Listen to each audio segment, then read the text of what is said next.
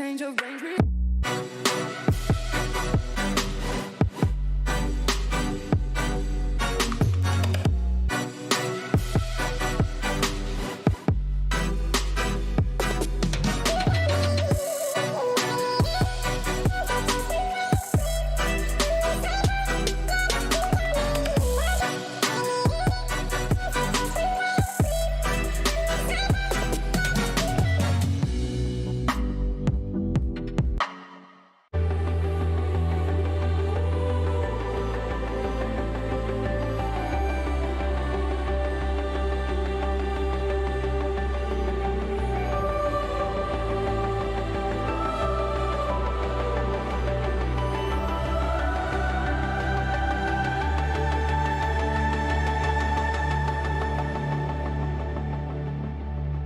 Welcome everybody to the final day of the regular season here at the DPC Southeast Asia Upper Division Season 2, brought to you by PGL, HyperX, and the premium quality support of Secret Lab chairs. But last official day, last regular season day, it doesn't really mean that much because we got tiebreakers aplenty. We really only know one thing, and that's that Lilgun has unfortunately been relegated. Everything else, it's all up in the air, all hinging on one series. This one series that we have today, I thought that we would have some more answers by now, but unfortunately OB.Neon and T1 have something different in store, so we can just enjoy the fact that we'll have more Southeast Asia Dota coming up. Right, Lacoste? Right, Lizard? Yeah. You guys are excited about You're this. correct, exactly. Like, we did not have enough for 6 weeks straight, so we have to extend it by another day or two to see who actually is the best. We know who the worst is in this one. It's Lilgun, but the rest we still have to determine. Yeah, they are the worst on paper, but they won versus TNC. Right. They won our hearts. with that They won game. our hearts, and they won a team that's kind of up there on top, right? So because of that, they're not really the worst. They just played poorly. They didn't play properly as they would. Usually, if they knew what's in store when they pick some Pudge, when they pick some Lycan safe lane with that Pudge, they won our hearts. Of course. The bottom line is Lilgun. Don't be afraid. Come back into the next season and come back stronger. In this simulation, we have ended up with Lilgun being at the bottom. But if we ran back this season 20 times, you get different results every time. But in this universe, let's take a look at the standings and where we are right now in the final day of the regular season, because there are a possibility of 3 different tiebreakers, 2 different tiebreakers, and that's it. It's just, those are the 2 different equations that we have to calculate. Series of today, T1 4-2 versus OB.Neon 3-3. Now, Lacoste, we've always talked time and time again, you're a visual learner, right? Exactly. Okay, we have the technology. Show me what happens if T1 win. So, they're currently 4-2 right now. OB.Esports 3-3. OB.Esports is going to become 3-4, and T1 will become 5-2. Do we have a simulated graphic if we could potentially go into the future? Doctor Strange always. Oh, Whoa! All right. This is insane. So this is what happens. T1 and TNC will have the same score. Southeast Asia gets 3 slots, 1 for playoff, 1 for group stage, 1 for wildcard. So T1 and TNC, if T1 win, then they have to figure out who's taking the playoff slot, who's taking the group stage slot. Meanwhile, Execration and Fnatic, they need to figure out who's taking the wildcard slot. So that's the second tiebreaker. Third tiebreaker is between OB.Neon, Boom, and Omega, who is going to be the second relegation out of Upper Division. Can I just ask what happened to SCA in China? Like, teams that did so well in Singapore Major are now on the brink of like relegation tiebreakers. Like, this is insane. It's wild. I know. It wild. really is wild. Danger, and now potentially gonna get Of like relegation tiebreakers. Like, this is insane. It's wild. I know. It's It wild. really is wild. They got 5th, 6th place at the major, and now potentially gonna get relegated. Like what they showed in the first season was pretty impressive. Like, did they learn nothing from Rocky and all these movies in which you have to always grind? If you want to stay on top, you have to grind as a champion. Everyone is how many Rocky attacking you. movies are there? Like There's like 8. 7, 8, right? Because they made 2 of the remakes now with Rocky Balboa, and then they made the just- Apollo Creed movie also. I'm waiting for the prequel. I'm just waiting yeah. for the prequel. Okay. Really, like Stallone as like a exactly. baby or Baby, something. Yeah, exactly. Baby, before he worked in the meat Yeah, factory. fighting in the Right. incubator with some other baby starts very Oh, early. there's a very popular video now on Instagram with 2 kids fighting, like that one probably. What are you watching on Instagram? No, Why are you- come on. I Never saw mind. it was Khabib, right? Yeah. Oh, okay. I believe these are his kids. I thought you were just but, watching baby fights on Instagram. Yeah, that's my thing, man. I just love myself some baby fighting. All right, that was the simulation if T1 win. Do we have the simulation if T1 loses ready or not? Because this is a second possibility. Both of them are very real because T1 and Neon very evenly matched. This is what happens if Neon win. TNC secures themselves the playoff slot at the upcoming major. OB Esports Neon, Execration, and T1 and Fnatic, 4 different teams, need to sort out who gets the group stage slot and who gets the wild card How do you slot. do that? I What don't know happens? yet. What's the rules? That's a great question. Save it for Robin. Round robin, you know. Or like a Swiss kind of thing where Exactly. like whichever team loses to 2 teams is eliminated from the running, and then if a team wins against 2 teams. Or do you just go with a normal tournament, I think they all need to play each bracket? other. Yeah, I don't think you can just randomly seed them. you can't just see them and have a bracket, and then the final, the first place goes to groups, and the second That's place a possibility. goes to I wild know, card. actually. And then the last thing was that Boom and Omega would have to play each other also to find. I don't think you can just randomly seed them. You can't just see them and have a bracket, and then the final, the first place goes to groups, and the second place That's a goes possibility. to wild I card. don't know, actually. And then the last thing was that Boom and Omega would have to play each other also to find out who is going to take the second This relegation. second one is definitely a little bit funkier, crazier. It is. Yeah. I don't know if it's happened before in any DPC, nor if it will happen, because now Western Europe has resolved, because Liquid ended up winning against OG, and Nigma ended up losing against Tundra, and so their situation is only between 3 teams. I think Nigma, Secret, and... Oh, no, it's just Nigma and Secret.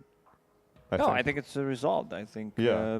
Secret is going to the wild card, and we have 3 teams fighting who's going to get relegated. It's Right. Tundra, Brame, and OG. Yeah. Yeah. And then Nigma's taking the second wildcard slot, and Liquid's taking the group stage slot. Yes. Okay, yeah, so they're resolved. North America Season 1, I think, only had the 3 teams competing for playoff slot, and that one got resolved. So I don't think anyone's had 4 teams in a single tiebreaker before. Just fighting it off. We are breaking new ground here in the Southeast Asia Upper Division, which is what we like to see. But still 2 very different possibilities depending on how this series goes down. T1 versus Neon. Like I said, I don't have a favorite between the 2. I think T1 has proven to be the most growth over the course of the season, especially in regards to their team chemistry, because 23 Savage still kind of a relatively recent import in Singapore, and they didn't have Master Cuckoo at the helm in Singapore either. And now that they have grown together as a team, I consider them to be my front runners for Southeast Asia. Yeah. The 2 supports as well, Red Yeah. Lacoste probably our favorites. From the mid lane, I believe, Tsunami, you've been harping on Carl. I said Carl and Armel were my 2 competing. I went with Armel, you went with Carl. Yeah, so, okay, I went with Carl. You went with Carl. I'll still stick with Carl and the supporting duo because they ignited our love towards SCA Dota. They gave us a lot of memes to appreciate, and also they gave us a lot of very, very good series, good execution, good strategical approach to the game. 23 Savage gelled right into the team. At the beginning, it was a little bit messy at times. They tried to play a little bit too much around him, but then when they found the right balance of helping a little bit that mid laner Carl and then helping out 23 Savage when he needs it, it looked pretty well. Yeah, I'm favoring T1 in this one. I'm gonna say some numbers. I'm gonna go with 70-30. Okay. I think what they've shown, I'm much more convinced. They've been pretty stable. Carl had a couple of bad games, if you remember, against Execration on the mid lane when he was playing Puck, dying solo a couple of times. Then the support duo kind of needed to kick in. Zephyr and Whitemon were doing some heavy lifting with the Lion and the Snapfire, making all the rotations in the world, just making his life easier. And Carl, after that, did not die a single time until the end of the game. Yep. So he just needed to get back into the game, which support duo kind of allowed him to. So big fan of these 2 guys. I think they've been pretty stable. They're also not wonky with their drafts. I think OB.Neon's trying to experiment a bit too much. Like they mid-season, they've been all the time picking Sanking plus Mirana, which I particularly don't find that strong. I just feel, you know, mid-Sanking is still very situational. They try to play Mag as a safe lane carry 2 times in a row against Fnatic, lost both of those games. I just don't know why they change the scam for CTM, you know, like the moment that happened. Yeah, when they replaced that player, Scam for CTM. Scam left Neon for this? Scam left Neon for, yeah, like the moment the CTM guy joined, it doesn't look nearly as strong. But yeah, OB.Neon, however, when you look at their approach to this series, it might be a little bit more cutthroat because, by the way, cutthroat, it's a new word that we've been saying. Has that been the word of the league? That's been the meta. That's been the word of this league. I know there's I've noticed. There's a vocabulary meta whenever we have these long panels. I've noticed it, but never used it yet. Oh, really? Yeah. It can be kind of problematic soon you at will. times. Very problematic. Very as problematic. Well. But what I wanted to say is, this is OB.Neon's only chance. Like, they need to win this game to even have a shot of a tiebreaker, right? So the way they're approaching this one is, it's all in.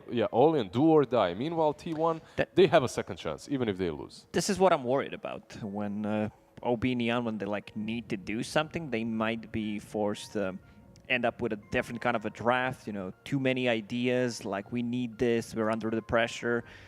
I'm not convinced by this carry Mag. I've seen it. We talked about it before. You know, he's a better Sven. I don't think so anymore. Like, I actually think that Sven is a much better hero. If you want to have something with the cleave, stronger laner, I would say something that they ran as well was a position 5 Tiny, which I think has a lot of potential. We've seen it from some other, I believe it was TNC who played it, and one other team. You might think it's sounds dumb, but it's not, because it's similar to position 5 Magnus, where you're always threatening a tossback / skewer into the tower. And just that it's much easier, right? Yeah, like, tossback is much easier. Yeah, you don't have to actually be good. You can just click toss and toss it back to that's the tower. That's why I play some Tiny. Yeah, that's why I never play Ease Mag. of execution.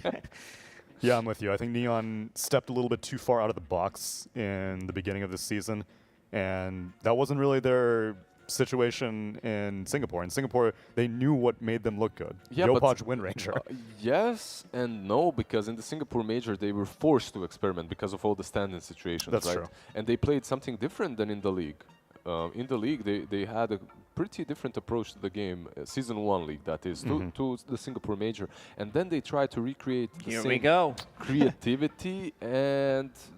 Okay, it still can be Sand King offlane, right? It doesn't have to be mid, even though they love it. Yeah. But Sand King plus AA is a sick combination. It is. I know. I checked the hero pairings for T1, and most of the time when Snapfire is picked, it's Doom or Faceless Void. I wouldn't mind seeing Doom against mid Sand King. Like, Sand King pushes the wave. You're still gonna be able to, like, you have relatively high armor. You're gonna be farming underneath the tower. As a Doom, you don't care too much about it, and it's a flex pick for them. They played actually 4 out of their last 5 games with Doom. A lot of success with the hero. Oh, they just go with the Brood. It is, okay, so it wasn't banned out. One of the bugs was, it's the Nyx Assassin. Brood goes through, they first phase it.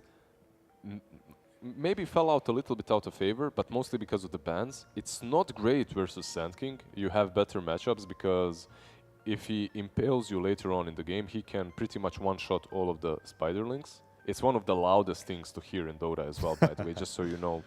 After they what about patch Dawnbreaker ulti?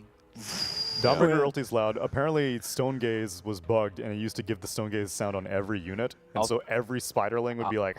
Yeah, I'll tell you what's also extremely loud. The bird drop from Visage on all the Spiderlings. Oh, yeah. Usually the bird drop is like a hammer hitting the ground, right? But when it hits on all these units, it amplifies. It's nuclear explosion. You know what's loud also? Me, when I play with the teammates who are not playing the game properly.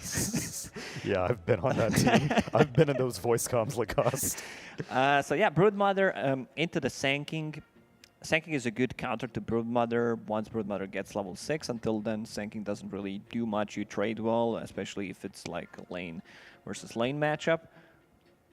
But it doesn't have to be a lane versus lane matchup. It doesn't have to be the not lane. necessarily. And Yeah, Brood should be fine there because you do have Hunger now on your first You spell, have right? So 70% life still. Yeah, you 70% heard that. life steal plus a little bit of 40% mischance on Sand King, so Yeah, he also can't last it. a bit more region. Bit more region.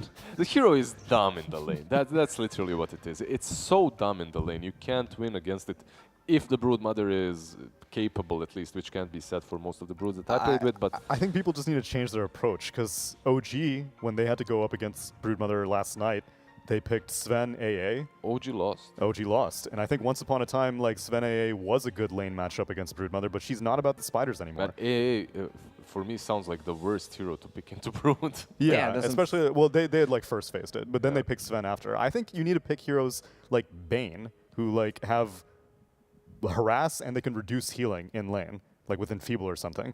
Okay, I get you. I feel you. But then again, the problem is once she hits 6, Yeah, then those you're kind of destroyed. supports are just Done. done. Yeah, exactly. I love Necro as a response to Oh, Broodmother. I yeah, don't know if okay. they can fit it in, but to go back to the opener, Ancient Apparition plus a Sanking, every single time I see these two heroes, it just gets me back to newbie era. Kaka pretty much opening every single time with these two heroes. Look at that PA. Like, I actually couldn't see her, not because blurred. I'm making some memes, blurred memes. It's the light was on top of her. I actually didn't see. It's a very early PA pick. It allows T1 to actually answer this. And I'm not sure why you go for a PA so early on. She's not buffed up by anything. You don't have Slardar combinations, Magnus combinations. You can possibly... you can't go for Magnus as it's banned out by T1. I think it's their answer to Broodmother, because this is Omega had picked Broodmother against Neon, and Natsumi had played PA in that lineup, but they did pair it up with a Magnus and a Slardar, And that combination of heroes makes PA broken. for sure. PA does need that. But what about some good old Lion? I don't mind me some Lion, Snapfire Lion combo. They showed how good they are. They decided to go with Warlock. Interesting. Not enough stuns. Some What- frontliners, What is right? this? Is this for Mirana? This is the classic OB.Neon draft. Like, they just love their Mirana, whether it's on the off lane, whether it's position 4. Kind of a classic draft. Of course, they pair it up with the Sanking one more time, so these two heroes will be playing together. Could be, right? Like, they played even offlane Mirana Yeah, at some point. They also picked Mirana in their Omega game versus the Broodmother. What about some Puck? Like, I don't know where this Broodmother is going, but I believe Puck is available against Mirana, against Ancient Apparition. Against These are EA. just Sounds good, yeah. this is just food for Puck. Like, they don't have they have Sanking stun, but you need a Blink Dagger to be able to get that on the Puck. I love the call. They go with the PL instead. It's a lot of problems thrown at OB.Neon. Their draft right now, these 4 heroes, doesn't necessarily strike me as very strong. There's a lot of damage versus PL though. Like with the A, with the Sand King, they do have that AoE that's necessary versus him. But we've seen PLs take over afterwards with Octarine, Aetherlance kind of a build.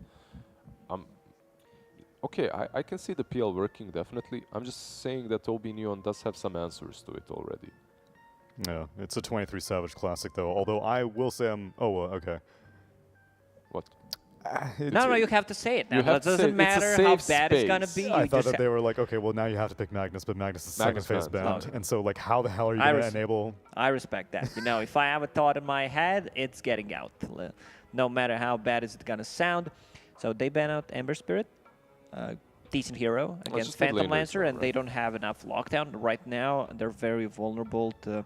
Like, I wouldn't mind seeing something like a Storm Spirit. If I don't know if this is a mid-sanking or off-lane sanking, but... It has to be mid, because somebody has to help PA right-click this game, right? She can't do it herself. And usually these enablers, these Solar Crest buyers are going to come from the off lane. I guess Mirana could work her way to it. Yeah, you can buy the Solar on her. It's a good Storm Puck game for Neon as well. They have literally 0 lockdown for these heroes. Legion Commander banned out. Okay, they first ban out the Ember, and then they're like, okay, if they put Sand King mid, let's ban out some offlane that we don't want to play against. Does make some sense versus the PL. Yeah, this is Brood, Spiders, PL Illusions. And OB.Neon now again, right? Versus Carl. Yeah, that's Carl's second most played hero this one, which I think could be pretty annoying for PA. It is. I like stuns when you have Doom. like anything that can catch. I think Storm Spirit Puck for Probably both much of these better, yeah. teams, like any of these two heroes, just feel really good because they're very limited on the stuns. T1's lineup does not have a single silence built in, so I think you just pick Puck here with T1 and Neon takes the Storm. Everyone is happy. And you play it out, see who's better overall. Executing. I'm going to keep throwing out crazy ideas. How about Razor for Carl against PA? PA has a jump, especially with level 15. You just get away from the static link, very easy to break. But A lot of magic damage I as well. like Razor in general. I feel this hero is like a playmaker, one of the heroes that farms quite a lot. We were talking about it the other day, like, where's this farm coming from? Thank you for the puck. Yeah, They go with the Puck. Now, OB.Neon, I really think this is the case. One goes with the Puck, the other goes with the Storm, and you play it out. Puck Maybe Dragonite wouldn't be a bad idea here against you have a built-in cleave against the Phantom Lancer, against the Spiders. You have a guaranteed stun against the Puck. I don't mind that. Yeah. Sounds pretty good as well. Not banned out. But also these two supports, both Warlock and Snapfire, vulnerable to getting jumped. So if they want to also Storm into Puck can...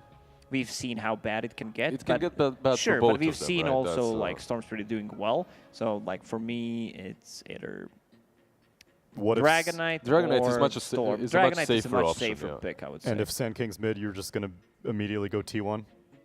I'm gonna go T1 no matter what. Oh, okay. Give me a potential offlaner then, because T1's not sure. They banned out a mid, Ember. They banned out an offlane, Legion Commander. If they want to get an offlane, is Tidehunter still available? Yeah, Tide is still available? Yeah, because they can't lock him down. They have Mana Burn, which is something that he doesn't like to play. Once PL gets that, but other than that, it's like one guy that can threaten the Broodmother. They don't have enough damage early on. Damage is pretty static. So we'll see what they decide to go for. Centaur. It's actually Okay. a Centaur. Into a Puck as well. Yeah, I don't like it. It's good versus PL, but into a Puck, it's a problem. I think the Centaur answers the Brood. That's the main reason why you picked it. You get another hero that can actually stand in the lane against her, no matter what she buys. Sand King, if she buys an Orchid, can be a little bit problematic, but... I think it answers the PL as well. I think Crimson Guard could be super valuable. Yeah, for sure. It's kind of a similar situation. You answer the PL in the lane. Later on, you're strong against him. Earlier, you're strong against the Brood. This is a Phantom Assassin without a single buff. They're like maybe Mirana can buy Solar Crest, buff her up, or just minus armor on the enemies. No real lockdown for Puck. Phantom Lancer, he doesn't have bad matchups here. You know, but Centaur could be a bit problematic because the damage output is limited. He gets that Hood, he gets that Vanguard, but overall, just matchup feels really good. You have Puck Oil to keep them in place with the Centaur. 2 supports going to be very vulnerable to Puck. Like if Carl pops off in this game, it's going to be an easy one for T1. Beak up in black. You think that there are too many problems for Neon to solve in this game, number 1? I think the biggest problem is that they just don't want to play normal Dota at all, ever. Like, you don't need to put a Sand King middle. Sand King around as a perfect lane against PL. They want to always make things weird since the Major, which they didn't in Season 1. So I think that's the biggest problem. I'm going to go T1. Yeah, I'm going T1 as well, Lizard. Yeah, I pretty much agree with what Black said. That's what we talked about earlier. And I will go with T1 as well. I see the damage potential from Ancient and Sand King later on in the game. They can kill off heroes, but it's so much easier to execute T1's draft. B-Cup, I'm speaking to a man with less than 1,000 channel points right now, right? Yeah, it's still at 890. Oh, rough. So you got nothing on the line. Which way are you going to go? Yeah, there was this guy in Twitch chat. He said Ancient Apparition got picked up, so obviously B-Cop's going to go with Neon. He's right. I'm going to go with Neon. Like, that's simple. It's pretty... You can read me like a book. Remind me to play poker with you later on, B-Cop. Go ahead and take it away for game I'll number 1. wear some sunglasses. I'll make sure you guys can't see my face. Well, what happens to ice when it's too hot? It melts. I have big tells when it comes to poker. Don't ask me any questions if I'm lying. I'll laugh. I can't keep a straight face. Although, last time I played poker, it was easier. I was playing with my grandma at a casino, and she was killing it. All my money just went to her, so it felt like a lot easier to just lose all my money because I didn't, I had no stone face or anything. I mean, that's not a competitor's mindset, but whatever. She was swindling people. Dude, I'm I think you strike me as the kind of guy that when things get really intense, you're just going to be sweating buckets. And No, that's I like don't your sweat that tell. much. I feel like I don't sweat that much. Okay. Sure. That's You what you know. say now. At the gym, I wasn't sweating. Well, that that just much. means you didn't go hard enough. That- no, you're just you calling know. yourself out right now. No, Like, no, you that's. gotta, Did I? you gotta. I guess I did. didn't calm I? down no, there, I buddy. don't normally. You know, I'm not. I don't You're, perspire. you're not a sweater. Yeah, I'm not a sweater. Yeah. More of a t-shirt guy. You're more of a t-shirt guy. Yeah. Well, Me, sometimes. I'm more of a t-shirt guy too, but I'm definitely a sweater. Right. What does that make me? A sweating t-shirt. Sweaty t-shirt Yeah. guy. That is pretty gross. Ugh. How do we get into that conversation? As soon as we talk about sweaty t-shirts, they also take the camera off us, obviously. Yeah. Well, you know, Because they figured out I was lying about how hard I go at the gym, so they couldn't continue to show they couldn't. the fake progress that is being made.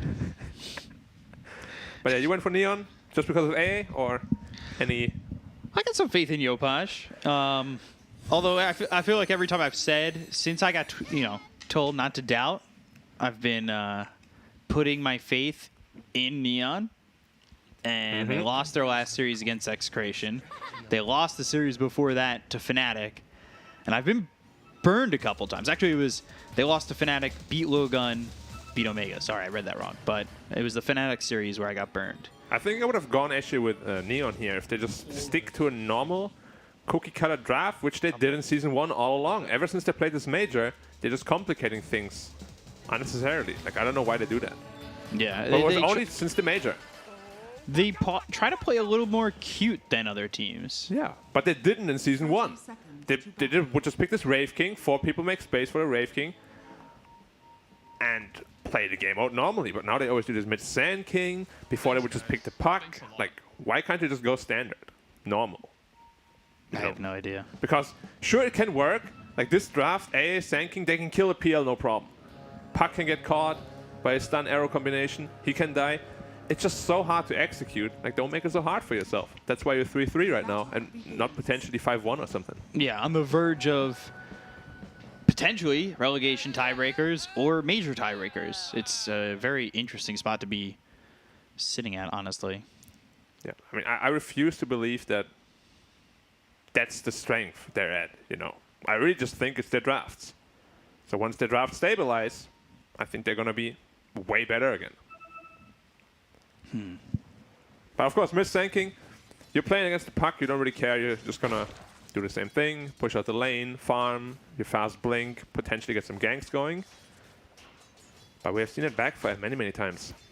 Wasn't Neon the ones who made the mid-Sand King work, though? They did. They were one of the only ones in the region that really made it work. Yeah, but he still goes for these items that I don't necessarily like. Right. Which a puck can punish that hard, because you can't Burrow Strike. Sandstorm shouldn't really help you once they have Dust and Sentries. I really like this puck response. You were thinking maybe Puck even for Neon when we were watching those last picks come in, right? Yeah, I think puck is super good for both teams. And I also thought that it would just pick Dragon Knight last, which owns PL in mid-late game. It's super good against puck. It's super good against Brute Mother. Would have just made perfect sense to me, but they complicate it again. Yeah, it just everything just gets that little bit more complicated. Yep. And we all know in life is much more fun without complications. Very true. As we have gotten to know in the last 2 months. Oh no. Play hard is just fainting the arrows here, and then finally hits Whitemon. All right. No, they didn't do anything with that. Fatal Bond's kind of deterring them a little bit. One of the better spells from a support in the game, if not one of the best. But Okay. Yopaj getting the kill on a Carl, and this is where my faith lies, in Yopaj. All right. We have seen Carl in the past. He goes like 0-4 at minute 5. And then he ends the game 14-4. So maybe he's still half asleep. But yeah, definitely not something you would expect. No. Second killing. Maybe Puck. Carl's standing a little bit too close to the wave and just getting destroyed by Cost level stun. 1 cost. Yep. Must have And been. there it is. That's what he's doing. Anytime Carl steps up on the range creep, He burrow strikes the range creep, pops it with Caustic, and burrow strikes Carl next to the range creep, pops the range creep with Caustic, and it's a lot of damage real early. Yeah, it's like 300 burst damage. And he tried to D-ward, but did not find the ward.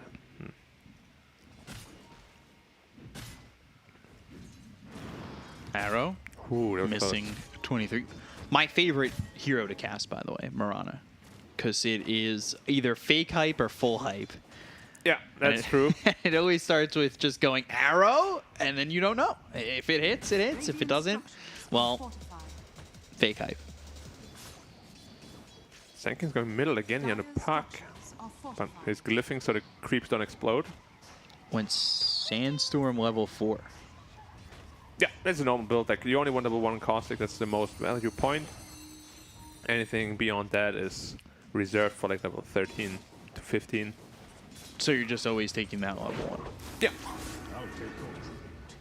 Broodmother doing very well for herself. And Natsumi not struggling at all, but I wonder how much this Silken Bull is going to become a problem for him as time goes on. Yeah, he's definitely going to need a BKB or Manta Style or something to dispel the Silken Bola, especially with that shard, as we know, becomes 80%. Trying to think, is it worth this game being a shard game for Cuckoo on this Broodmother? 80% mischance. I mean, apparently it also reduces the web cooldown by 15, which is not in the tooltips, but there was a Reddit thread about it. Wow. Didn't test it myself, but... So it's 25 seconds on the webs then, right? And the recharge time, yeah. Wow. That's really good, especially if you get the Ags as well. Yeah. Then you're just throwing webs everywhere. Just want to say I haven't confirmed it myself, just something I read. So I wouldn't be surprised though, because there's lots of this random stuff happening in Dota. Burrow Stun, strike, arrow coming through, and He's still alive. Carl, he'll survive for now. Waning Rift, Illusory Orb away. Actually, Yopaj is taking a lot of damage to both taking heroes. a lot of damage, Stick. and Okay. Tower won't do it, but survives. But it also gave away the ward from Dia.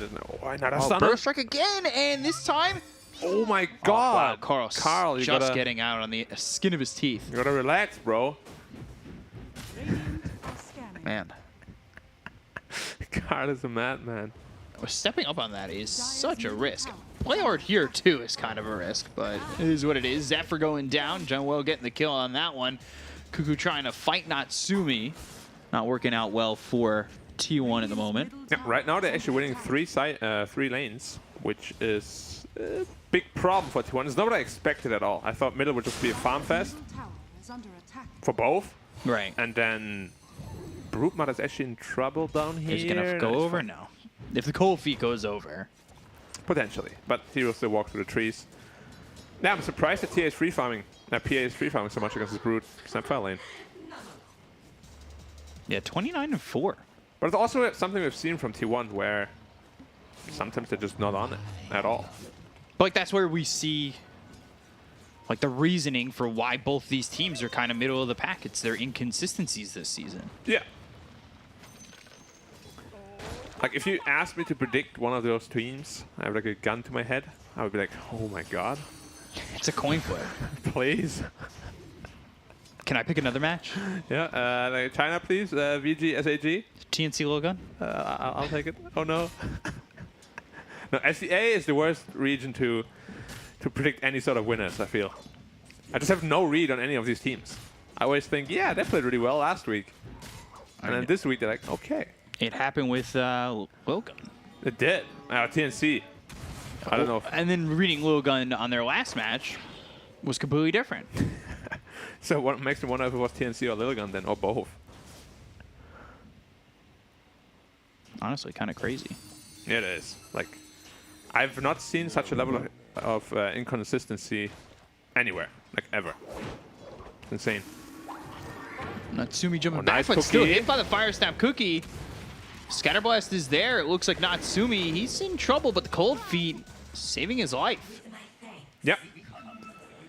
But it's getting close to the Broodmother level 6 timing where AA, PA cannot touch any Spiderlings.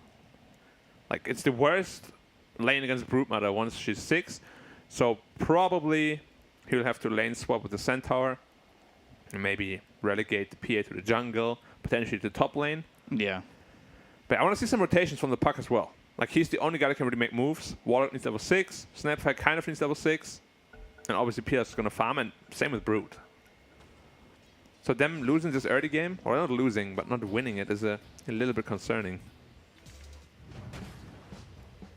The Centaur, how would he do down here against the Brood? Not terribly, right? Yeah, the thing is, Brute can pretty much just ignore the Centaur, because despite having only die if you hit him, you can still just hit the tower and ignore him. Right. So it's not the best answer. The better answer would be the Sanking down there, because one Burrow Strike, plus one right click, they all explode. Get a lot of gold. Yep. At least they always think that, and then it shows like 20 plus 3s. Well, that was one CS. All those spiderlings equivalent for 1. He's going to have Blink Dagger very soon on Sanking, 100 gold away from that. Which is going to be a very big timing for him.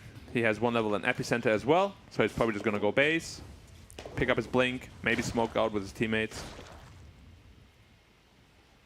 Yeah, Yopaj with an early move could really be a difference maker for the early part of this game.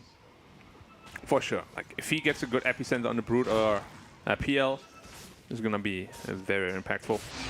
Dream Coil used, coming down bot for Natsumi. Leashed out Fire Snap Cookie in the little shredder with the damage of the Illusory Orb is enough to get the kill. Yep, and that's why we love our puck. You get coiled, you can't do anything for 6 seconds. Very balanced. Love that concept. But Broodman is level 6 now, and they're gonna have to put someone down here soon. It lines up very well the Sanking timing, but it TP's by middle. Okay. Maybe setting up an Epicenter onto the puck here. Channeling it, and They're going to go. Burrow Strike, Epicenter, No arrow. and Fire Snap Cookie. They tried to just jump in with Play Hard. where was the arrow? Must have missed it. Because like you shoot it right away, and the creep wave is gonna die to the Epicenter, and then it connects, but he didn't trust that the creep wave would die. Yeah, so he just went in and shot it from point blank, right? Yeah. And then that's not long enough stun to get that kill. Carl DCs, they get the kill on a white mono over top. Yep, Warlock died. Tower is also taken. He got a lot of good experience up there, though. He's almost level 5 on the Warlock now. And you're going to have to make a decision. Are you going to try to give a fast 6 to Snap or Warlock with a Tome? Both the ults are very important. Now the Chaotic Offering could be a big turn. Yeah, but it was a botched Blink reveal, unfortunately. It looked really good. They just have to be a little bit more trusting of the arrow. Yeah. Because that's the setup. And it's the only real follow-up stun you have until Centaur gets his Blink, which I don't even know if he's going for that. No boots Vanguard Hood so far on Centaur. So he's not planning to fight at all, unless the fight comes to him. Wow. But even though he TP'd bottom, as I said, he just ignored the Centaur, right-click the tower, and the tower's gone.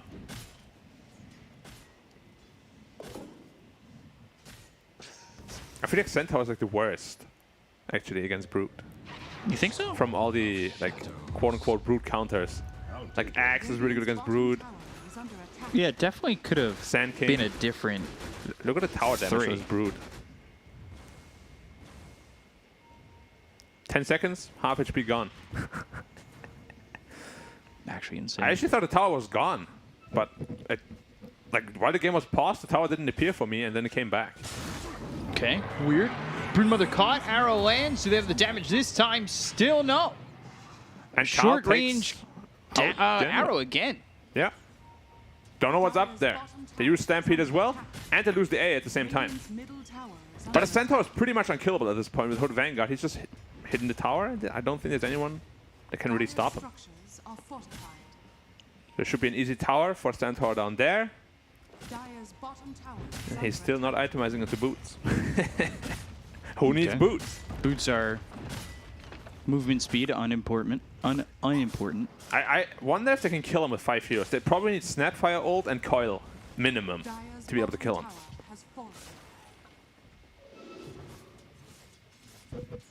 Phantom Lancer is going for a fast Diffu. Is only 1,000 gold away from it. And PA is going into the Battle Fury, of course. Against Brute PL, you need that. Right. Dire's middle tower is under attack. I was going to say, is that Battle Fury, since we've seen a lot of carries go off of it, more situational now towards the fact that you're up against PL and Brood? For sure. Like, we see the just Rush Desolator be much more popular nowadays. Which makes sense with the state of the game where you want your carry to be able to fight a little bit earlier. Like this PL, he's also itemizing in the most quote-unquote fighty way possible with the defusal first. Of course, helps him farm a lot too. It's a very good hybrid item. But he's also very squishy still. One epicenter, he's gone. We'll see if they can set up with that epicenter as well as the arrow, because so far that's been a little bit of a struggle here for Neon. Yep. Despite the fact that they have a 1k net worth lead. Like, it still feels like T1's game, for sure.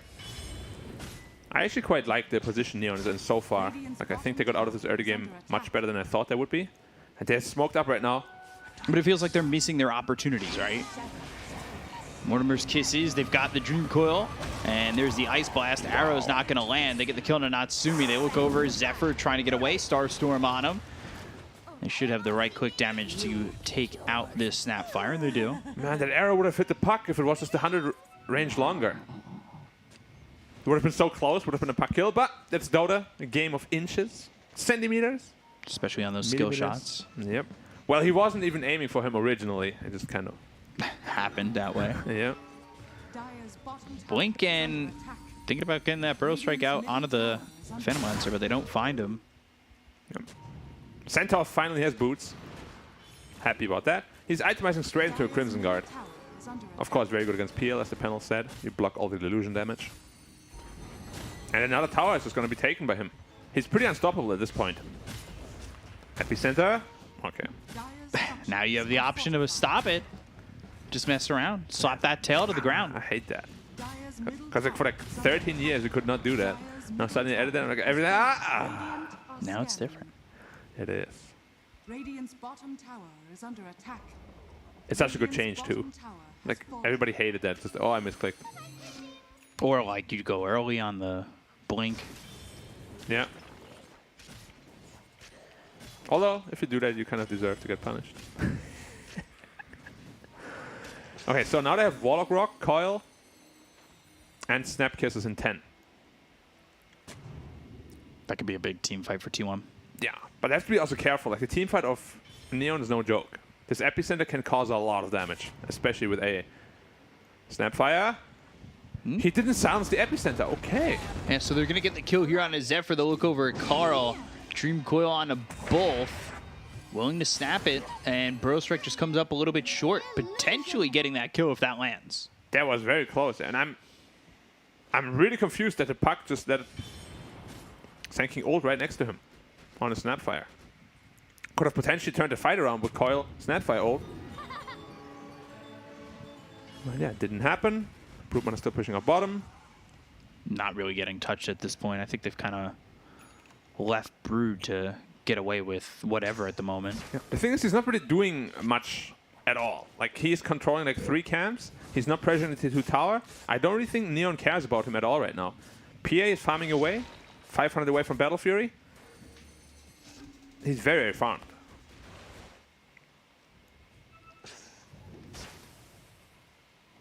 Where's Natsumi at? He still doesn't even have the Battle Fury. Yeah, he needs another 300 for it.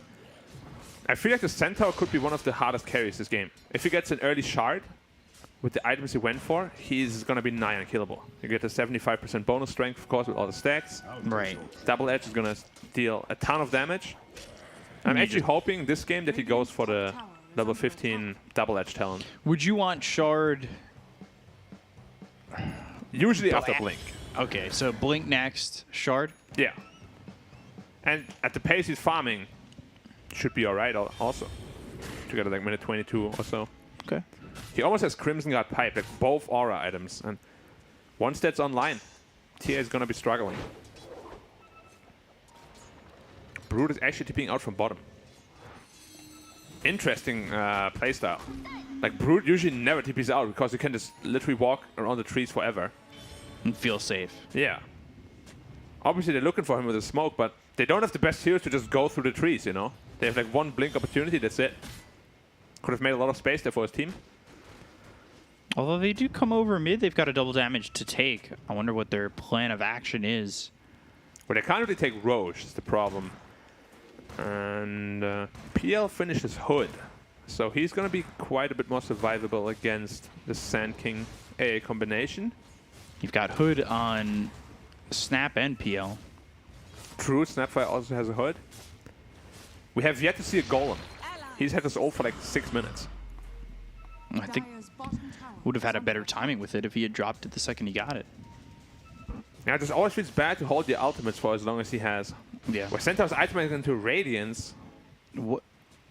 At least that's what's queued up. Okay. We don't know. If he's unkillable, By why the not? point, like by the time he gets the Radiance though, I do think they'll have the damage to kill him. Because right now he's really strong, but of course as more items come out, these 2 aura items are gonna turn more and more bad. Can't kill what you can't see. That's true. Or hit in this case. And basically you can't see because Radiance blinds you. Yeah. Radiance blinds you. Just trying to do a little voice line integration there, but Dude, imagine how sucky that would be. Like you're just walking around the street, you get the golden glitter in your face the entire time. what from Radiance? Yeah. It's like when someone has a phone and they're like reflecting the sun into your eyes. Yeah, something like that. Or like a sandstorm, something like that. Oh, okay. It's like, I can't. I've never been in a sandstorm, Me neither. But so you know how it feels to just. I have good imagination. Okay. Yeah. Fair. I think that's fair. That's also, of course, why level 25 Sankin gets the blind and slow talent, because you're in a sandstorm. You're like, oh my god, where's all this sand? And then Radiance 2, oh, light and sand. I can't move. Light and sand, I can't handle this. Get me out of here. And then they buy an MKB and suddenly they don't care. Like, what? I have a Monkey King, but Radiant I can now see.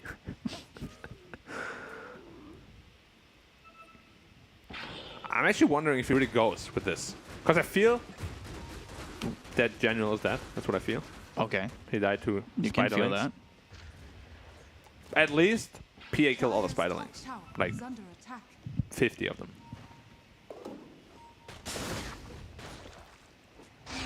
Dream Coil Onto Sand King. with the kisses, Wait, but no sentry ward. okay. That's Coil and kisses down. Where's the sentry ward if you plan this move? Like, he's gonna sandstorm, guys. It's his ability. Makes no sense that they just didn't have Mirana? the sentry ready to go, and now Mirana caught Chaotic Offering. They kind of just walk into this. He has Stampede, but he's super tanky. Oh, he doesn't even care. A little bit too willing, I would say, to allow that to happen.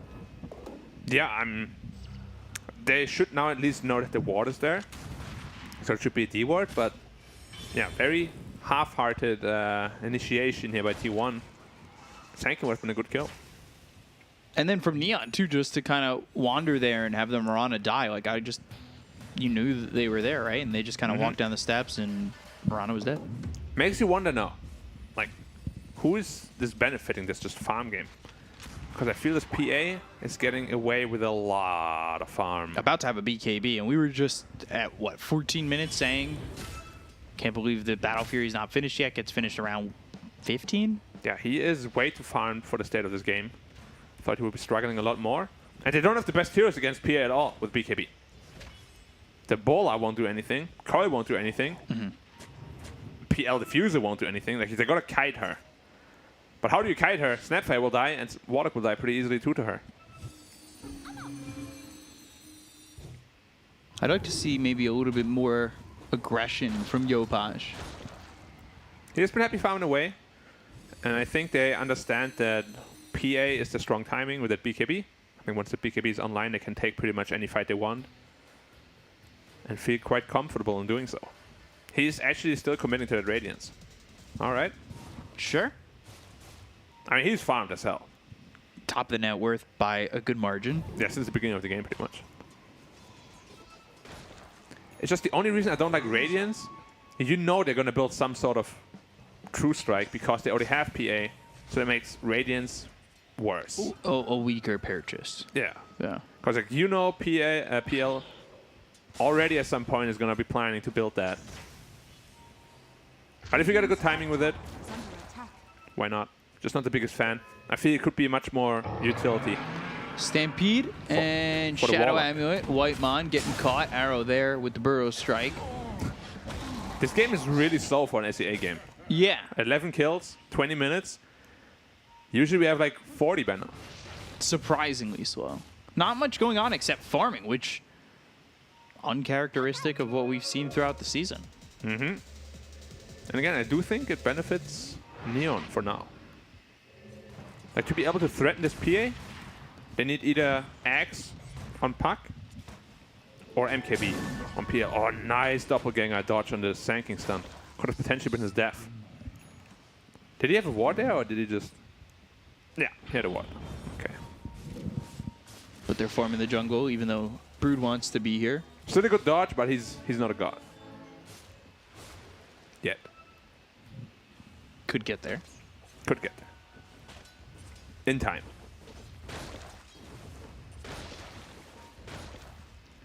Yopash going Yules. Okay. Do you think he should go like Yules Ags?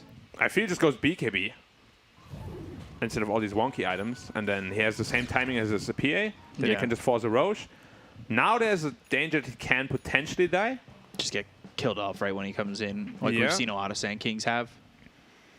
But his build allows him to be more annoying in team fights, gives him more utility, better setup. But so far, from the Brood, we haven't really seen much of anything. Yeah, and I haven't seen Cuckoo really do the thing that old 11 does. The stack up thing? Stack the spiders, make up like, oh, just one spider. And then... I mean, I just watched Liquid yesterday play Brood, and it's so different. Like, the understanding Team Liquid, and especially Koikwa have of that hero, is just on a different level. You can just tell that Cuckoo is not playing that hero a whole lot. Right. Bottom tower is full health. He didn't touch it a single time. And now it's time to fight a Roche.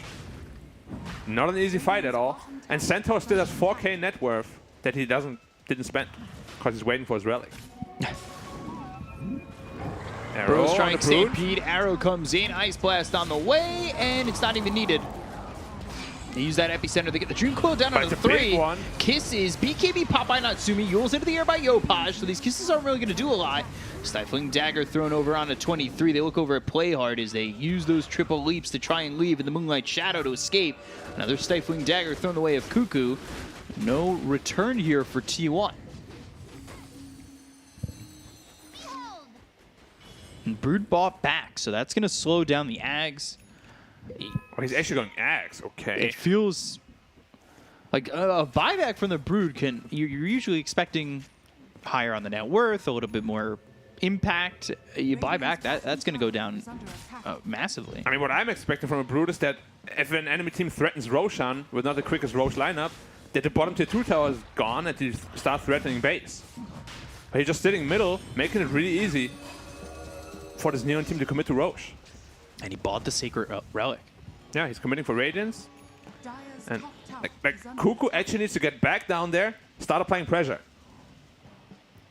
Because he's just in the middle. He's like, all right, I'm here. I want to see his building damage. I think it's one of the lowest I've seen from a Brood in a long time. Probably like 1,500 or so. All the Brood took so far is the bottom tier 1, right? Yeah.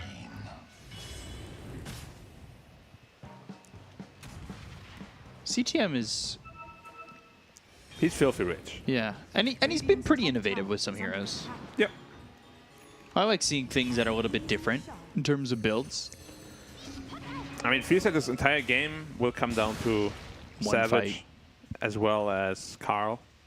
Yeah. Yeah. Ice Blast Carl spotted and drops down the Dream Coil. Ooh, Arrow just not in time. There was a lot of space. And why am I saying that? Because Brood is itemizing in a way where I can't help but think she will be a support. Like, what is this Aghanim Scepter for? It's usually only when you have some items to threaten hero kills. Or when you get it really fast as a mid-Brood to threaten map dominance. But if you're in a position like this where you can't really do anything as Brood, you want to have fighting items, which Aghanim's does not. I'm a little bit scared for T1 here in terms of just being stuck with like 3 support heroes. Yeah. Kisses, but Dream Coil on cooldown, and that's because of what happened over in the top lane. Roshan is getting pretty low though, 2,000 health. Healing up the PA. But the Fatal Bonds. Cancel it immediately. And they're smoking up. They want to get a pick off potentially on the Brood, no buyback. Burrow Strike in onto the Snapfire. Arrow following it up. Hits Aeon while the Disc. Aeon Disc is on Zephyr. But the damage coming in from the Stifling Dagger as well as the kill there for CTM will secure an advantage for Neon, 5v4. They'll go And now towards back to Roche. Roche. I don't really think there's anything they can do about this. They have Coil, but They just have no damage. Burrow Strike missing. But they've got the Yules, Epicenter, and the Ice Blast coming in onto Whitemon. Didn't kill him. Goes into the Glimmer Cape. They should be able to follow up. They've got the arrow and a right click from Natsumi. All that you need from a PA. Yeah, it's an Aegis on the PA now. I mean, when an enemy forces Roshan like that, the only play is you gotta split the map. It's just not happening. I really don't know why Cuckoo is so insistent of just sitting mid lane. He hasn't moved for like 10 minutes. 10 minutes, yeah.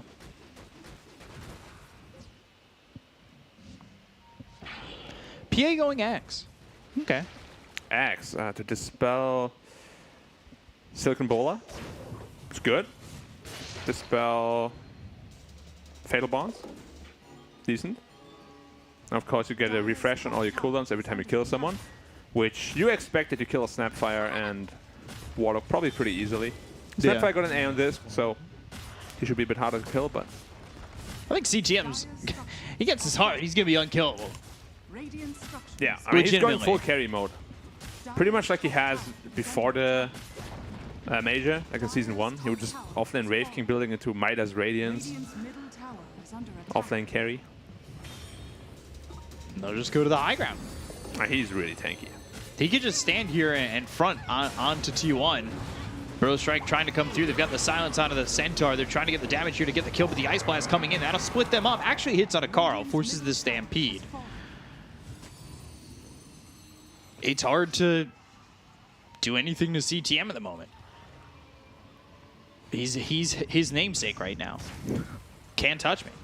Can touch me, but cannot really hurt me. No. Yeah.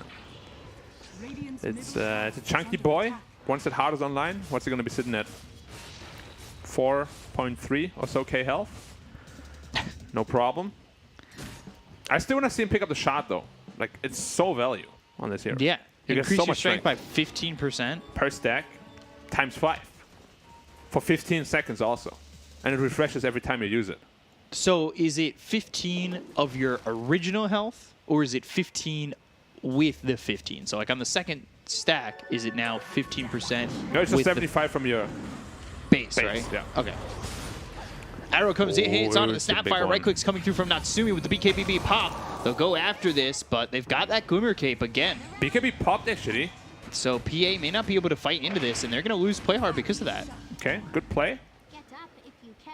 Recognize that I believe Centaur TP'd bottom, and they know Centaur's not here. Take the fight 4v5 and get a, well, not super good kill. Only a support Mirana, but better than nothing. Yeah, better than not getting anything at all. He's going Nullifier on Phantom Lancer. Interesting. Why? Purge of the Crimson, I guess? I don't have that answer for you. Like you Purge of the Crimson, sure, but is it worth 4.5k gold? The pace of this game feels like it's going slow enough where we're going to see CTM get 25.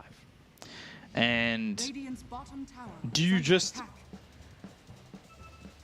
get the Retaliate Aura? It's good Yeah. for your entire team. Helps a lot against PL. Because it's all based on his strength.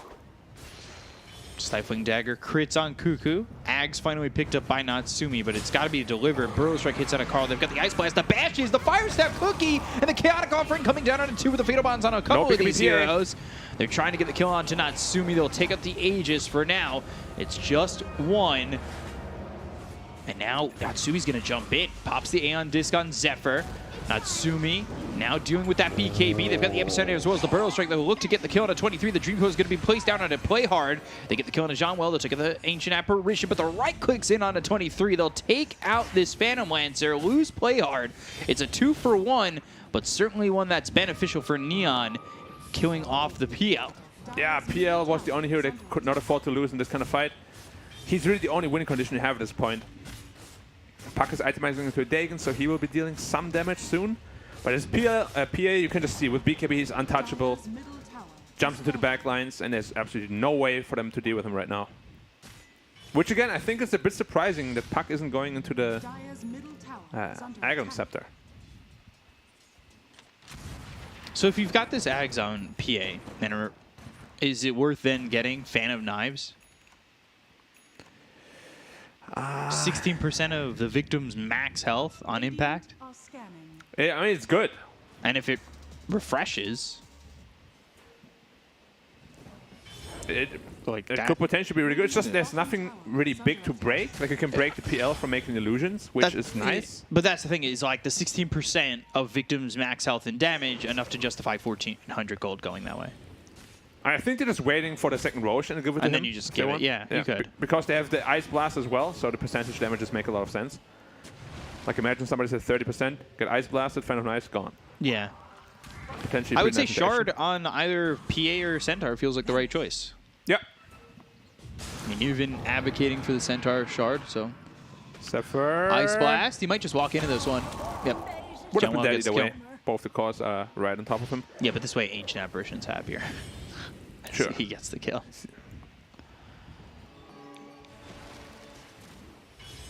He'd like a Shard too. Give him the Shard. Get that Ice Vortex 40 damage over time. Yeah. Cancel Blink. It's not bad. Radiant's top tower is under attack. Warlock is going Agon Scepter. He is 1,000 gold away from that. Now we don't see a whole lot of Warlock, but if Warlock ever reaches 25, he is one of the scariest late game heroes in Dota. You get a double rock with potential spell immunity or 25 armor, or now 20 armor against that PA. It's going to be tough to kill, and he's going to be dealing a ton of damage. Yeah. Especially if he ever gets a refresher orb. 4 golems, there's no way you fight that.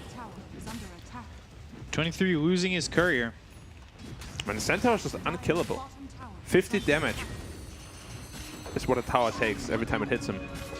Another 50, 50. 23 finally TPing back. I mean, he has so much health regen on Centaur. Like, they can't even damage him. His health is 4,400 health. Yeah. What they need to do is get a good fatal bounce on him and a couple of teammates and just beat him to a pulp. And then his teammates will die too. I'm dead. I'm dead. They're not touching the Centaur. No, and they'll end up losing Waymon, who stumbles around, I guess, trying to get something done. Dream Coil down and a Play Hard. Yule's hitting this puck. Mortimer's Kiss is coming through with the right clicks from Natsumi onto this Brood. Carl now dominating with that kill on a Play Hard. Ice Blast did land on a puck if they could get the damage out there and catch him. And yeah, they're going to separate this team, but the right click's coming through. The Chaotic Offering comes down, and the Burrow Strike away from Yopaj. He's trying to get out of dodge. With the BKB and now Natsumi TPing out, he'll escape, and so will the rest of the team. But that's not the way Neon wanted that fight to go. Carl gets in the face of one half of the team, and the other half focuses elsewhere. Yeah, Warlock did have to buy back for this though, meaning his axe is set back quite a bit. And there was also a slight misplay from the Warlock. He didn't wait for this BKB until he rocks, so PA gets the free TP out. It's rough. If they kill this PA, there's a lot of potential for comeback, because Roshan is up in a minute. He won't be there in time. Can potentially sneak that Rosh away. And PA is not the only problem. The Centaur is... He has a Kaya now. He's going Bloodstone. Okay. Interesting. I was a big advocate for Kaya Sange on him. I think that's really good. Burrow Strike coming through on a Zephyr. And Yopaj has that Psychic Headband to push him back into the rest of his team. But Carl kills Jen well while all that's going on. It takes a little while to kill Zephyr, but eventually it's a 1-for-1. Yep, support for support. Now Cuckoo doing a little bit of pushing mid, but again, that bottom tower still is up. Yeah. This is definitely one of the least amounts of impact I felt from a Brood in a long time. They have good heroes against it, namely Sand Centaur. Now PA with Battlefield also, of course. But he could have done a lot of damage early on. PA trying to get that Abyssal, and Roche now up. Warlock needs 800 gold. I would love it if they just prioritize his Aghanims a little bit, because it's a big pickup for them. This double Golem really did a lot of damage, additional stun in team fights. One of the best axes in the game.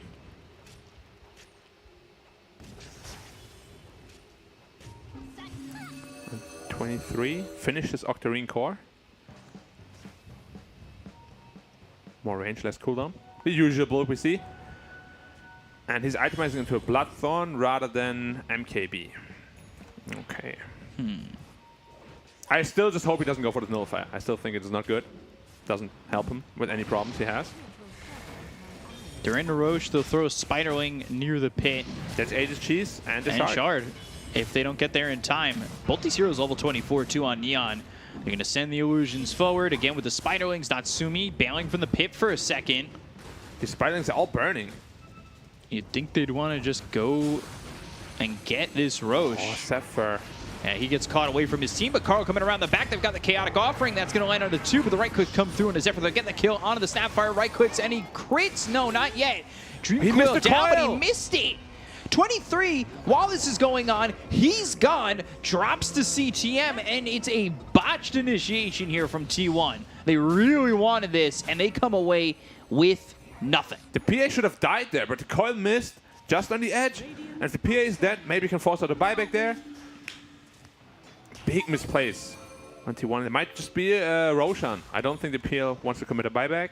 No. Satanic picked up on the PA, so he's going to be way more survivable. Now they have Retaliate Aura. His Centaur from that fight gets 25. This was, yeah, not at all what you were looking for if you're T1 here.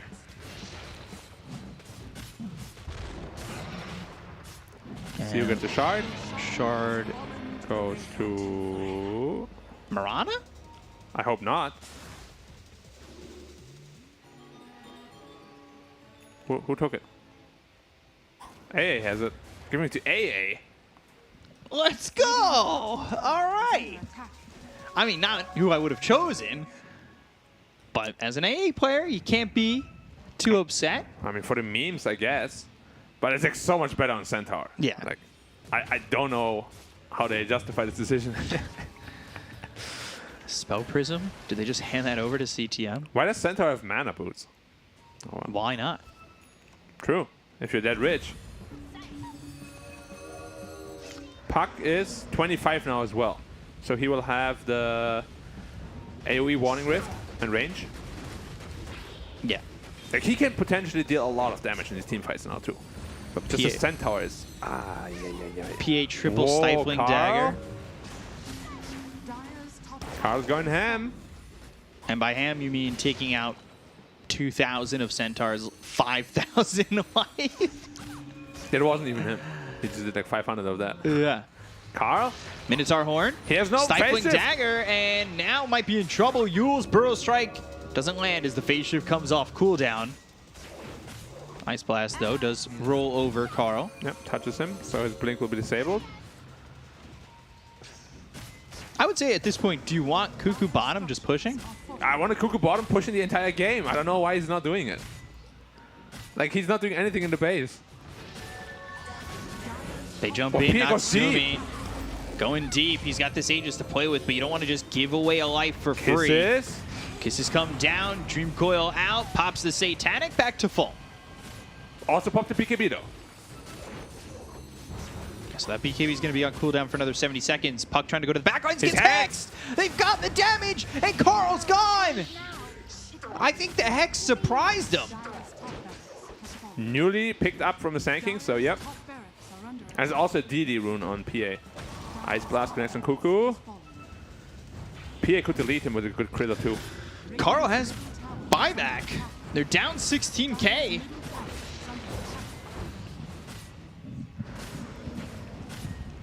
They're just standing there. I mean, CTM is just able to stand there. Has fallen.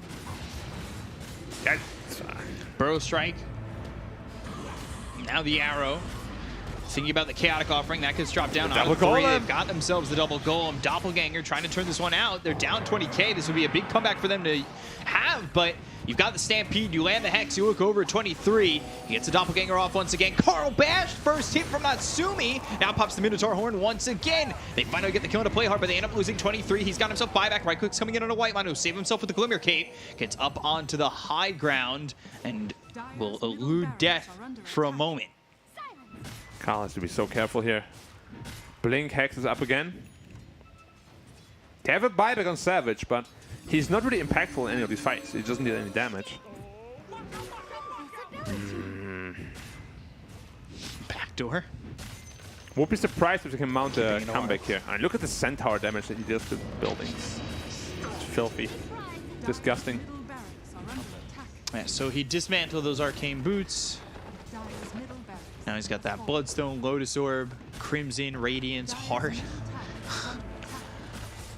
as well as that pipe. Not even holding boots. They're just in his backpack for now. Dire's bottom barracks. Dreamcoil comes out. That's going to be through on a Yopaj. They've got the silence on an Natsumi. Mortimer's Kiss is coming in. Arrow, they're going to land that on a Carlo, who pops the Minotaur Horn. They've got the Ice Blast flying in into the Moonlight Shadow. They need the vision to try and go for this, but even with the jump forward, they don't get much from it. Scatter Blast, Natsumi getting a little bit low, but he's got that Aegis to play with. Pops the Satanic and the BKB once again. Gets a bash out into Carl. The Stifling Dagger comes through into 23. They get the kill into the Phantom Lancer. He doesn't have buyback anymore. The Burrow Strike lands on a Cuckoo. Yes, Again, GG. Zephyr comes in for the save, but it's not going to matter. He can't save this game.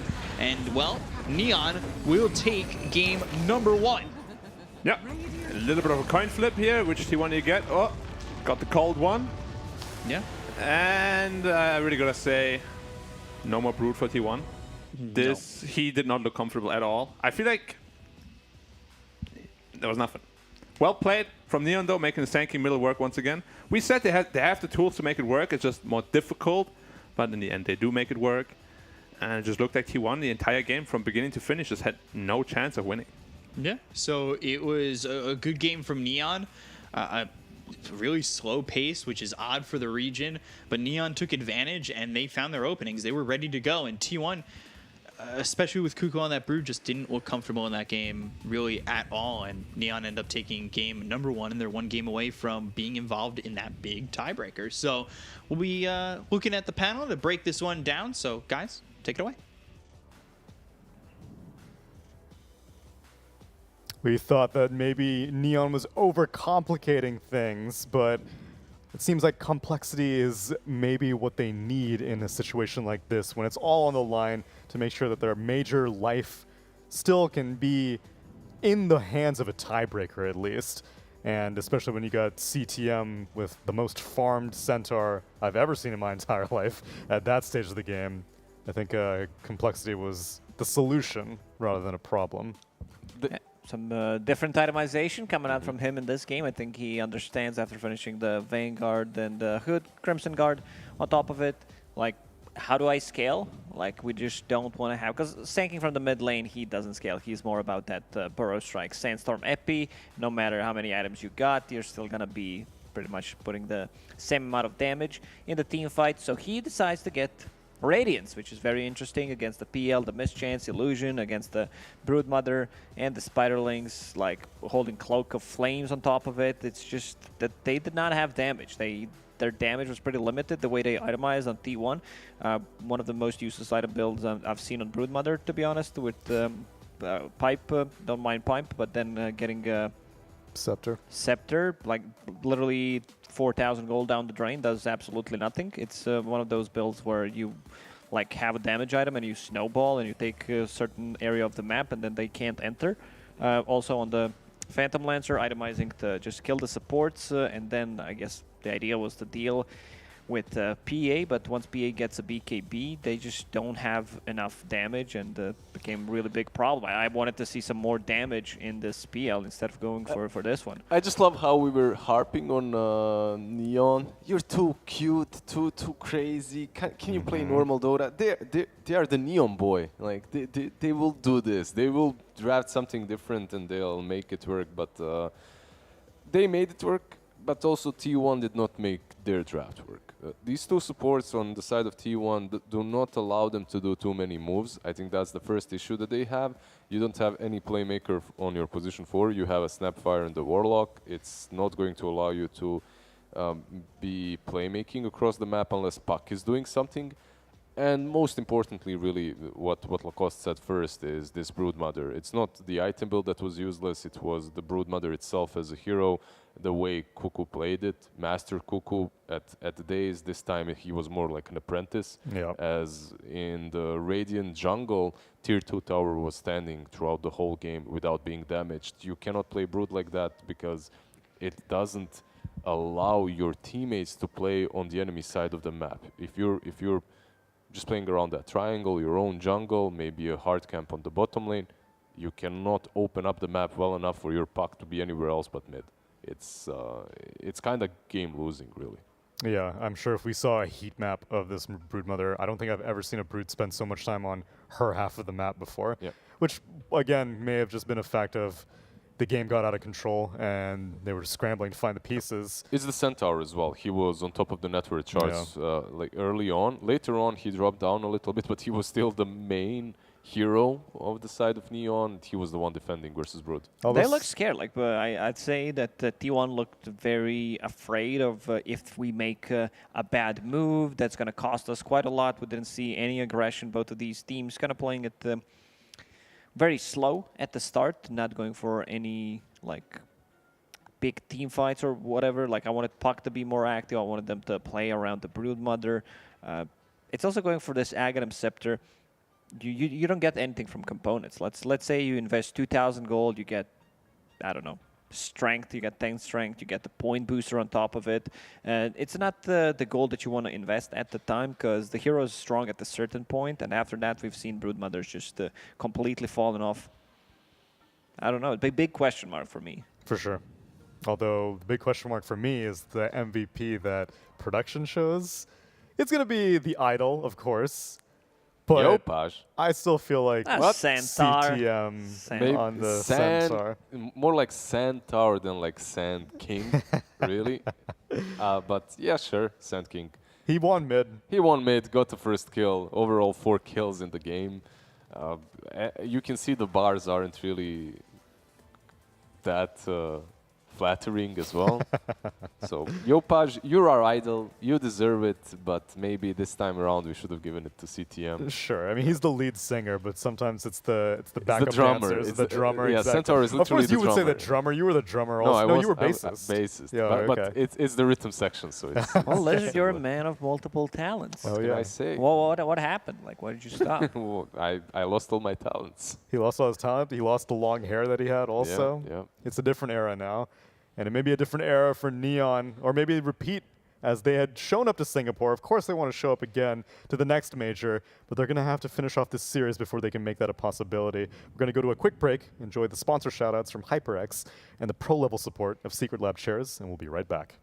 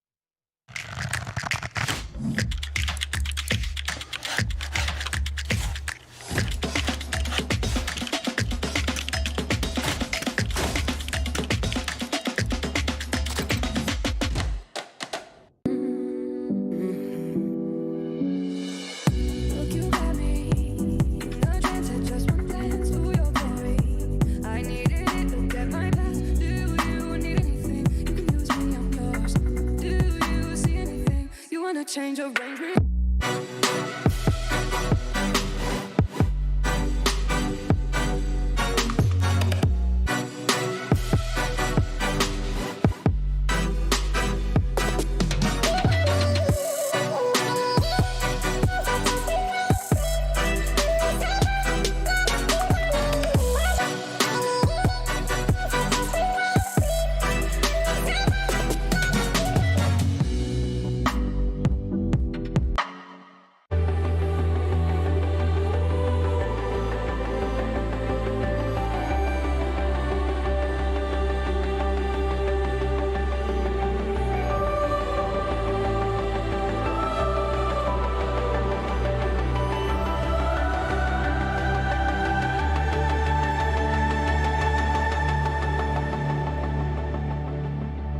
6 weeks of Dota 2, and this may be the last game of the regular season as OB.Esports Neon have managed to take a Game 1 victory over T1.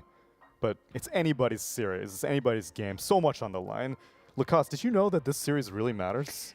This one matters This the one most, matters. not just for them, but for some other teams as well. yeah, like it I does. believe everyone right now is just eating popcorns, full screen, you know, thinking who we want to play next. They're cheering for certain teams, you know, cheering for different winners in this one because it's going to affect them. Probably some players also snacking on some maybe bananas, maybe breadsticks, maybe We'll take a look at Whitemon during the draft. He's going to be snacking during the draft. some cheese. Some cheese. Exactly. That's who I'm talking about as well. So yeah, I don't know where I'm going with this. Do you think that the snack that he eats correlates with how well he plays? What 'Cause if he they're- didn't eat anything? He didn't. And this affects his performance? Because yeah. I Blood know sugar, you know? I get hangry. I get hangry when I don't eat. It's the sugar levels in the blood, right? Like if they rise too much or drop too low, like you can get a little bit drowsy, sleepy. Did you ever have a brain food that you would go to? Because I know some people are Oh, like... I'd eat like a little bit of dark chocolate okay. while I'm playing. It actually helps. Maybe it doesn't make you smarter, but at least you're a little bit more awake. Sure, everyone has their own thing. I know some, like a lot of professional traditional sports people have like a banana or almonds or something like that, something light, but something that gives that satisfaction. Dark chocolate's a good one. Just a little bit of dark chocolate, not a lot. Okay. Yeah, because that spikes it a little bit too much, but a little bit while you're playing feels very good. I was wondering why I'm so smart. You know, you say banana, something light. Since I've been born, pretty much since I remember, I've been eating like 3, 4, 5 bananas a day. Really? Yeah, I just love bananas. That's your fruit of choice? Yeah. Oh, okay. How come monkeys aren't smarter than us right now? Like I mean, they're pretty smart, but you know, evolution. We ate 2 more bananas than them per day. We Yeah. just ate too many. And then we started incorporating apples a day, and you know, Yeah, then kept the doctor away while monkeys, you know. So apples are actually a lie. That's what brought us on the down low. Maybe. Yeah, we should have just stick to the bananas. the big apple, the Apple lobby has clearly misled us. We got a game number 2 draft underway. T1 versus Neon. And I have a strong feeling that we will not see a Broodmother picked again. No, even if it's in the banned? pool, Yeah. just Don't don't go pick it. for it. You need to understand the Broodmother. It's not just, well, let's pick this hero, because everything changes. It doesn't affect only you. It affects the whole team, how the game is played. I think Liquid is a good example. They completely understand how to play with the hero, how to get 100% off of it. While the rest of the team, it's just like, well, this is a Broodmother pick. I just imagined Broodmother on a couch lying on her back with 6 pincers or whatnot.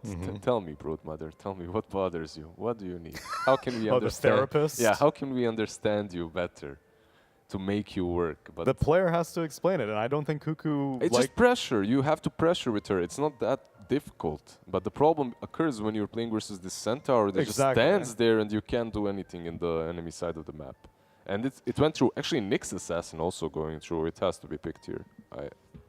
I can't imagine a team or a game without Nyx Assassin being banned or picked.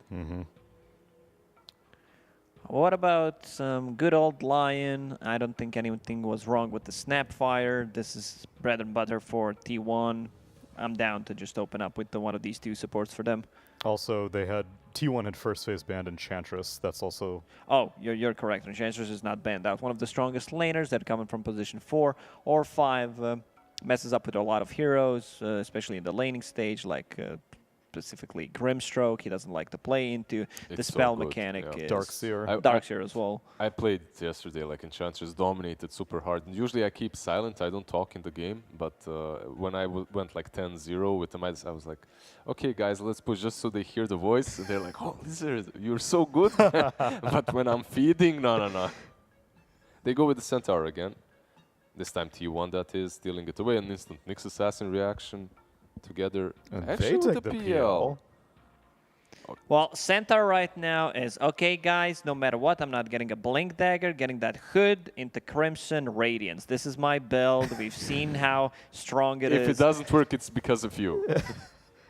But why Why would you so- pick PL into a Centaur? I thought Centaurs. I think it's a little. It goes a little bit further than the matchup on its own. I think you're picking PL also to not allow T1 from taking it in the first stage, Okay. perhaps because they already have the Centaur. It's kind of difficult to counter the PL. They love the PL. It's like their bread and butter for 23 Savage. It's actually a very strong opener, Nyx Assassin plus PL, because it does not allow enemy team to pick Leshrac nor Ember Spirit, because Nyx Assassin just completely counters both of these heroes, and then you're covering yourself with AoE, so they're gonna need to find some kind of a different AoE that deals with the PL, mostly from safe lane. Like they need good carry-to-carry matchup.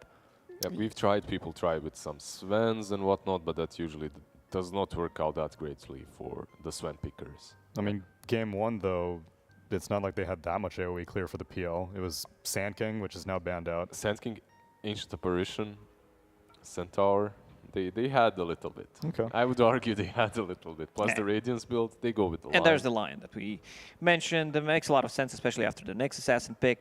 Instant Hex against this bug makes his life very miserable. You can deal with the illusions potentially. Just Lion overall for T1, they have this, whether it's going to be position 5 or 4 in this game, they know how to play it, and they ban Axe. Very interesting. Yeah, we've seen the resurgence of Axe recently with the Manta Blink build. The hero is in a pretty good spot, but I like the Lion way more than Warlock and Snap opener that they had. Like this feels much better for me. At least you have a position 4 that can make plays in the mid game, get those insta hexes off of Nyx or anyone that's on that mid lane that's elusive. Snapfire banned out by T1 actually. So if we're looking for carries for 23 Savage, I know we're not seeing it that frequently these days, but Alchemist might be a potential answer to a Phantom Lancer. Yeah, it's possible, but pretty much a dead hero. Yeah. Aside from that, maybe You- Faceless Void. Yeah, Faceless Void still in the pool. Not a lot of chrono damage at the moment, but you could deal with that later on. They actually banned out the Magnus and the Sven, so that we Yeah, will we- not be seeing. We said that they need to counter it from the safe lane, and this is exactly what they are banning out. I wouldn't mind seeing Doom. Doom works well if you can find the real Phantom Lancer, and they have good chase potential. That's Overall, what it matters. feels good. Yeah. Like I played this matchup a lot on Doom, and you just get a lot of gold early on, and you can itemize to deal with the PL, like some Shiva, some AC, a lot of armor for your teammates. It kind of does the same thing as Centaur maybe, but it's still solid. Maybe a Sand King on T1 after versus That's Nyx banned out. Assassin, and it's banned out. Yeah. No, I'm with you. I think Carl Doom. I mean, he played it a lot upper division already, so that was the 3rd most played hero after Puck and Sand King. Yeah, well, I wouldn't also mind seeing Puck. Just overall standard stuff for T1, and there's your Alchemist. ban. Good Okay. job. Even though it's like really not seen in SCA It in fell China, off like big not, time. not picked at all. I think Puck probably might be the best idea for T1, as you don't care that you care that Nyx is against you, obviously, like anyone else, but it doesn't destroy you completely. The problem is when you open up with Nyx Assassin, but so many heroes, you think, well, do we really want to pick it here? Because he shuts down so many heroes. And the Warlock actually on OB.Neon side. This hero, it took him a little bit, it took him a while for SCN China to start picking him up, But in Europe, man, Warlock was in Yep. NA as well. It's just the hero. Week 1 and 3, like that was the support for those regions, the Yeah. go-to support. I wouldn't mind seeing Puck, maybe even a Void Spirit for OB.Neon. I think he's okay-ish. Better choice than Ember Spirit, but they're focusing with heavily on the lanes. OB.Neon, they already have the answer. Dead Prophet. Okay. Interesting. Strong lineup. Like this is a For lot real. of team fight. Fatal Bonds, Dead Prophet, ulti. Like Nyx Assassin throws a couple stuns, a lot of illusions in front. Can Just be offlane as well, right? Yeah, Like yeah. CTM can play the Dead Just Prophet with True. Nyx. a lot of confusion and a lot of problems that OB.Neon's throwing at T1 at the moment, so they need to address many of those. Like they need to have a good mid matchup, potentially against the Dead Prophet. They also need to start thinking like, what do we pick for carry to carry matchup? They go with the Void. They still haven't solved the chrono damage thing on the side of T1. They literally don't have anything besides some impetus shots, but that's not really a lot. What about some stuns from Lion in the thing? It's like very hard, especially against Warlock. Like you try to get close because you know that Warlock, his job is I'm gonna try to disengage a fight when they drop the Chronosphere. Faceless Void playing into silent AoE silence from Dead Prophet in this game is gonna be huge against Faceless Void, against Lion. They banned out the Venomancer versus Void. One thing the T1 can do to set up their lanes a little bit better is put Enchantress versus the Warlock. And then you can actually take off the Shadow Word, which is nice. You can spell it. But The Shadow Word heal, though, but if he puts it on you... yeah, the heal, of course. Yeah. Just hope he doesn't put it on you. If he puts it on you, then you use the attendance. You have True, everything true. for Warlock. For Fatal Bonds, however, are a problem. Yeah, that you need... They're not going to get their hands on a defensive dispel at this point in the game. For T1, if you want some damage into a Chrono, how about Lina?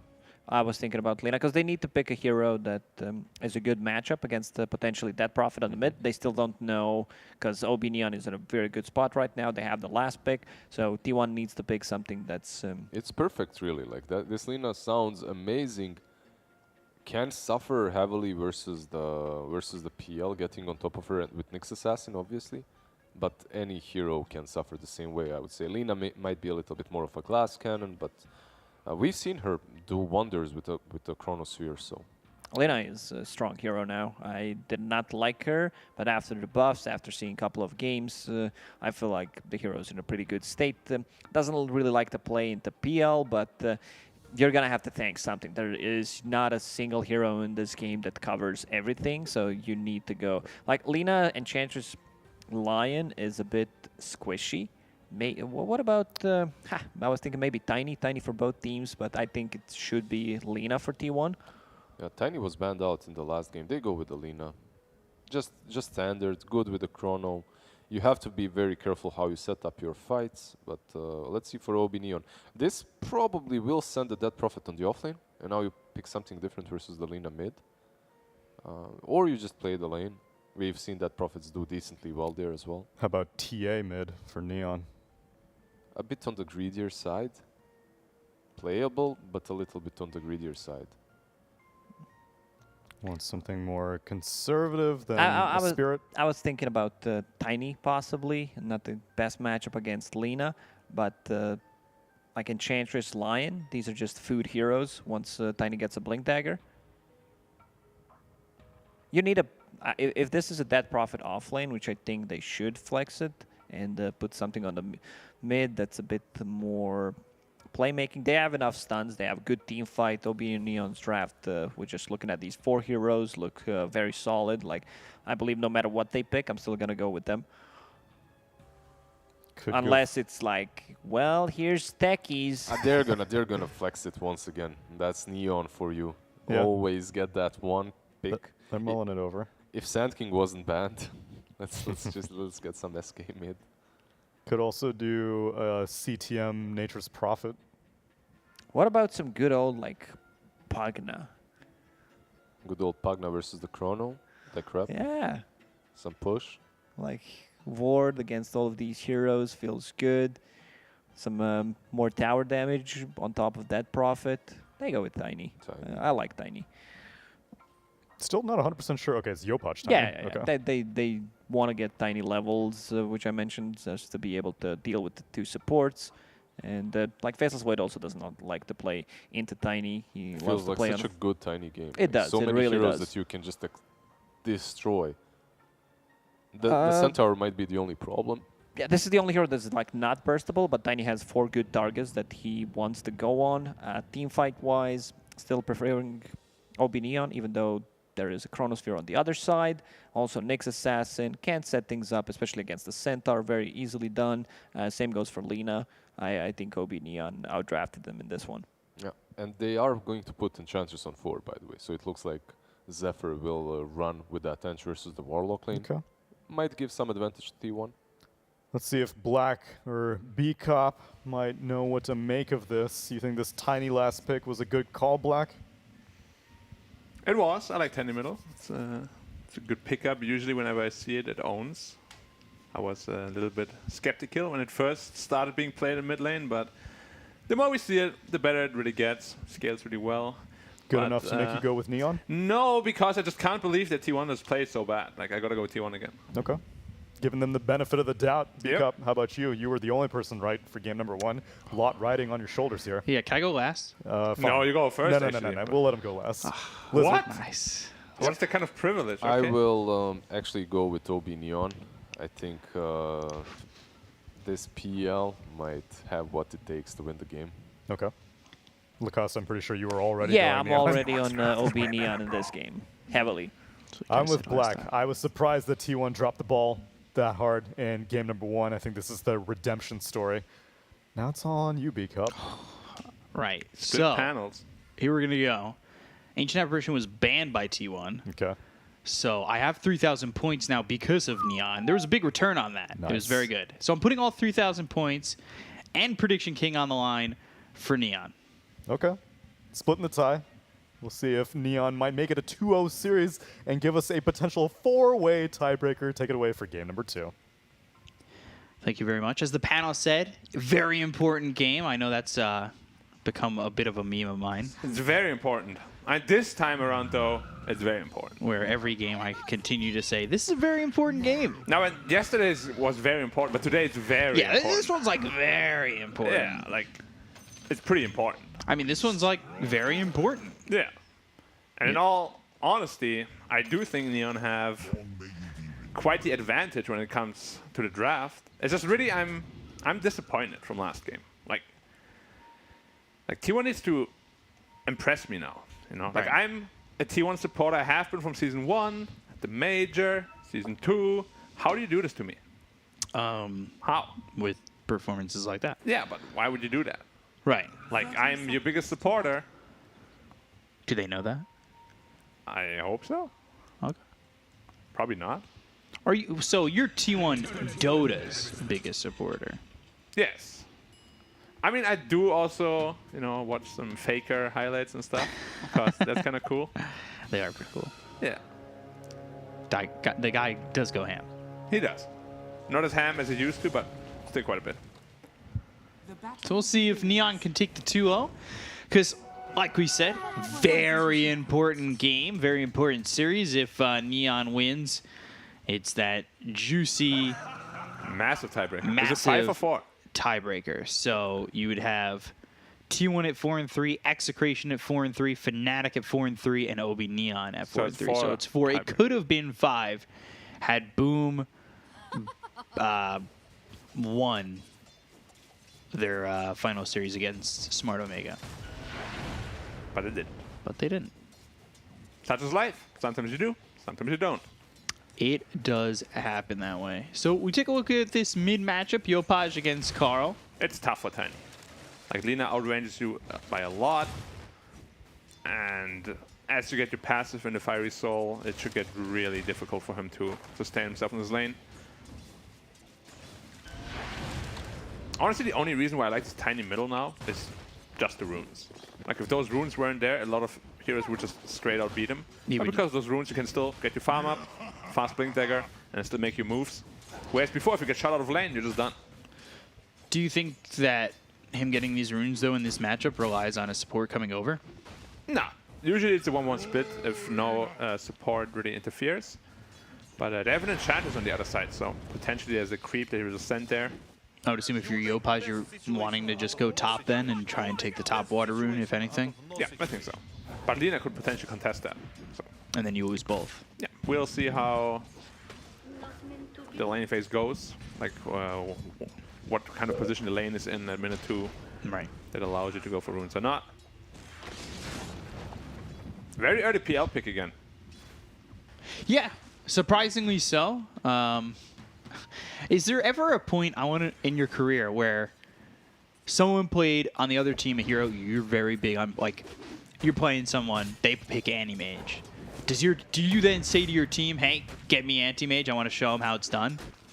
I mean, yeah. Especially if you stomp them in that game. Oh, yeah. You're like, all right, if we beat them now with this hero, they're psychoanalyzed, they're done. So like that's what I want to know. Like, did Natsumi go, dude, First give me PL, Yeah. let's do this. To be fair though, T1 did not pick the greatest counters against it. They have one good hero against it, which is Centaur. Other than that, looks pretty good for PL here. And Yopaj is going to secure his bottom rune. He'll pick up the water rune. I think water rune should hurt Lina. Sure. And Haska too. Yeah. I agree. Maybe Phoenix as well. It should have double effect, as we said on Morphling. Or triple even. Yeah, triple effect would be nice. And he gets a bigger hero model. Every time he picks up a water rune, Yeah, he gets permanent bigger. stats. Yes. Like 10 each. Why don't we design a MOBA? We should. I don't know how many people Stop would coming play out. Genwell getting run down here for first blood. Cuckoo getting that kill, but Shadow Word, Doppelganger going aggressive, looking to kill off Cuckoo. Not exactly having the best attack on that. Yep, and no Manifold lands also. And Cuckoo solving up and getting his Ring of Health, so he should be very survivable in his lane. Do we see a similar Centaur game in this one? Not the same build, I would say. Like, I don't think he's going to go Radiance again, but do we see Centaur have this benefit of just being able to do whatever? Potentially. They do have Death Prophet this game, though, to kill him. As well as Nixus hasn't set up on him, so it's not going to be as easy. Like, last game, they literally just had no good hero against it. This game, they have like 2, potentially 3 good heroes against it. So mid lane. Got the 19-7 to the 18-6. Very even. Now even. Yep. Let's be a little bit careful on Tiny. He's got a couple sips left. That's sips, SIPS _. Carl just pretty postured on this lane in the moment, looking for denies, making it so Yopaj kind of can't really step up, at least for the moment. Gets hit by the Dragon Slave, and the LSA does take the deny. You can see Yopaj really wanted to get that, but there's almost no way that he could have stepped up there. Now they've got the Hex on the Nyx Assassin. No way! The Bash comes out, Spike Carapace, and the Earth Spike lands. They'll have the kill. How lucky is he? It's a level 1 bash, he bashed twice. It's 12%, man. 12 Radiant's courier times, has been killed. what, 2? He hit like 3 times and bashed twice. So 12% times 12%. And Yopaj! Ah! Gosh. Okay. All these heroes getting low. This is a little bit similar to what Neon was doing in the first game, winning all 3 lanes. Yeah. Now it's a little bit reversed, where T1 is doing very well. Oh, play hard is on Carl here.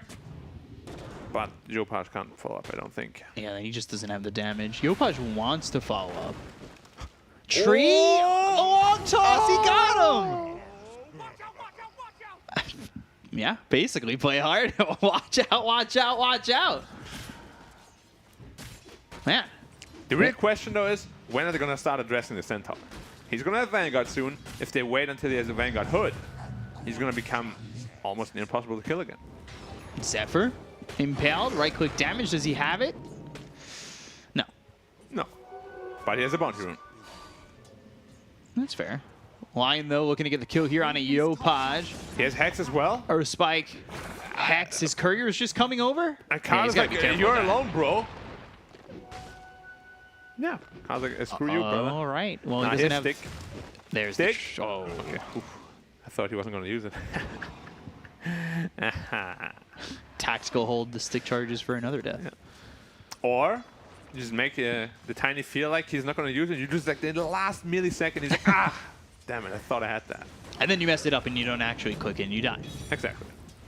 But it's the kind of mind games, right? Like you want to get in his head, but you get in your own head. How important are mind games? Very important. Dota, I think 50% mental. Do tips make that worse? It depends on the person. Some people get super agitated when they get tipped.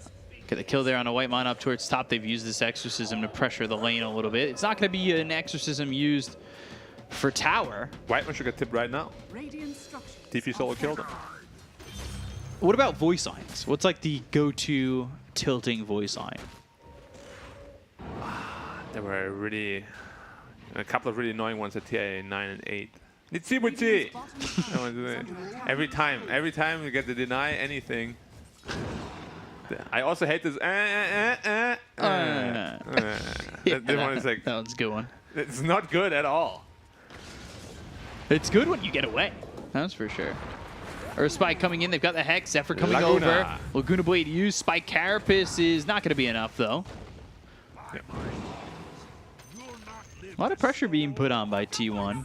Man, Carl is not really good at the tipping game. He always gets tipped first, and then he tips the guy that tipped him back. It's like, how do you feel now, huh? I killed you. Kind of tip. Like, there's no proactive tipping from him at all. And then sometimes when he gets really mad, he wins the game and says, come on, tip me, bro. Where are your tips? You remember that? Against TNC, I think that was.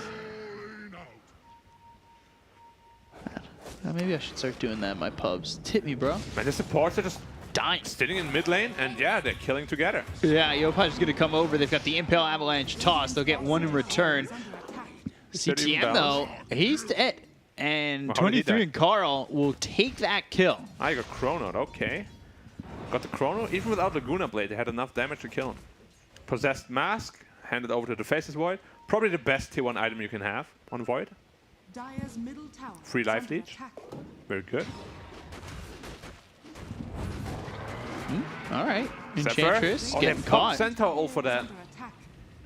And they pop the Centaur and don't get the Enchantress away. Still, though, it's a 2K lead for T1. Yeah, they're getting A much lot more more out of value the out of the lanes. lane. Yeah, exactly. Like the Centaur again, top of the net worth. I feel like we see this so many times. And both teams pick PL into Centaur, allowing this to happen. Right. Like, it's not like it's a surprise.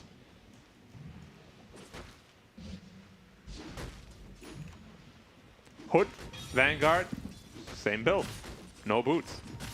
How do you touch this guy? Radiance is apparently going to follow at some point. Ah, against Nyx Assassin. If there was no Nyx, I think he would do the power move. He would be like, all right, bro, you do me like that? I can already. I'll return the favor.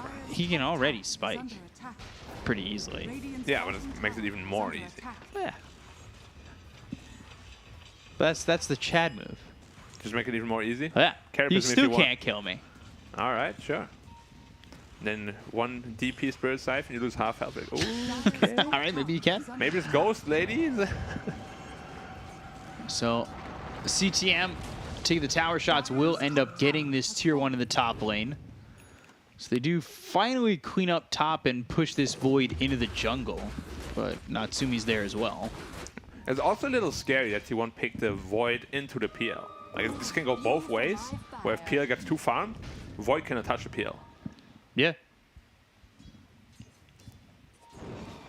But so far, all 3 cores on top of the net worth from T1, so they're doing a very good job just overall. Not like a mega split between them, but a good one at that. And you expect the Centaur to be top of the net worth, and then the next 4 are actually Neon, but it's, you know, Nyx Assassin having just a touch more gold than anybody else, but he does have level 6, so let's see what Nyx Assassin, what Playhard wants to do now that he's got this Vendetta.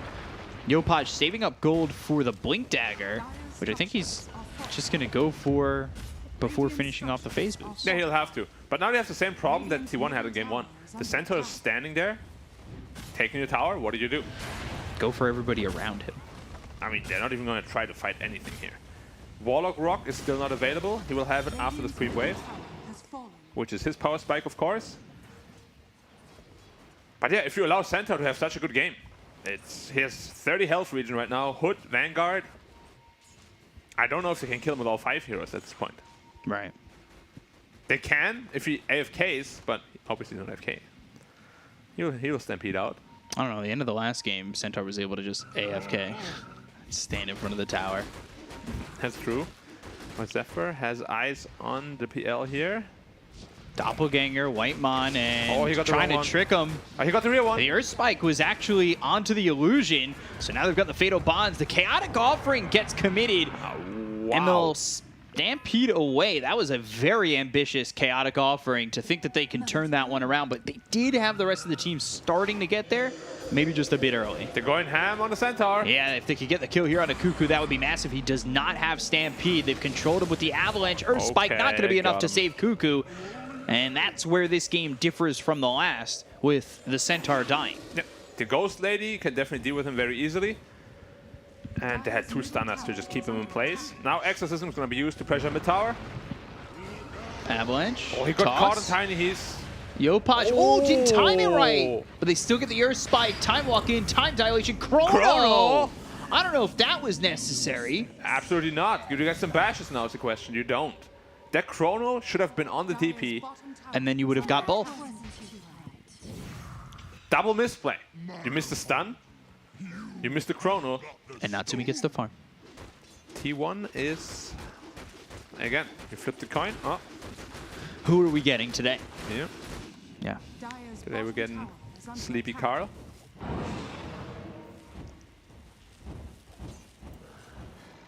Diffusal will be ready in just a moment.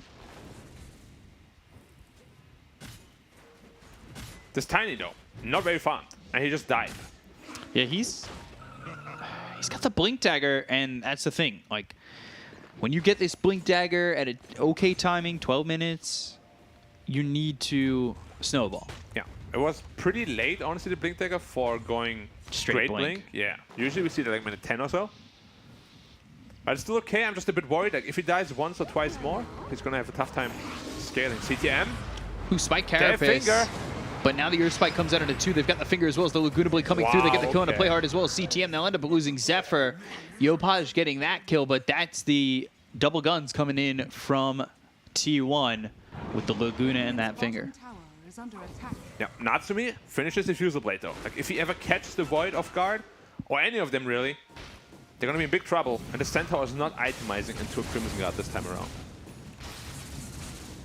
So the illusions will deal a lot more damage. Smoke picked up by the Nyx Assassin. I assume when everybody's up, they're going to want to make a move with this Diffusal Blade. They've got Vendetta to work with. We've talked about this Blink Dagger on the Tiny. Chaotic Offering is up in 15, so this could be a timing for Neon to want to make up some ground and fight. For sure. Like, they have everything they need. Time to fight now. If T1 wants to defend the mid tower, it could potentially result in a lot of losses. They're gonna pop Exorcism straight away. Okay. Play hard on the prowl. Can't find anyone. Cuckoo. Cuckoo, his smoke gets broken. He's the toughest target to initiate on, He's though. not who you want to go for. Yeah. And they're going top on T1, so they're trying They want to find to catch PL. Natsumi, but he's not there He anymore. just TP'd out. Yeah. Good read of the map from Neon. Playhard still with a couple seconds left on this Vendetta. They'll find Zephyr. They've got the Avalanche as well as a toss. A Vendetta shot comes in. Yopaj with the kill. This is exactly what he needs to get back into this one. He's got his phase boots, going into the Echo Saber. He's still looking starting for to the gain Void? some net worth. No, he's not. 23 has Chrono, though. No follow-up damage, though. He needs the Lina with him, because Lion doesn't have Finger. He's the only partner to kill with him at this point. Does he have Travels on Lina? He does not. Time Walk, he's sticking with him. You cannot kill this Tiny alone. I think he just wants to push out the creep wave. Yeah, so he'll stay bottom, won't expend the TP. Now mid. Impel lands on a Cuckoo for a moment. He's now going to the Crimson Guard after the blink. Centaur is still very fun, at least. Yule's in the air, and now Yule's once again. Oh, Chaotic Offering! It ruins the timing! They're going to go for this. They've got the Stampede. They'll try to run with the Earth Spike landing on the Nyx Assassin. Yopaj, though. Avalanche in on a Zephyr. They've got the Hex from Whitemon out on the Yopaj. Chaotic Offering expended. Centaur again with that ult. That is such a good disengage tool. And it was so easy for them. Now Centaur ultras on cooldown for 70 seconds, offering for more than 2 minutes. Radiant's bottom tower. And the chaotic Oh, offering Zephyr. is Gone. on cooldown for a while. Nice Zephyr impale, Her spike lands on a 2. It's a big Chrono onto 4. It's 3 Radiant Heroes, 1 Dire. And can they get more than just this Tiny? They'll take out Player. They look at the Death Prophet. Natsumi trying to help, but there's nothing for him to do. And now John Well, he's got no mana to work with. They've got the Blink Dagger on Cuckoo. They'll split, but they'll follow Natsumi. They'll look for the stun, hold it as he goes into the Doppelganger, avoids it. Now going after Carl. Oh, they've got the Hex onto the Phantom Lancer. Natsumi on the run. Can he get out of this? It's a full team wipe for T1. Dire's top tower. Back and forth this fight goes. They put their attention onto an Enchantress, and that was their downfall as 23 comes in, gets a good chrono, and the fight goes their way. How many times have we seen that, where teams commit super hard for one Enchantress, and it just tanks for so long, sets up for the team? We can see it here. It was a very good 2-man impale after the commit on the edge here. I don't Look at the think you two-man need to commit on the Enchantress You like don't. that. And they'll get a kill here on a Cuckoo. Yeah, Cuckoo gets taken out by what actually? Tiny coming in. Tiny, DP, Nyx, I guess, working together here. And Warlock. But yeah, it's and then this is the typical save your friend syndrome. Stack up for the chrono. Get 3-man Natsumi wanted to chronoed. come in. Yeah, he gets Yuled up.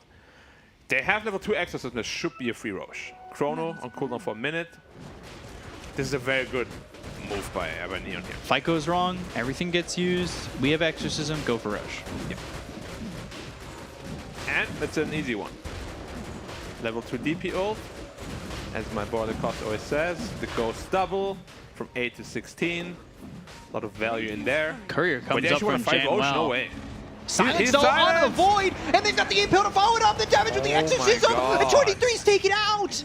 Why are they just going picked up by there? Natsumi. They try to get the Stampede to get him to escape, but he's gone. He stepped up to kill off the Warlock Courier, and that is a mistake. I really don't know why he went there. Yopajin, Avalanche And hits on now a White Man Whitemon. too. Whitemon, not White Man, but in trouble. Stomp comes in. Whitemon gone. And now Lina in trouble too. This is turning the way the last fight did for T1. Now they're the victims of saving their friend syndrome. Guys, we They've gotta got the run. blink forward. Yopaj coming in. He's got the Avalanche as well as the toss back to his team. Carl's going to die here. What is happening? Like, let the Void die, disengage. Don't go in one by one.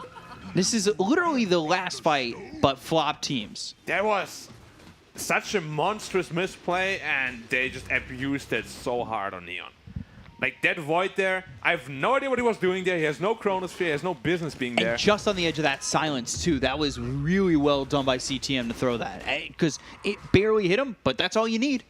Yeah, but you exposed yourself to danger for no reason. Like, you deserve to get punished, and they do. It was a 4K goal lead, now it's back to even, potentially even an advantage for Neon cost. They have the Aegis now. They use Stampede. This time it doesn't get them the escape. Yep, Savage again. Has to run away. Oh, it's a tough game now. Oh, yeah. 41. It looked really good. And it just completely falls on its side. Has been killed. Now they've got the Crimson. Yeah, and it's one of the biggest counters, of course, to Chronosphere, having that Aegis available. Nyx Assassin helping Yopaj to sight that out. They keep popping the center ult defensively. Oh, they're going to go for 23. Time walk away. Spirit Lance, my Doppelganger God. into the trees. If they can catch this Void, it would be massive. And the Illusions will drain some of his mana as he'll time walk all the way back to the base, but this is making 23's life hectic. Yeah, but they kill CTM with the Lion as well as Lina. Got a good initiation off on him, Dire's top which tower now is gives under attack. Lina her BKB. So she's happy to fight. And this scary Nyx that causes so many problems now, it's not that scary anymore with that BKB online. Instant smoke up, DP up in 20, they want to use that timing. Play hard. He's not aware of this at all. Impale. He'll go to the spike, but well, if he gets a chance, never does. Earth Spike, LSA with the Hex, no chance. Easy. He'll have Vendetta when he's up. They'll probably try to use that again. I will say, Yopaj, he's recovered. He had a slow start, got that late blink dagger, went straight Blink Dagger, no upgraded boots, and since then he's now 8-2-4. Yeah, and that Roche fight gave him so much gold. Like, And he he's got going like 2 Axe. kills there. Yeah, Axe is really good. Yeah, makes you... Is he hoping to be outside the chrono and throw in those trees potentially? Yeah, potentially. I think it's also just the best sort of damage item you can get, Axe into a mini crit. Okay. If you're just looking for pure DPS. I mean, I wouldn't mind a BKB here too, personally. They have so many spells that can just interrupt you, stun you, slow you. Even Time Dilation is a super tough spell to deal with as a Tiny. Well, it's going to be even worse to deal with if you're adding another ability. Yep. It's a big smoke again. Centaur is the one showing again. White Man. Savage. They saw him. They've got the ward. Scanning.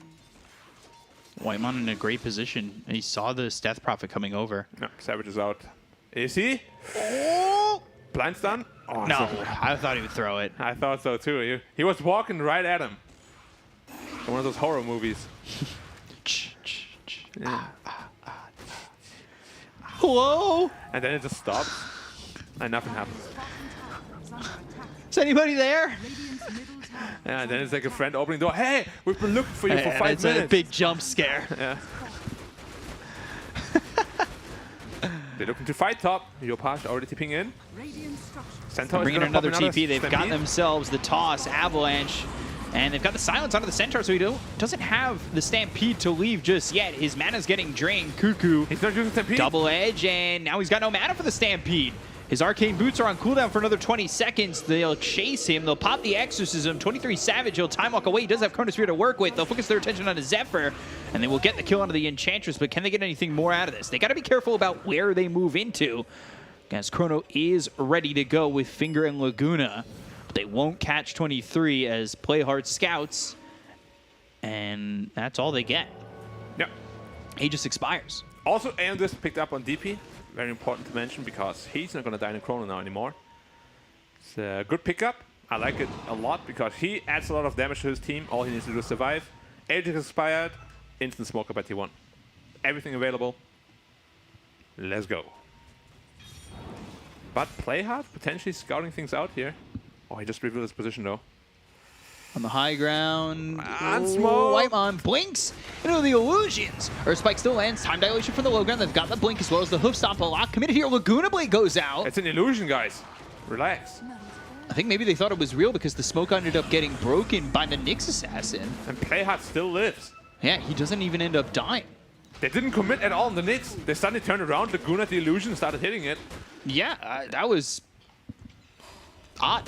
Could that have messed them up? The smoke break and then the illusions being there? That they think that one of them's the real Natsumi? Potentially, but I mean, Nyx was just right next to him as well. So, I mean, A little surprised. works out for Neon, Oh, for sure. but T1 really not getting what they're looking for here. Stampede. That What? gets used, and I think that was to catch Yopaj? Huh. He was so far away. They blink forward with Whitemon and... Okay. Sure. That voice line? I don't know if I laughed about the voice then or... Or the Stampede? Yeah. The voice line, I like it. It sounds like he's saying something else, though. What's that? Baka, baka, baka. Oh, yeah, yeah. It does sound like he's saying that. And does. I almost feel like that's on purpose. Of course it is. Everything with Slacks on purpose. We've got a double disconnect here for Neon. Yep. I think it's important for T1 this pause. They need to get Breathe. their stuff together. Like, there were a lot of misplays in the last, 10 minutes. Nothing really going T1's way. They got, 2 good pickoffs, but other than that, it was all Neon. Taking a look at some cams here. Yeah. I always wonder if my team can hear me if my microphone's so far away from my mouth. So it depends on the gate, I guess. Look 'cause at that. That looks quite That far. looks really close, actually. Really? You think that looks far? I mean, That from looks the like side, it's- it's probably... Yeah, but it's not in front of his mouth, right? It's like to the side. I guess. Wasn't too bright. Yeah, I guess it depends on if he. That looks right up on his cheek. And that is like super far away. I also can't sit like that. That's like on his cheekbone.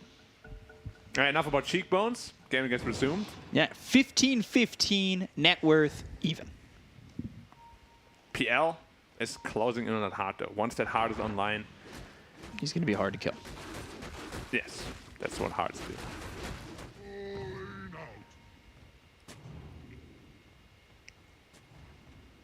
Savage going straight into the BKB. He had Mjolnir queued up first, but decided against it. Said, I need some magic resistance, or rather, immunity.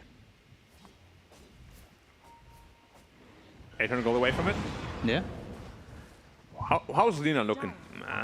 Going Dragonlance next. Yeah, no real damage items just yet. Radiant structures Kill patch. Oh, the glyph messed up his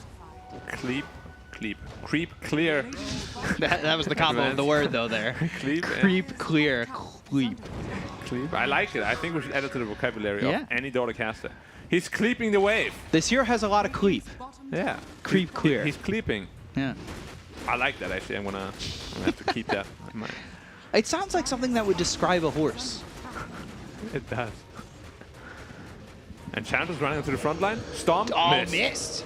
Doesn't hit on Natsumi LSA. It's Everything nowhere missed. near. They've got the silence onto the Lina. And again, it's a stampede just to leave. Chrono Chrono on the committed! PL. I don't know if they have the damage. Chaotic Offering comes down. They've got the Earth Spike to follow it up. They The got it. LSA on the edge. The Laguna Blade comes in on Natsumi. They do get the kill. Felt like that Chrono lasted forever. There was a very good stun from White when he blinked in, got the max range stun off, allowing Lina to follow up with her LSA as well as Laguna. Otherwise, they don't get that kill. That was Or a it's hard. very hard committal. Like, if he doesn't die there, they're done. But he does die, so T1, Wow. good pick off, good kill. Tower got taken regardless, but they got the tier 2 bottom as well and get a really good kill. And now BKB on Void online as well. Why is he so tanky? He has 3,000 health with strength threats. I never understand why there's so much HP on everyone nowadays. Power creep. What about Centaur? He has more HP than Centaur, like way more. 200 right now. Yeah. Nyx running around being a Nyx assassin. Oh, see, he has to be careful if he gets. Ah! Time dilation. They've got 3 here. Eul's, Blink, Hex, and Disc. All right, trying to Purged run. off with the Finger, enchant. and there's the kill. So well done by them. Using the enchanted purge off. Ooh, they might get Cuckoo. He's a little bit far forward. The impale damage. lands. They've got him out of mana. The Fatal Bonds might make this a little bit of a detriment for T1 coming in. As 23 gets the time walk, doesn't get the avalanche to land with the BKBB pop by 23, turning this around into play hard. He's got the bashes. Matt bashing almost every hit. Wow, The Earth Spike close.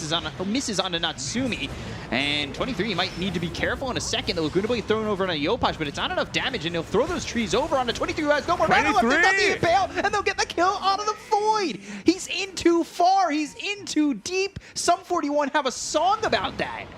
I mean, that is way too far, and he's out of mana. Zephyr will get caught by play hard as he gets tossed up for the alley-oop, and Roche is back up in a moment. Massive overcommittal, and Cuckoo didn't pop anything. No Crimson, no Hood, no. Never had a Lotus chance. Orb. But he's frontlining there. He needs to be ready. Yeah. 9 seconds till Roche is up. This is going to be Shard. But do they know? I think it's a pretty early spawn. So far, no one checked it. Are they checking it now? It respawns just now. And there it is. They're not going Send in. an illusion in. They're something. not going in. Come on, Water, you gotta go in. There All right, it he is. does, All right, he okay. spots it. They've got 30 seconds with no void. Where's DP though? DP is not close at all. He's DPing in just now. 20 seconds. Can you take it in 20? Yeah. Pop I don't know. Exorcism I straight did the away, math maybe? last time, and I was wrong. It's level 3 Exorcism. Can you fight in an exorcism? 10 seconds. It should go down. This is a big They don't one. even have the outpost to TP to, so the void can't get there. But they do have the blink as well as the hoof stomp. They need to make sure that Cuckoo doesn't have the availability to taking jump the outpost in. now, but it's too late. And their time spent taking the outpost is not going to help them. Now at all. PL has Shard as well for free. He already has a Shard actually, so he's gonna give it to someone else. Who? To the Tiny maybe? Wouldn't be awful. Or they're giving it to the DP perhaps, which makes people become feared after you're siphoned for 4 seconds. Which is an interesting Shard. And he gives it to Tiny. Well, well, there goes my excitement. At least now you can right click without losing your tree. Very exciting upgrade. Another smoke into the Aegis cheese now, though. Do you actually want to commit into a fight like that? It's not an easy one. And player is always there when they're smoking. It's like so scary. And unsmoked right away. No dust pop. They got the dust. Now they've got the Hex. They'll hit the double edge. Finger. And the kill. But again, 5 stacks. now, though. Do you actually want to commit into a fight like that? It's not an easy one. And player is always there when they're smoking. It's like so scary. And unsmoked right away. No dust pop. They got the dust. Now they've got the Hex. They'll hit the double edge. Finger. And the kill. But again, 5 stacks for Lion. there was a smoke attempt again, though. I mean, even Lion has 1,700 health. Yeah, because of the talent now. Yeah. Yeah. He's dead for 60, though. They know he has no buyback. Do they want to threaten High Ground? They also know that they used Exorcism. Okay, they're going super They should ham. assume, though, right? No, they know, Can they you know. do- They saw the Exorcism. Yeah. And they know he has no buyback the because he bought trees back effort? previously. Oh, gosh, getting hit hard. That hurts. One of the best anti-eng items in the game. But it doesn't slow your attack, but of course. PL, Just need to find trees to throw. 200 gold away from Heartbeat Cop. We all need a little love in our lives. Little love. I need a little love in my life. I need a little love in the dark. Chat, hearts in the chat, please. And some smiles. Heart picked up here. Mjolnir also picked up. So you got a defensive item versus the offensive item. Which one's better, B-Cup? I'll let you decide. He's got an Aegis, so I'm going to go with Phantom Lancer's heart. Yeah, I like that as well. Smoke up 4. White Mon Lina. over in the trees, and he'll break that smoke. It's good positioning. It is. That's like something that hypes me up, actually. Just the Good positioning. support play in general. Yeah. Like, it's so difficult to play Dota without many items. Yeah. And they, When you know the positioning to break smokes, or you have that sense of, hey, they smoked. yeah. Another pause. Carl is like, do I buy Daedalus or not, guys? Tell me. I've asked 5 times, man. And they don't tell him. So now he's going to the bathroom. He's going to talk to his own self in the mirror, in the reflection. Carl, what are you doing? Do you play lose yourself when you're in the bathroom? One opportunity. I'm not going to answer any Is that a questions yes? here. I'm not going to answer any questions It's here. it's a yes for me. It's not an interrogation here. I'm So- not interrogating you. I'm asking you. If you take this bathroom break right here, do you just No. come out singing Mom Spaghetti? No, I do sing though, but not Mom Spaghetti. Are you a shower singer? I think that depends on Like- some things. Like for me, when I get out of the gym into the shower, and it's a good day, like I'm gonna go ham. You know? the mirrors in our bathroom are definitely good for singing and Yeah, kind of they're post. massive. Yeah. They're like full body mirrors. Luckily, my neighbors can hear it because it's a pleasure. I don't know. I definitely look at that mirror and I'm just like screaming, yelling like, Yeah. "This is the moment!" Boxing fans around the world. I'm just like, oh god. This thing is massive. I love that mirror. Might want to get one myself. Yeah. So still an even game in terms of net worth, but you're working with an Aegis here. Yeah. And Aegis is the best deterrent against Chrono, of course. You get Chrono, you die, you don't care. Unless you're, well, I mean, do you not care? It depends on the situation, right? Because they do have a lot of lockdown here for T1 where they could just be like, all right, well, we've set up the first death. We Yeah. know when he's going to come back up, LSA or Spike, lockdown, Hex. It's just in a something. team fight you can't like kill him with a Chrono first. Right, Because right. teammates are gonna come up. And they actually caught him with a stun. He's taking a lot of damage from Alina. Whoa, the damage from Alina. Yeah, that's And a now lot. they have the They've got Chrono the on top. finger. He's all by himself. He's coming in. Is 23 going to be there in time? Oh, he He'll missed the stop. stop. Doppelganger. He's going to run. No, Now Chrono Chrono's away. nothing. He Chrono nothing. 23 minus 23. It's nothing. 0. That's what's in the Chrono. If you could do the math, that means it's botched. 23 forced to time walk away. They've caught themselves Cuckoo. They will get the kill out of the Centaur. Oh, dear. There was such a good Man. setup from his team, and he just didn't quite get it. Oh, no. Heartbreaking experience here. Another pause. Get back in the bathroom. I want to see his cam right now. Play some more music. Give me 23 face cam production now. I thought they were going to give it to you. We're shifting to this replay, Yeah. not Sumi. It was such a good setup from the team. Like, they actually blow up the PL once. He should be dead. And the Void is so far away, though. But the problem also is the Centaur missing his hoof stomp. Like, he Yeah. mistimed that. He canceled it twice. He's like not sure of the timing. And bam. Even if you get the DP though, he has Aeon Disc. Yeah. Like, you want to chrono the PL 100%. BKB getting low. 23 has to run. No longer has the magic immunity. That's another big misstep here from T1. I feel like this game is plagued by just pretty sloppy play from T1 overall. Dire's bottom tower is under attack. By the way, I just noticed that Yes. 23 is using the Maze of Aeons. VG sound lines. Oh, of course, yeah. He had to go full gold here on VG. That's his duty. He's actually going shard on Void. Do I like that? No. Yes, it's okay. Time walk in, time That's walk decent. out. Turn yourself around. Yep. And longer cast walk range. Time walk range. Why are all these words so complicated? Time walk. Yeah. He's not walking through time, he's jumping. He does have some good cleep, though.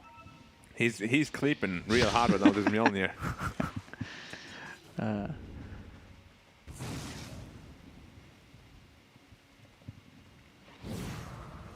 PL itemizing into a butterfly. Yeah.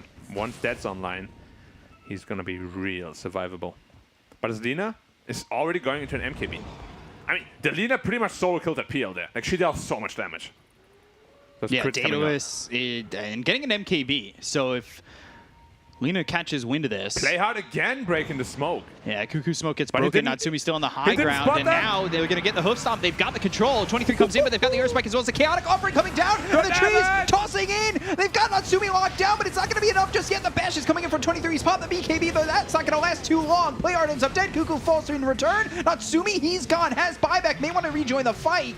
We'll see how deep White T1 Mon are on willing the to go. Warlock. Whitemon going after this Warlock gem. And Well, now Tree Wally. trees. Whitemon. Oh dear, just getting lit up. But CTM, he'll eat the cheese. He survives. Whitemon Zephyr, they're gone. 3 heroes dead on the side of T1. They all have buyback. 23 going to be right on this Death Prophet. Time walk over to Yopaj with run, right click, and a bash. They've got the silence out of 23. I'm not sure he knows who to focus on. Toss all the way away from the side of Neon, which is only consisting of 2 so far. And a double damage picked up by 23. He's got Chrono. He might even want to go for this.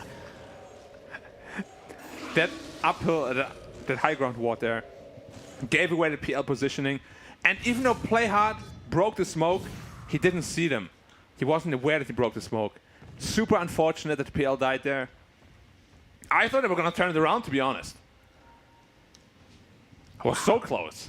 Natsumi. Not getting anything out of that fight, really. Nah, he was just too low.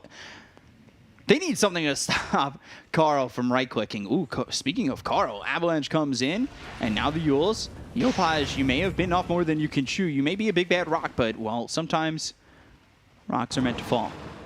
Not this rock, though. Very sturdy with plus 22 armor. He's going double Daedalus for that tree He's toss, going- which is outputting a lot of damage. Yeah, he's going 100% pure damage, which is an interesting approach. Not something we usually see.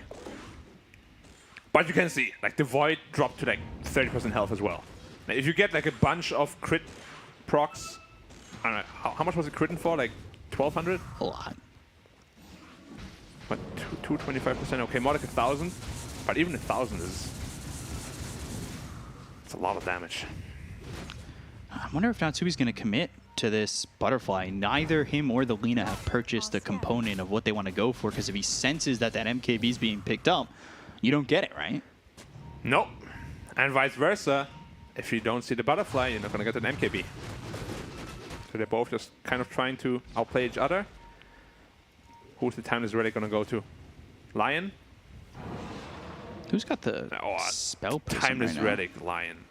That is like a 5-second hex right there. Death Prophet. Death Prophet has a spell prism, yeah.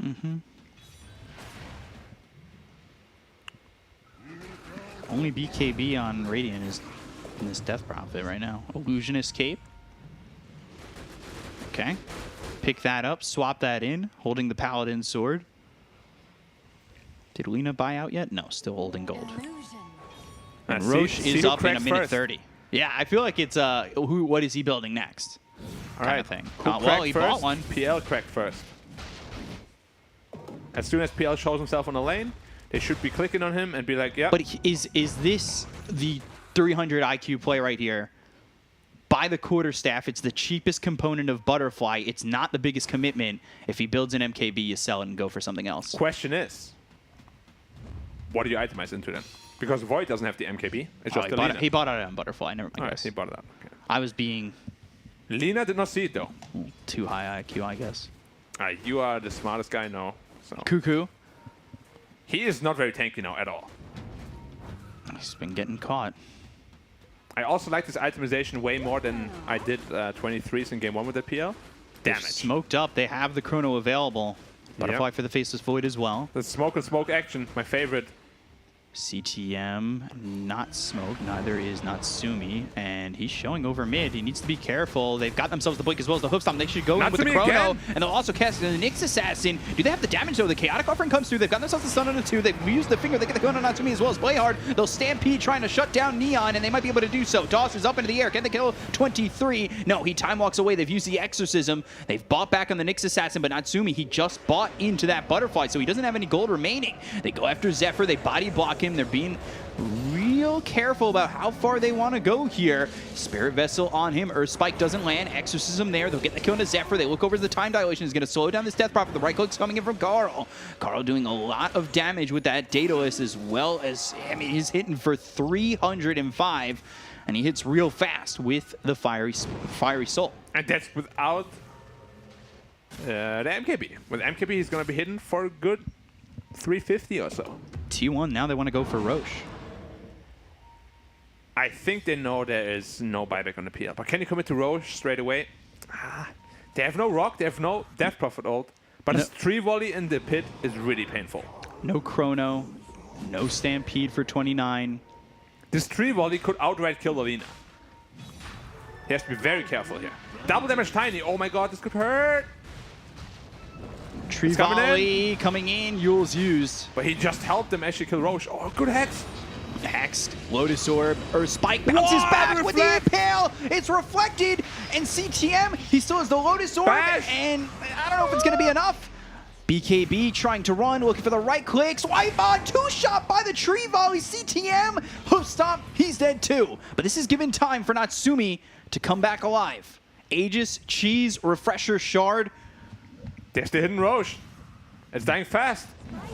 Death Prophet does have buyback. Not going to use it just yet, and I don't think they're going to go into the pit. They're going to be able to take this Aegis. Natsumi just not in the right position. They don't go with the Tree Volley. They're going to time walk forward and look for this. The Stampede. Natsumi, he's got the Lotus Orb, and now he's going to be Yule's up into the air, but that's going to Yule's Carl up as well. They're looking for the right clicks, but the Doppelganger goes out. He goes the other direction. It looks over at Carl, who doesn't have enough mana to work with. The Tree Volley coming in. Out into Zephyr. The right clicks. Is it going to be enough? Natsumi now going the other way, but Carl needs to deal with this as he doesn't have any mana available for him, and they're going to pop the BKB on 23 as he tries to run, but he's got the Refresher. Now he's got the Chrono. You need to be very careful about how far you chase this. They bought back on the Death Prophet, so they need to get something from it.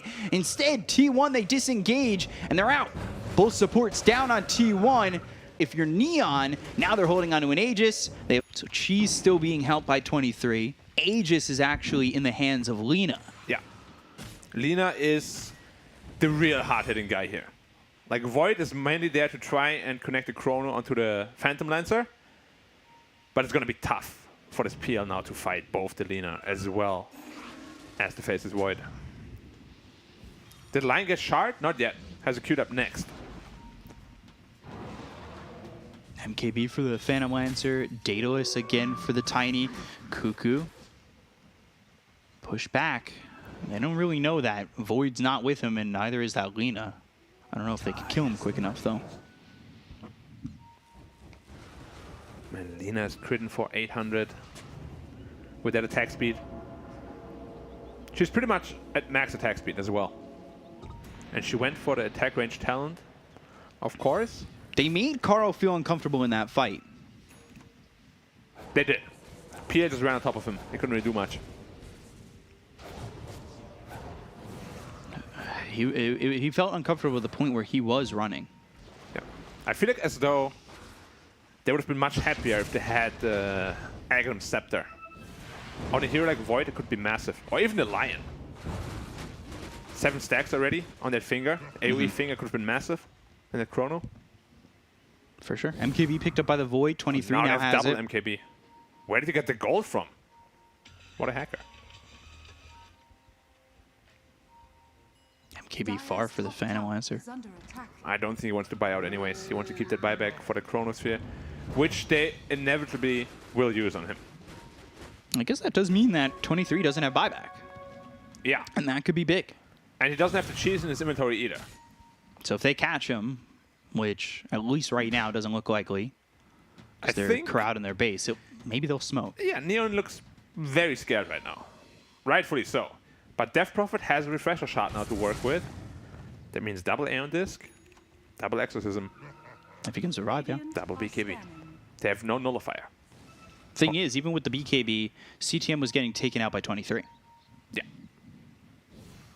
But the only thing that can dispel the Aeon Disc is the Enchantress. And I just can't imagine a world where she just is able to stand, goes there and dispels that. Yeah.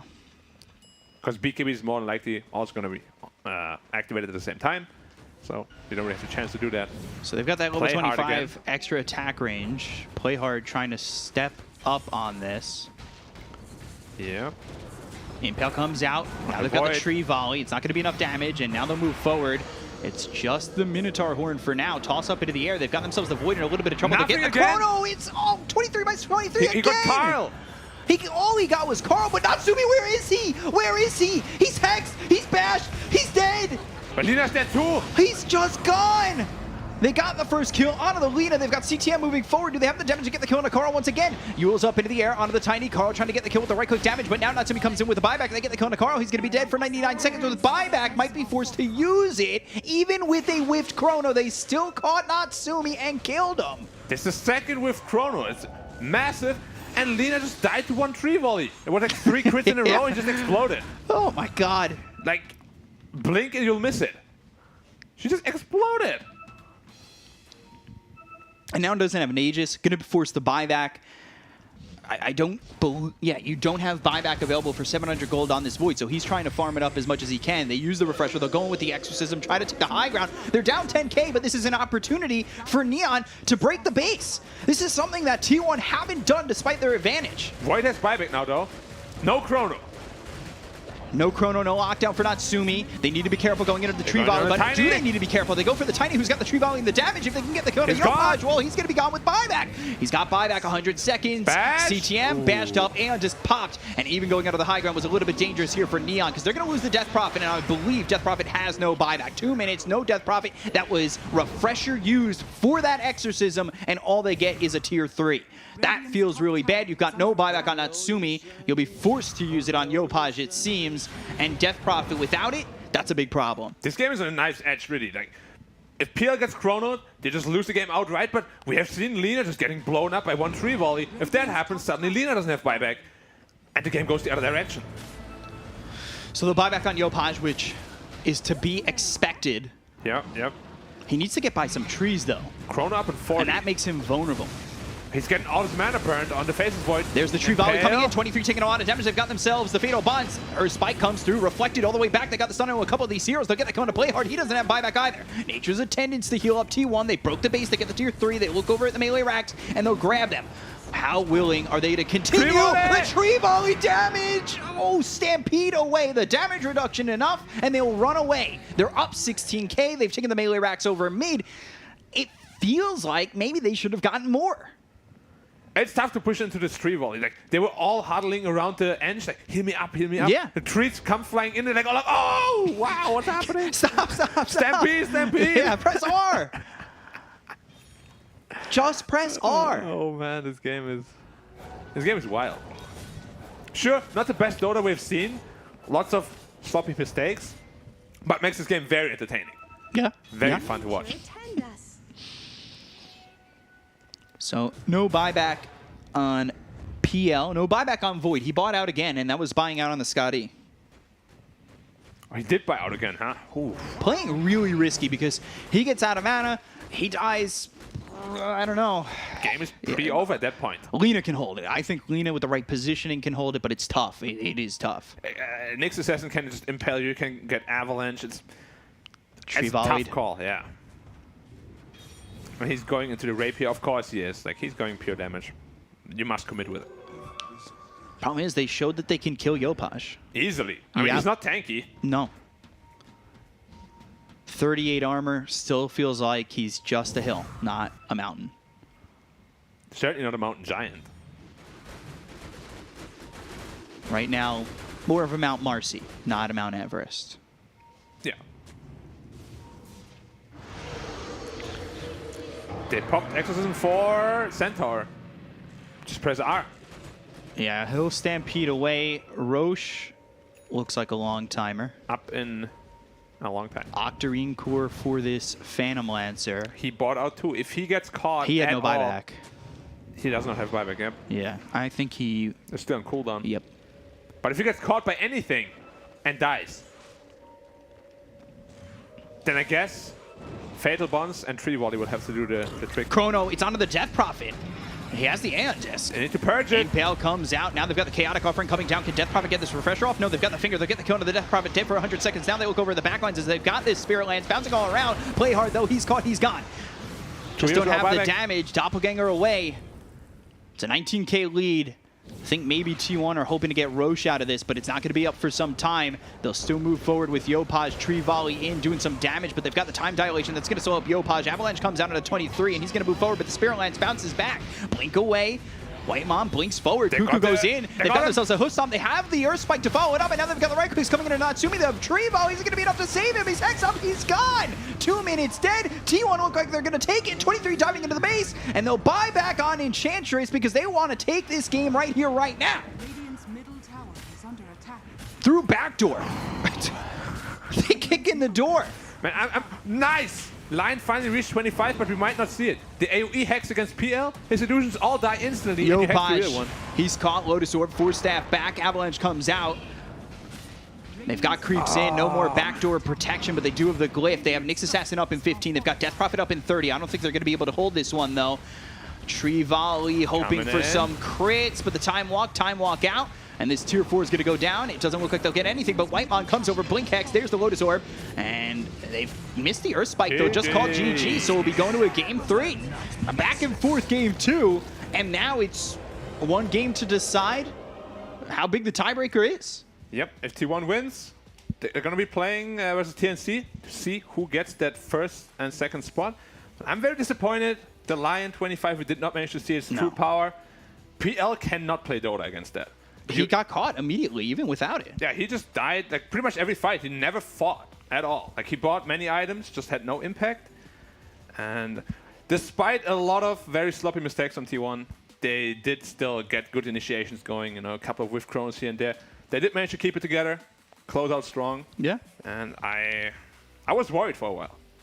This tiny dealt so much damage. It felt like, though, when he threw the Tree Volleys, he wasn't getting any crits. Yeah. Like, it was just like, pretty unlucky. And then just wasn't getting the crits. But it was close. And it forces us into a game 3 situation. So we'll give it over to the panel. They'll break down this game, and game 3 will be coming up after that breakdown. So back over to you guys.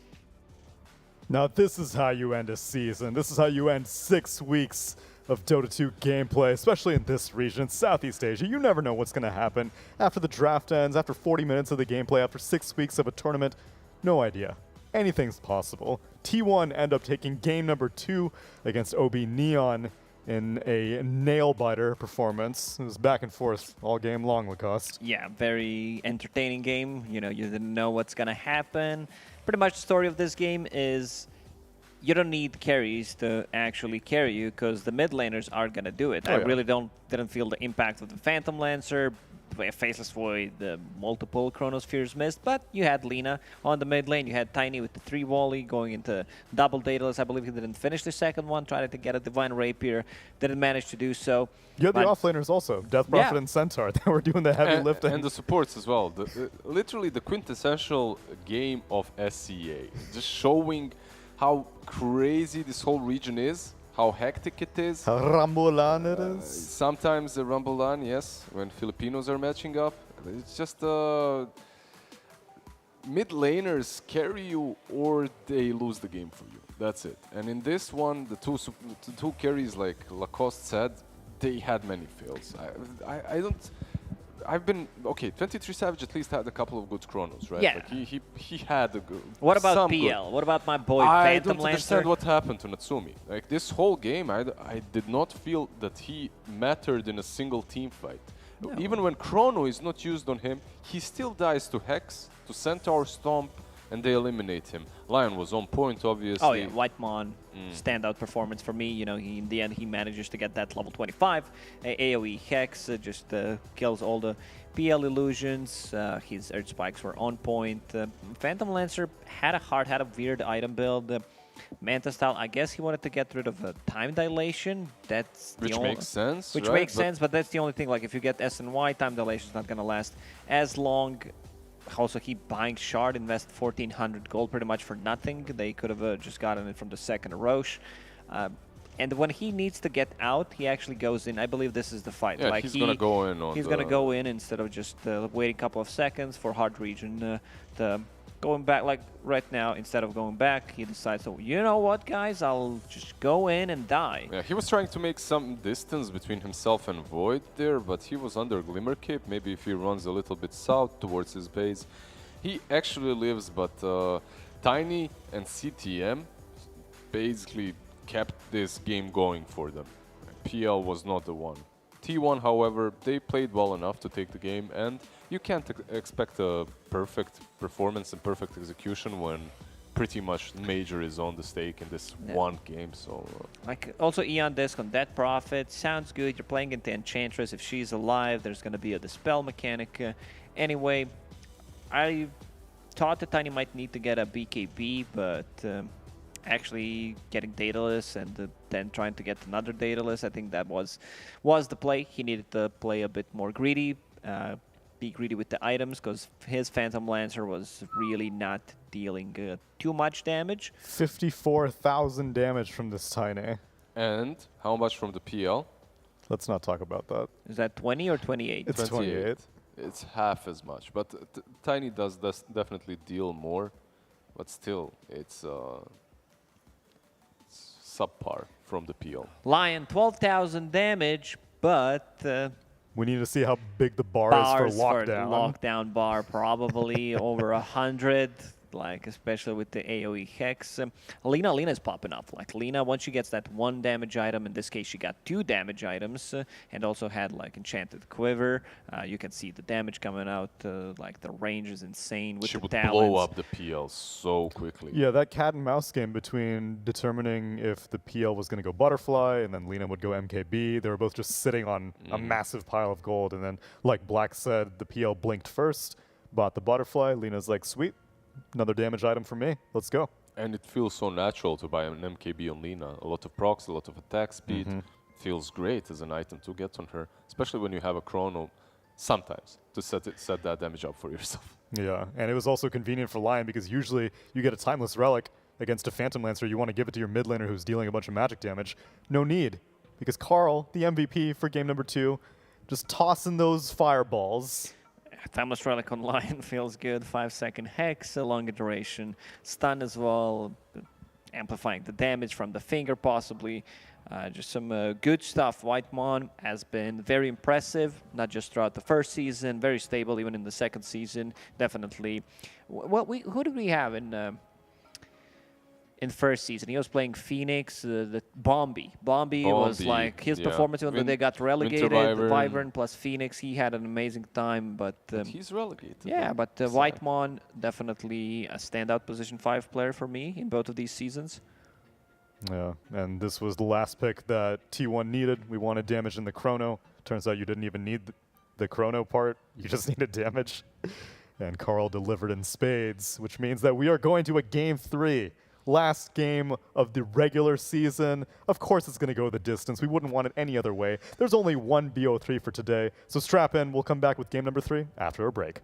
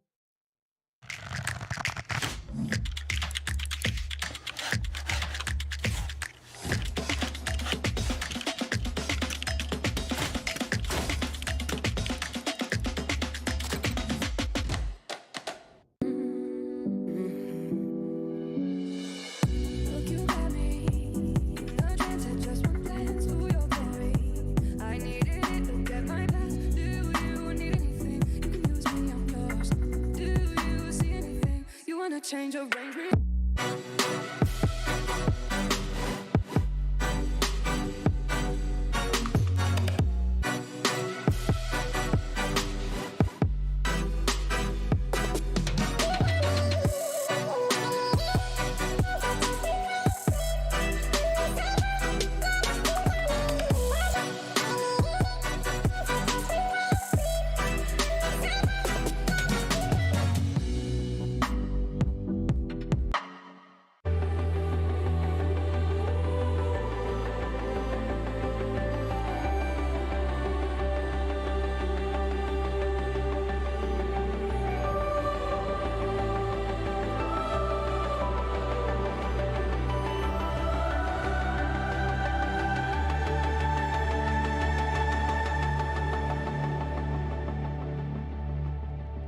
Welcome back, everybody, to game number 3, last one of the regular season. But don't worry, no matter how this plays out, there's going to be tiebreakers aplenty.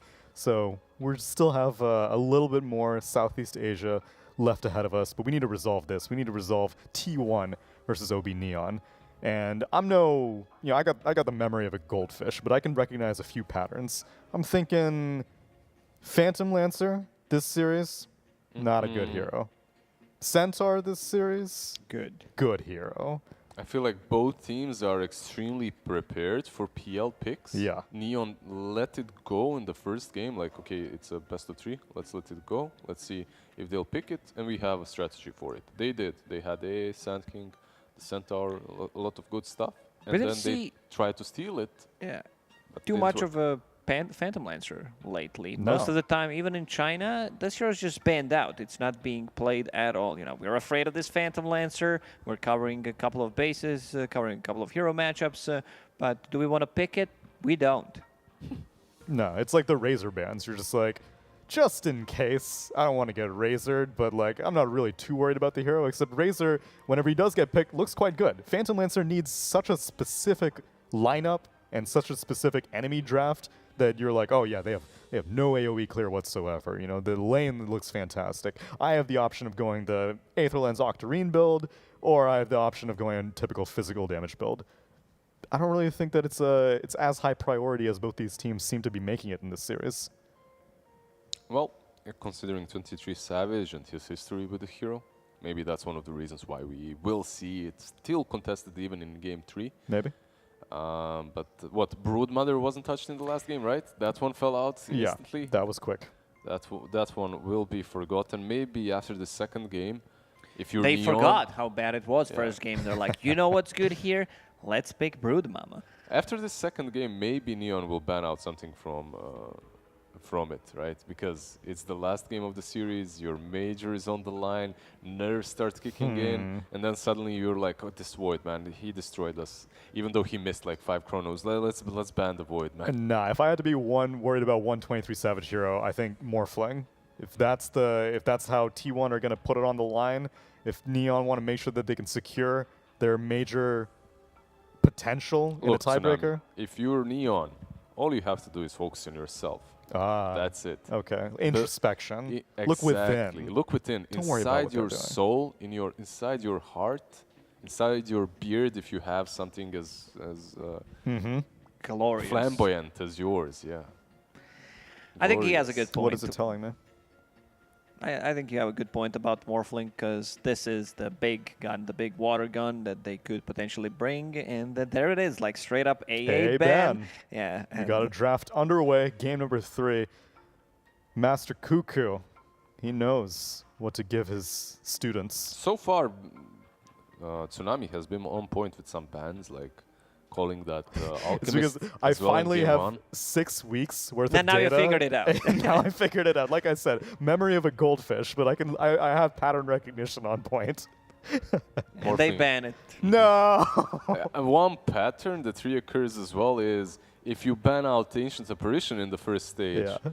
Morphling is going to get banned out For too. sure. However, Nyx Assassin left in. True. This is a no-brainer, I would say. Enchantress left in. Centaur left, so I think you need to start thinking about how do you counter a Centaur. Give me that percentage-based damage. Give me possibly Ursa, Phoenix. Maybe start thinking about Mars Phoenix opener as well. Puck. Just let them get the Centaur and then counter it, because one of the teams is gonna pick it. Nyx, Mars, Phoenix, possibility Nyx PL as well, an option. No PL.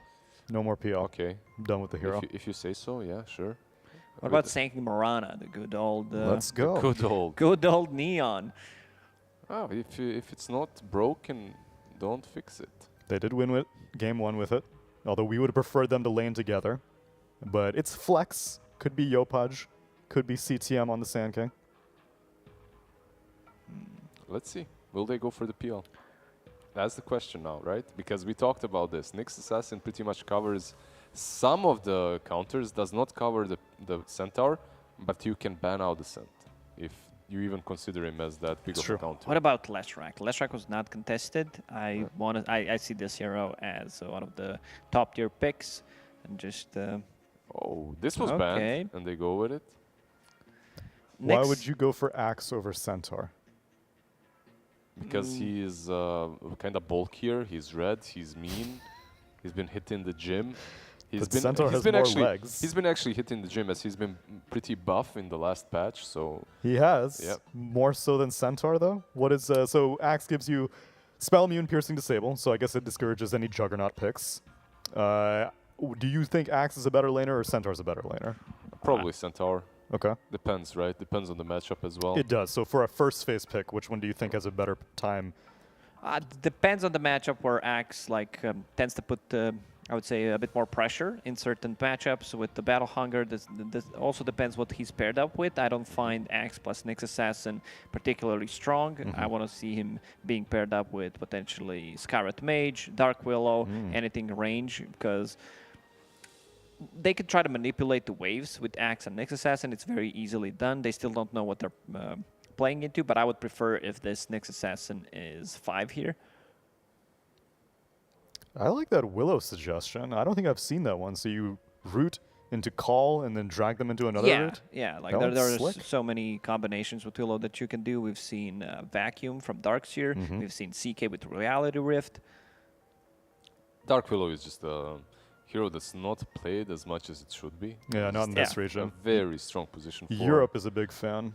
Not so much here. Here, if we're looking for Zephyr heroes, if you want the Whitemon to be the Nyx Assassin, then Tusk has been absent for a big portion of this series and league altogether.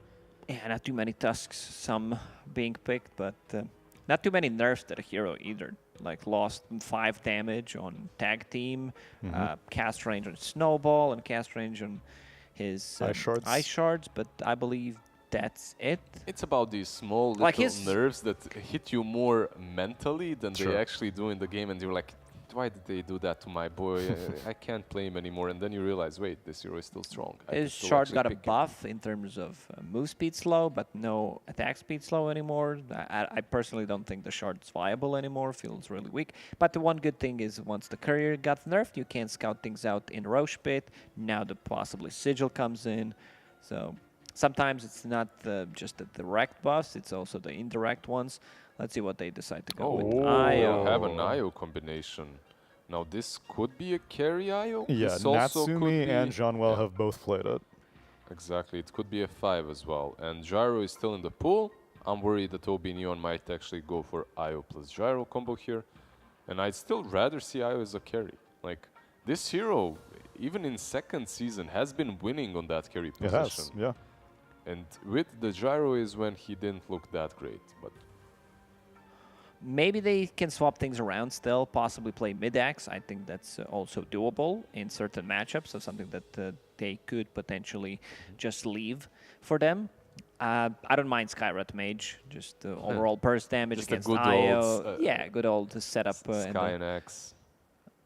Yeah. It's the first thing that I think thought of when I saw Axe and thought about the combinations, but it's just so simple. I mean, it doesn't have to be complicated to be Simple good. and effective. Yeah, simple and effective. Maybe they go with a bit more complication. You have the fatal bonds versus the IO as well. It's all right. You have one support that actually does stuff, the other that doesn't, and they go with the Gyro. So support IO. Because they know it's double melee lane. Go with the Gyrocopter. Like, Gyro should have a good time against the Axe and Nyx Assassin. What do they need? They need, like, they have jumpers. They have Nyx Assassin, Axe, also Gyrocopter into Nyx with Flak Cannon. He can easily stun him. Great against the Sanking Sandstorm as well. So Nyx Assassin should have relatively a good time. They can get Spectre. I don't mind Spectre here paired up with Warlock.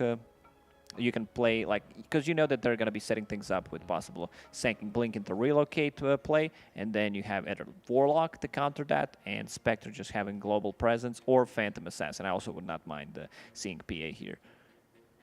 You think PA is enabled enough just with like fatal bonds and stuff? They go with the Lifestealer instead. Interesting. Like versus the Sand King, if the Sand King is actually on the offlane, the lane can go well for Mirana Sand King. I think you should cover the Lifestealer pick with the Slardar ban, just in case they put Sand King on a mid. Which they most likely will, as they always do, right? Almost That's always. Neon's go-to. Yopaj Sand King. Lifestealer, like historically versus Gyro, he was good because you get this hero that gets on top of him. He has magic immunity, they ban out the Slardar. Are you talking about Lifestealer being good against Gyro or IO Gyro? I'm talking about Gyro. Okay. So that's where I was going to. IO Gyro, however, is a little bit different because he has more mobility. It's easier for him to farm across the map.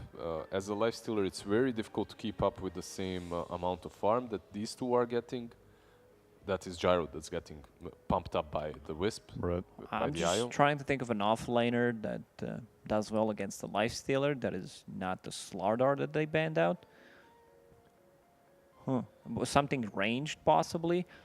They banned out Legion, they banned out the Slardar. There is the Nature's Prophet possibility that OB.Neon picks quite often Yep. to CTM, that they did before at least. There's the Dead Prophet possibility as well that's not been banned out that they played in the last game. If you want to go a little bit crazier, what else is there? CTM did play offlane Enchantress one game also. What about some Razor? Like, Oh, it's yeah. not banned out, right? We've been Yeah, talking about it. it's good. They can put it on a mid lane. They can lane it against the Lifestealer. I don't think Razor cares too much about Warlock and Lifestealer. Like, he wants to build into early boots, maybe even a Windlace, and Lifestealer just wants to hit people. So if they like get that, Oh, they snatched they it. take it. That's Yeah. very nice. That's the deny pick, actually. And it's also really good versus Gyro, too. You just link him up in the fights and you follow him around. So, Razor, we called it, but for the wrong team as T1, smart enough to snatch it Five-headed first. pick. Five-headed, yeah. Okay. Still need to find a CTM hero now. I think your Nature's Prophet idea is pretty good. I think that because throughout this entire series, throughout their entire league, CTM has been basically carrying from the offlane, and he needs a hero that can scale.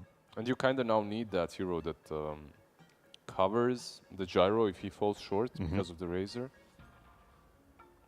They could also put Sand King on the offlane and get something like a Quap mid or some of these ranged heroes that can deal with the Razor.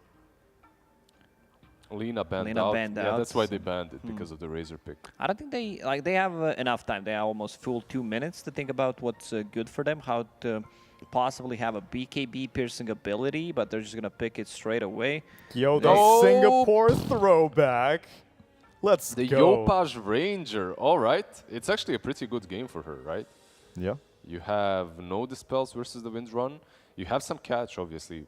Nyx, Axe, Golem can be scary. If you don't manage to finish her off in that, though, looks quite solid for the Wind Ranger. I'm still going to probably go with T1. Let me think a bit. This is tough. Let's see. Maybe B-Cup and Black, their intel might be able to sway you one way or the other. Black, I need to know. Game 3 decider. Which way are you? Yeah, you got to go first leaning? here. Oh, I got to go first. Yeah, here. you got to go. Okay. You got to go first. I'm going last again. Yep. I think I like the draft of T1 a lot more this game. Like the Wind Ranger last pick. Sure, I had some good memories at the major, but that's all that is. Memories. And they're going to be put to rest here. Ooh. Ooh. Okay. You're going T1. Lizard, you got some time to think. Oh, no. Give me some more. Okay, All right, I'll go. costs. Seeing Razor, every single time the hero just completely pops off, doesn't strike me as a bad Razor game, and they have no abilities like that go through Magic Immunity, Wind Ranger, so this is something that Lifestealer needs to be afraid of, but you have also Razor to link the Wind Ranger, possibly even Gyrocopter. I'm going to go with T1. I am going to go Neon. I have too many fond memories, even though Black says memories are just memories. They hold a deep emotional spot in my heart. I'm the going emotional Neon. scar. I'm an emotional man. I I'll will go get with scarred Neon after as well. this game, Yeah. maybe. You're going with me? I'll go with you. I'm going to Neon as well. Get that T1 off his face. I want him on my side. Now B-Cup, yet again, the decider. Yeah, I'm down to 100 points now in Twitch. I went all in again because I have a problem. Hi, my name's Ben, and I bet all my points on every game. And, well, it's looking like I want to go Neon. But, you know, there's the weight of Windrunner in an elimination game. We've heard it a million times. Slacks, I can only hear him in my head saying, "This is Windrunner, you're eliminated already." But I also want to beat Black. So I'm going Neon. All right, 3 Neons, It's 2 really T1s. analytical. Game 3 underway, last one of the regular season. Enjoy casting it, Black and B-Cup. I will. Final game of the regular season. I had to go Neon. You told me I think every game we've been standing in here, you're like, just go with me. You could be. You could be so great. Yeah. Well, I was great on that first one. Yeah, and I then you believed. chose to not trust me when I go serious mode. Yeah. I don't go serious mode a lot, but in game 2 I did. Game 3 not so much, but Do you believe in the elimination Windrunner at all? At all? Like any percentage? no, I actually think Windrunner is a great hero and wins, at least in my experience when I played, a lot, because there's a lot of strong power spikes you have. With that first Maelstrom, then your Maelstrom BKB, and Maelstrom BKB MKB, maybe even Aghanim Scepter. It's a good hero.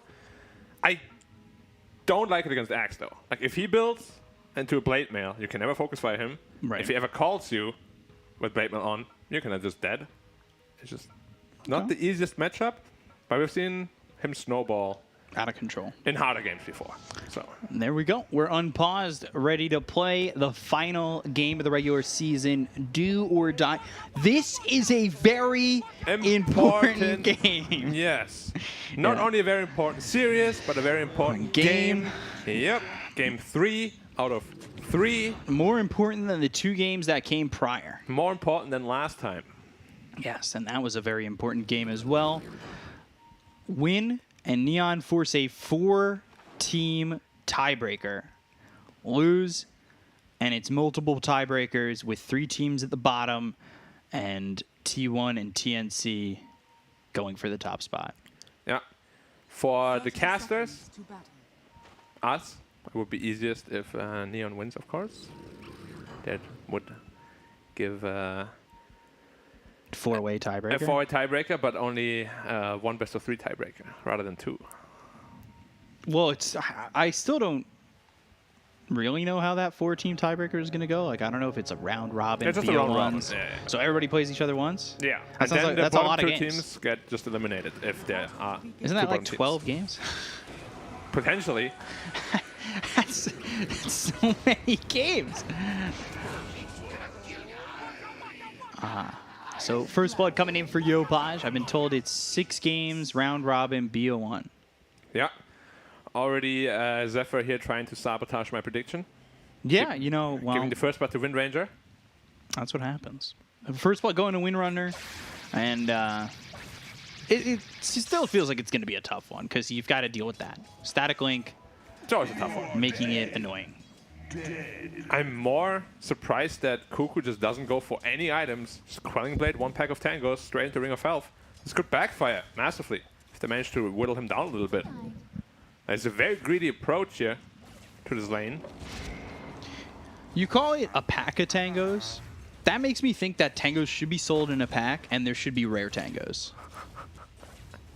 That give, a better heal. Or like a health percentage region or something. Yeah. If you're lucky. Oh my gosh. What's the percent of getting 1 It gold? depends, because there could be uncommon tangos and rare tangos.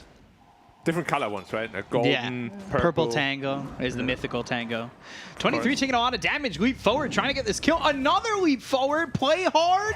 He played himself. Hard. Hard. Yeah. Yeah. Yeah. Interesting. I had the Shadow Word on him. The best heal pretty much in Dota at level 1 in terms of how much it heals over time, and it kept him alive the entire time. Yeah, it certainly did. And then he gets a kill for it. Like we said, play hard, played himself hard. Yep. Loving that. So we're seeing not only the Windrunner, but we're seeing Gyro Ion. Yeah, Like, that's a combo. It's pretty rare these days. it is. It's a lot of mobility for this team. Blinking, Burrow Strike, that can be, started at the same time as a relocate into the fights, per se. Yeah. We've got Windrunner who can catch up to the fight as well. Yelena Shackle, that could be an issue. Like, there's a lot here, I would say, for Neon to make it happen, but then there's also, like, the Blink call for T1 as the game gets later, the Chaotic Offering to stop an initiation that comes out from Neon. Static Link could be a problem if they've got the proper lockdown, which they do kind of lack. It's... this game is going to be very tough to call. Like, it will all come down to initiations. Like, IO Gyro can absolutely dominate a Warlock lineup because you just overrun them. Because the Rocket has such long cooldown. But on the other hand, Fatal Bonds and Rock can ruin an IO lineup just as hard. So it will really just come down to outplays, who plays better, who's in a better position, at what time. It's a very even draft, in my opinion. Yeah. And I think for the first time even, I thought I had pretty big favorites in game 1 and 2. Oh, Shadow Word. Is it going to take him out? No, he's got the No. stick. Only level 1. Never in doubt. Yopaj, though. He's in an interesting spot under his own tower, having to deal with Carl. The lockdown 59 for... damage stolen. Yeah, which... Man, Yopaj, you're hitting for... 2 8. damage. Like, oh, wow. Imagine lasting with 8 damage and actually getting the creeps. And the thing is, like, the lockdown here for Neon isn't amazing either. Homing Missile, yeah. Burrow Strike if they land it. Arrow follow-up. That combo is pretty deadly. Yeah. It's not super reliable. Shackle Shot also. Things that aren't exactly reliable. Yeah. Whereas T1, they have a lot of stuns, but also not reliable. Yeah. That's why I'm saying, like, it's all going to come down to execution. The thing about homing missile, at least for this game, it feels like maybe Dire don't have the answers to like take out a homing missile as it flies. I'm just afraid because Gyrocopter into Razor does not feel good. Like, once he's on top of you with the Static Link, you just feel terrible about fighting. But that's the thing, right? So you either get the gyros damage or you get Windrunners, and we've seen Yopaj output quite a bit of damage with this Windrunner, and well, if you've taken the Gyro's CTM in damage, you're trouble? not gonna get He's fine. Windranger's damage. Yeah, he survives up towards top. The thing is, the Windranger isn't as reliant on damage as Gyro is, because she's probably going to build into the Maelstrom or MKB, which is a lot of magic damage from the procs. Whereas Gyro, the Flak Cannon, will just be rendered useless. And now the top lane, we've seen it. The Lifesteal just stood inside the Sandstorm, tanked an entire creep wave, and just auto-attacked him through it all. This lane is now pretty much impossible for the Sand King, which is why we see the Mirana run around now. Not much you can do on the top lane. Yeah, and Sand King's going to have to sack his lane. Not that I think an arrow secures a kill down here bottom anyway. It's difficult, and they don't have a setup, as we said. Like, a rocket, sure, but that's more a misplay of the enemy to be in range then, rather than something you did. CTM just trying to farm what he can with the Caustic. Does a little bit of damage there to Whitemon. I still am not used to calling Windranger. I'm still stuck on Windrunner. Yeah, I mean, a lot of people are. I also like to say Necrolite instead of Necrophos. It's a better name anyway. Agreed. Skeleton King, better than Wraith King. Don't add me. Zephyr trying to build some stacks here, and still accomplishes that while dealing with play hard. Wow, Jopash had to TP out straight away. And he's Got the going into tether. MKB first, Adam. Zephyr? Zephyr. Does he get run down here? Play hard. Stake. Not a lot of mana to work with Nice anymore, and there's the impale. Impale coming in. He'll stop the salve of Zephyr and TP out. Yeah, I really don't like the support duo at all from Neon, gotta admit. Like, I like supports that can just kill together. Nyx, Warlock, once his Warlock is 6, they do have some kill threats. Sure, it's not like your usual kill combo, but at least there's potential. All right. What is this IO Mirana gonna kill? Nothing. Nothing at all. And as I said, I'm really worried for the Sand King. He's completely shut out of lane. He doesn't even have a Quelling Blade, so he can't really retreat to the jungle too well. And he's going Soul Ring. Like, you really want that Blink Dagger, that initiation. Like we said, it's going to come down to initiation. And I'm a little bit afraid for the Windranger as well. Because he, at least, queued right now. The MKB. Nothing happening, yeah. Because he doesn't have the Maelstrom queued, which means potentially he won't scale very well. Carl's diving. He's actually going ham? Okay. He had an extra 92 damage as he's maxed out that static link. I'm surprised he went for that without his Eye of the Storm. If he had that, there was a kill or two secured maybe. Cuckoo. Focused fire. No Javelin though, there's no And damage. There's no damage coming out, even level 5. Cuckoo, though, eventually run down by the Rocket Barrage coming through, but it does take a lot just to get this kill. Actually surprised he managed to kill him, not gonna lie. Yeah, the TP's coming in. I thought it might stop that. Especially if Whitemon gets a Shadow Word out. So what's Whitemon up to? Level 4. Okay, not bad. And Call Jared is down. farming a stack. Okay. Gyro against Lifesteal is also not the easiest matchup. Obviously, defense depends on the levels of farm that you have, but it's not easy at all. The Windranger of Yopaj picked up that double damage. He's got Focus Fire in 15. Might want to make another rotation. Potentially.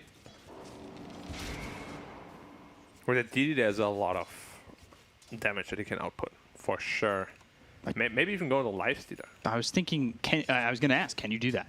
Even if you go up there, If you get a stun and do Shackle, he's dead, I think. Rage is only level 1. It's 3 seconds. Yeah. Not that long. You could chase him back in that duration. He didn't skill Infest yet, which I don't know if he knows that or not. Probably not.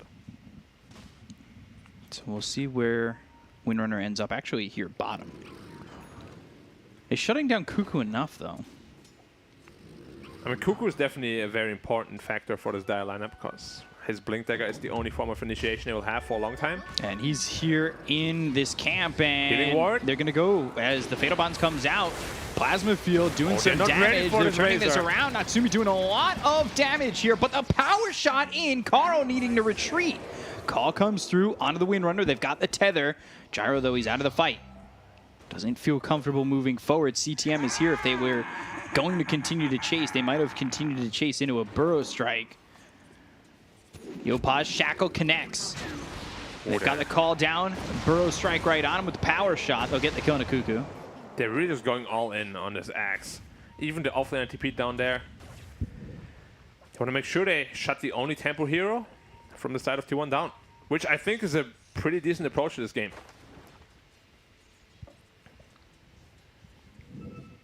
They will have to wait for the Razors, Yule Scepter. They've got the Javelin now. Or, well, flying out. Yeah. So his game is recovered quite a bit. And Carl's Razor, not the same impact that we see from a lot of like the China Razors especially.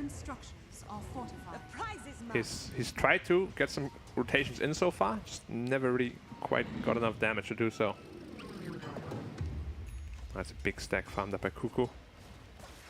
And that's recovery for him. Yeah. But usually we see Axes at the very top of the net worth. Similar to what we were seeing on the Centaurs in the first two games. Yeah. Natsumi going first item Ags, already has the Blade of Alacrity, has enough for the point booster, so 2,000 gold away. He's farming pretty well. He is. Despite the fact that his lane was pretty difficult. It's just a problem, like, is he farming well enough? Because he's playing into two pretty tough matchups.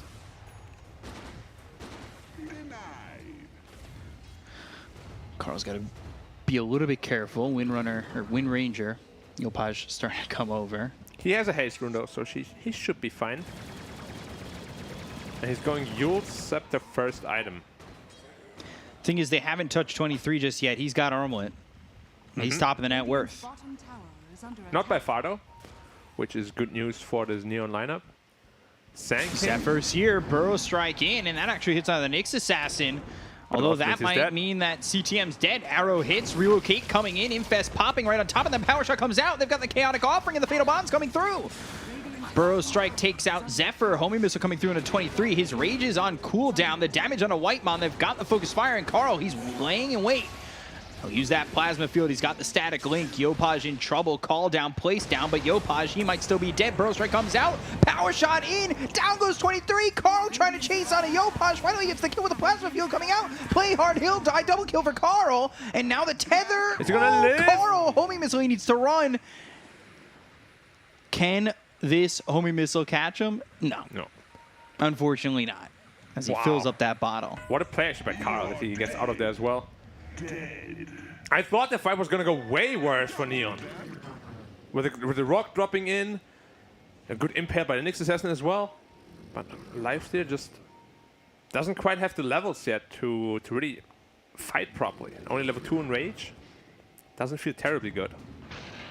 Yeah, he came out of that Rage, had it on cooldown, and he was very vulnerable. But now, that's a quick move from Vanguard to Blink Dagger for Cuckoo. That was a big recovery. Oh, he already has it. Yeah. Okay, yeah, suddenly sitting in the top 4 network. Suddenly they have an Initiator.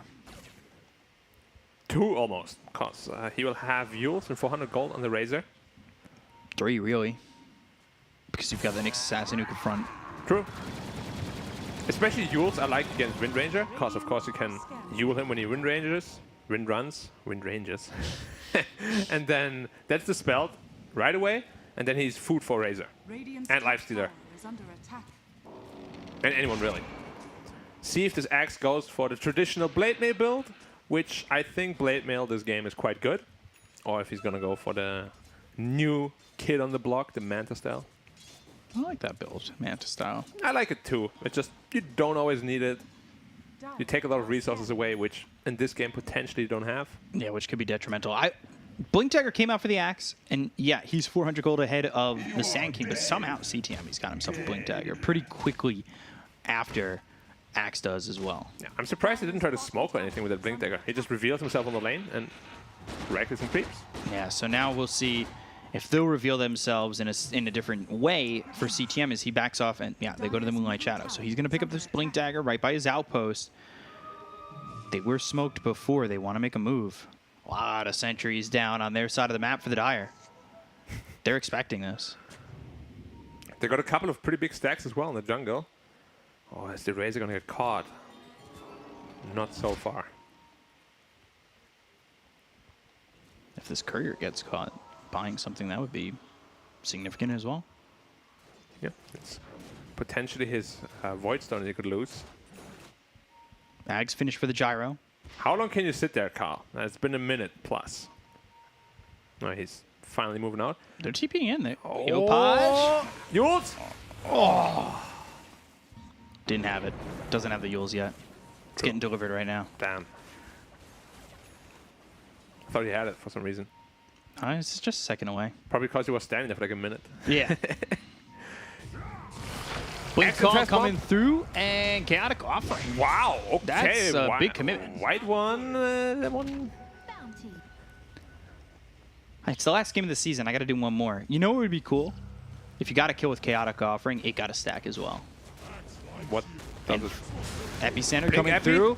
They're looking for the relocate. They've got the shackle. The power shot comes in on the tanky 3. though. Now they've got the call on a 3. Wow, there's a big combo. Oh, this is not what you want, Neon. Right into the call. They relocated. They were ready for that on T1, even with the Burrow Strike Epicenter. Is under attack. They're like, get out of here. What do you guys want? They relocated right on top of the axe, though. They knew that. Yeah, that's a bit of a misplay. A bit. They're going onto the lifestealer once more. He's pretty tanky. He's under ward. Reflexes, 23. Where are your reflexes, baby? Blink, Burrow Strike, Spike Carapace, and now they've got the power shot. They've got the arrow on a Zephyr. He's like, what is that? Can I catch that? He gave the get down, Mr. President. Yeah, but it was not necessary. Because he got the rage off. Tower is under attack. So here's the extension from that. Yeah, extended. You get chaotic offering stacks. Yeah. Every 4 stacks, you get another golem. Radiant structures. That's are it? fortified. I feel like that's pretty strong. So the stats don't go up or anything? The golem Top stats tower do is go under up for every attack. stack. Yeah, elaborate. I don't know, golem's just a big bullet. I mean, More armor. You can't just have an idea and then be like, This was on the spot, man. I haven't like fleshed it out yet. That's the point of, you know, it would be cool. It's an idea I just thought of that's really bad. That, you know, doesn't have every detail to it. okay. I mean, once you got a better idea of it, please let me know. I'll forward it to the authorities. See what we come up with. Maybe you get 50% of the cosmetic pack. Ooh, because you know people will be buying golems. Hell yeah. Golem, get you gone. Wait, he's going Skadi on lifestealer. Do I like that? No. Why? That's the question I should be asking. Why? I mean, it's decent against the gyro, but it's just decent. What about like a desolator, so you can kill people? Ooh. I feel like it's pretty defensive, like a very defensive approach. He's probably expecting Razor then to deal most of the damage, at least for a while. And Axe did go into the Blade Mail. Okay, I like that. Cuckoo is a master, of course, but he doesn't have it yet. You don't have it yet, Cuckoo. Smoke Infest, play hard. He's the one who's caught again. They'll pop the Infest and get the Culling Blade kill on a play hard. And about without the Blade Mail. Imagine that with Blade Mail. He will die anyway. Still dead. By the way, Dire picking up a fillet, but they don't know where it is. It's unknown. Really? Yeah, that's what it says. Still unknown? Yeah. Dire's bottom tower Where is it? under attack. Oh no. Radiant's top Oh, it's at the ancient camp. Panic, panic. It's at the ancient camp, boys. structures It's just down on the ground. The Psychic is coming. Oh, no, he didn't see it. is under attack. Who dropped that there and didn't pick it up? It's right there. Falling.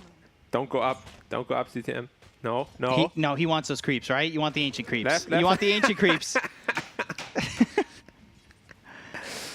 I wonder who's going to farm those first. Dude, Warlock's like, where's my Philly Stone? I Dude. saw it drop. This is a massive mistake if they don't get it. There's so much GPN they're losing. Epicenter.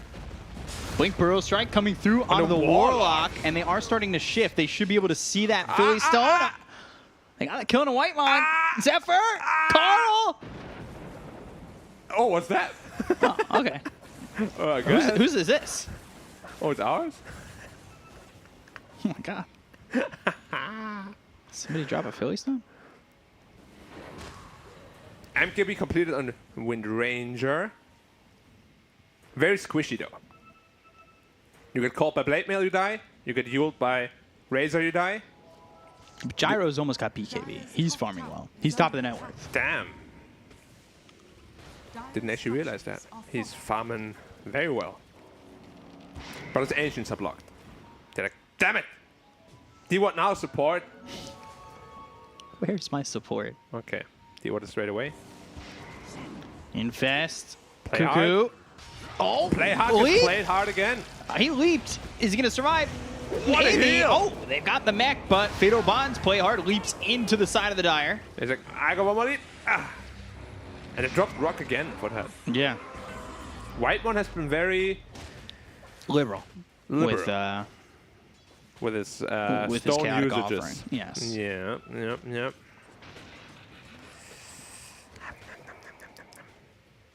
Is that the sound of the golem? No, it's the sound of White one when he golems Mirana every time. Okay. Why does he do it though? Kill's a kill. Yeah, but you got better rock opportunities down the line. Gyrocopter, 50 away from Becca back. You want to try that again? Becca back. That's what I thought you said. What did you? What? Don't bait me into this. I see what you're doing. Smoke used here by OB.Neon. Got a 5-man smoke. Yeah. And here's the problem where they don't have enough damage with the Lifestealer bomb because he's itemizing into his Skadi. If you went for Deso, would be very different. Like, did Mirana almost survived? It's the Mirana. Catching Axe, maybe. Nah, Cuckoo's on. Smoke. Oh, broken by Whitemon. And now they're going to go. Blink Burrow Strike coming through. Shackle doesn't connect to anything. They've got the homing missile coming through, and they'll get the kill on the Cuckoo. They've also Yules, Carl.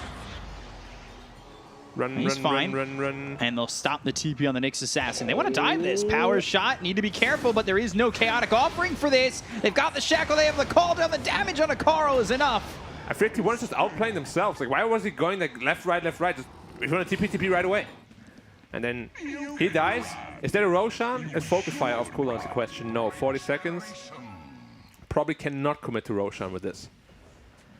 TP bottom because they're looking for the epicenter. It's right on a Whitemon Burrow Strike. On Whitemon again. Yeah, they just want to go on to this Warlock, and they'll get the kill with the power shot. Yopaj, he's now sitting 6-1-3, involved of 9 of the 10 kills. Yep, Neon turning on the heat, and it's too hot for T1 to handle right now. They're just getting outmaneuvered too fast. It's already like 25 degrees. Was pretty cold actually in the morning. It was a little cold. Like 12 or something. I don't know what that is, dude. That is. I just said 25 because it was a number I have seen before on the thermometer here. 25 is pretty damn hot. It's pretty warm. It's like summer temperatures. It is summertime here right now. Yeah, it feels really warm. In the morning it was raining, rainy days.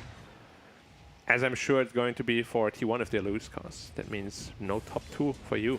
But still a chance. Still a chance. If they lose. But rainy days nonetheless. Same for Neon though. Because if they lose, even rainier. They could get relegated even. Top 6 major, then relegation. Another smoke. That's like the 3rd or 4th smoke. Are they going to catch the Mirana again is a real question. I feel like most smokes both teams made in both games, or all 3 games, have been really obvious so far. No one's pushing lanes and stuff. CTM in a good spot to break smokes. Power shot, and they'll, I think, spot the Axe. I think Axe knows exactly where the Sand King is anyway. Yeah, they know where he is.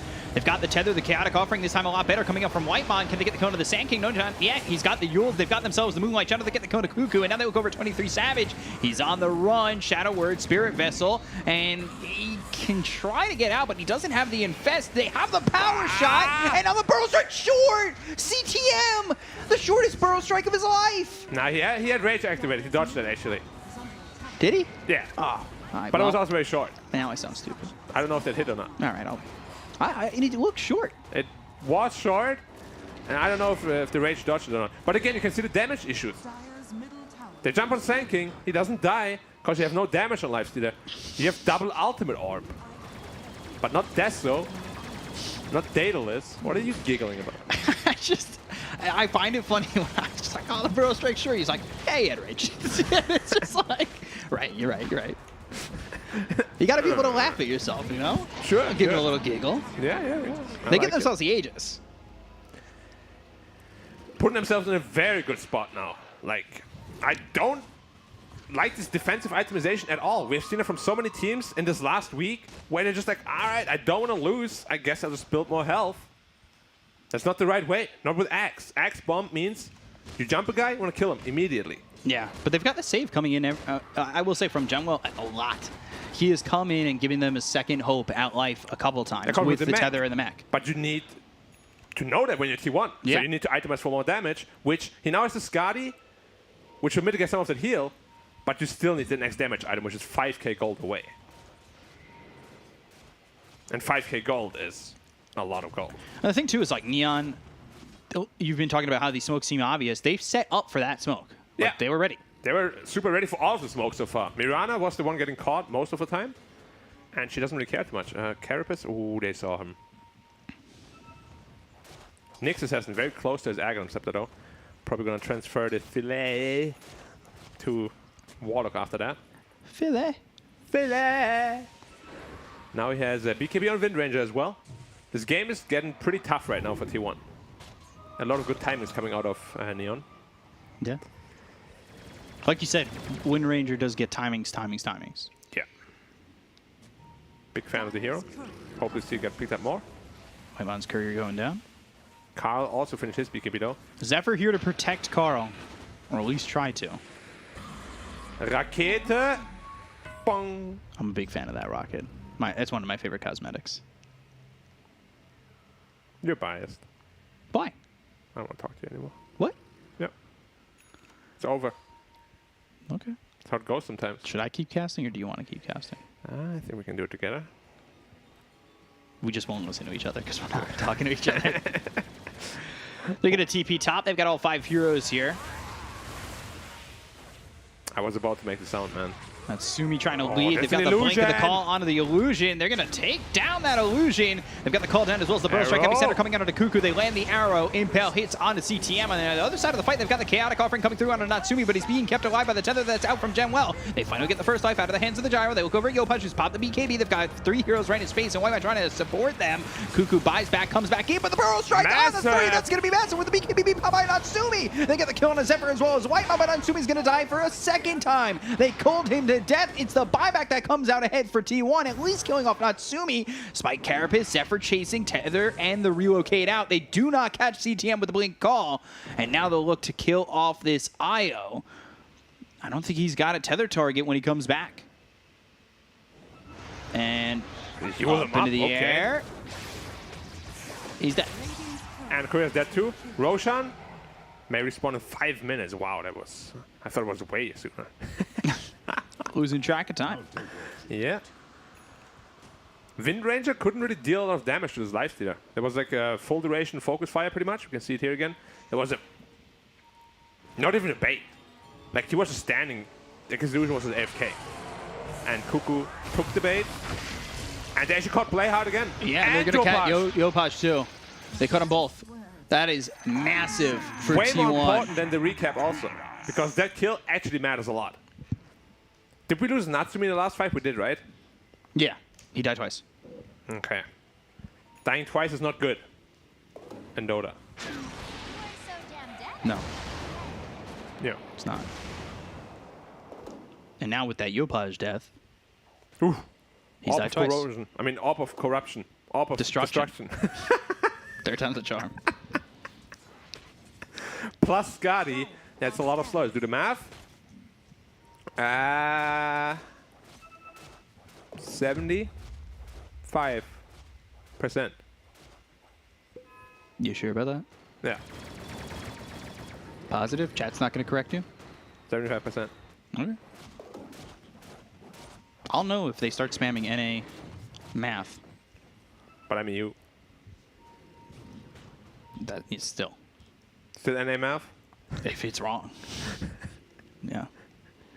Something, NA math, Kekona. Why doesn't he buy all the balls? Like the corrosion with that? Then you would have triple slow, which is like literally 80+%. You could be the Costco invoker. Yeah, just juggle them all up. It would be so funny. And become like the little jester of the court. They're going Daedalus here on Gyro after the Satanic. He's got that Chrysalis already, and he has finished off the Satanic. So this is going to give him an opportunity to survive. Axe picked up by Zephyr. So he's going to be a little bit more dangerous in these fights. Also, some ceremonial rope picked up by him. So 10% status resistance reduction, meaning longer stuns. Ooh. And if you get stunned longer, you can't move for longer. That's usually what happens. Yeah. I don't usually get stunned though. Cuckoo almost has his Manta style completed, but nowhere near the shard. Razor. Carl. He's BKB. fast. Fast fingers. Blink Burrow Strike. He's not going to get the fast BKB off, and now they're going to bring in the Lifesteal, but the arrow hits. It's a Power Rangers TP in. They've got the BKB as well as the Eels. The Epicenter is going to be used by CBTM. And Pop the Infest. He's healed to full. BKB, Static Link in some trouble. Right Cook's coming in. The Chaotic Offering is going to land on a Yopush and pops the BKB, and he's disarmed. They've got the damage to get the kill on a CTM. They'll take out the Sinking, but they end up losing Axe, who bought back in the previous fight. They've got themselves the Vision on the Zephyr, who's burrowed. Natsumi, he's popped the Satanic. He's trying to survive, fighting 23 man-to-man, but it's still neither hero dying. Natsumi with the flat cannon power shot coming in. White Mane low, and he hits the arrow. He lands the arrow, and he has just become a magnet. 3 heroes dead on the side of T1, and Neon will take the tier 1 bot, and we'll see what else he gets. Lifesteal had built into the halberd, and that has been a problem for Yopash. Yeah, that's pretty much the worst case scenario for T1 though. Razor is the guy that never wants to be gone on first. You want to run in, you want to suck the damage of an important target, namely the Gyrocopter. But because he was so low health, he had to suck the Sanking instead, and he doesn't care. I mean, just look at the important targets. They're all full health, and they just have to retreat, losing all their heroes on this side of T1. But at least I guess the big two still live. So you didn't lose everything. Could have been a lot worse. Lose Axe for a long time. It's a rough fight, but yeah, you're right. They didn't lose Lifestealer, they didn't lose the Razor. And at least Roche wasn't up. Yeah, and still is. Still could be a while. Yeah, and they are going into Shiva's God as well. So the Satanic potentially could be rendered pretty ineffective. How much health reduction is Shiva's? Or heal reduction rather? 25. So with the Skadi, there's 65% less that you life leech, which is a big deal. But he now has the Daedalus. So he also hurts a lot.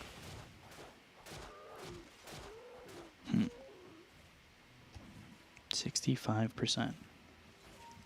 It's a lot of percent. Arrow. All right, hit Zephyr, call down. They're going to go for this.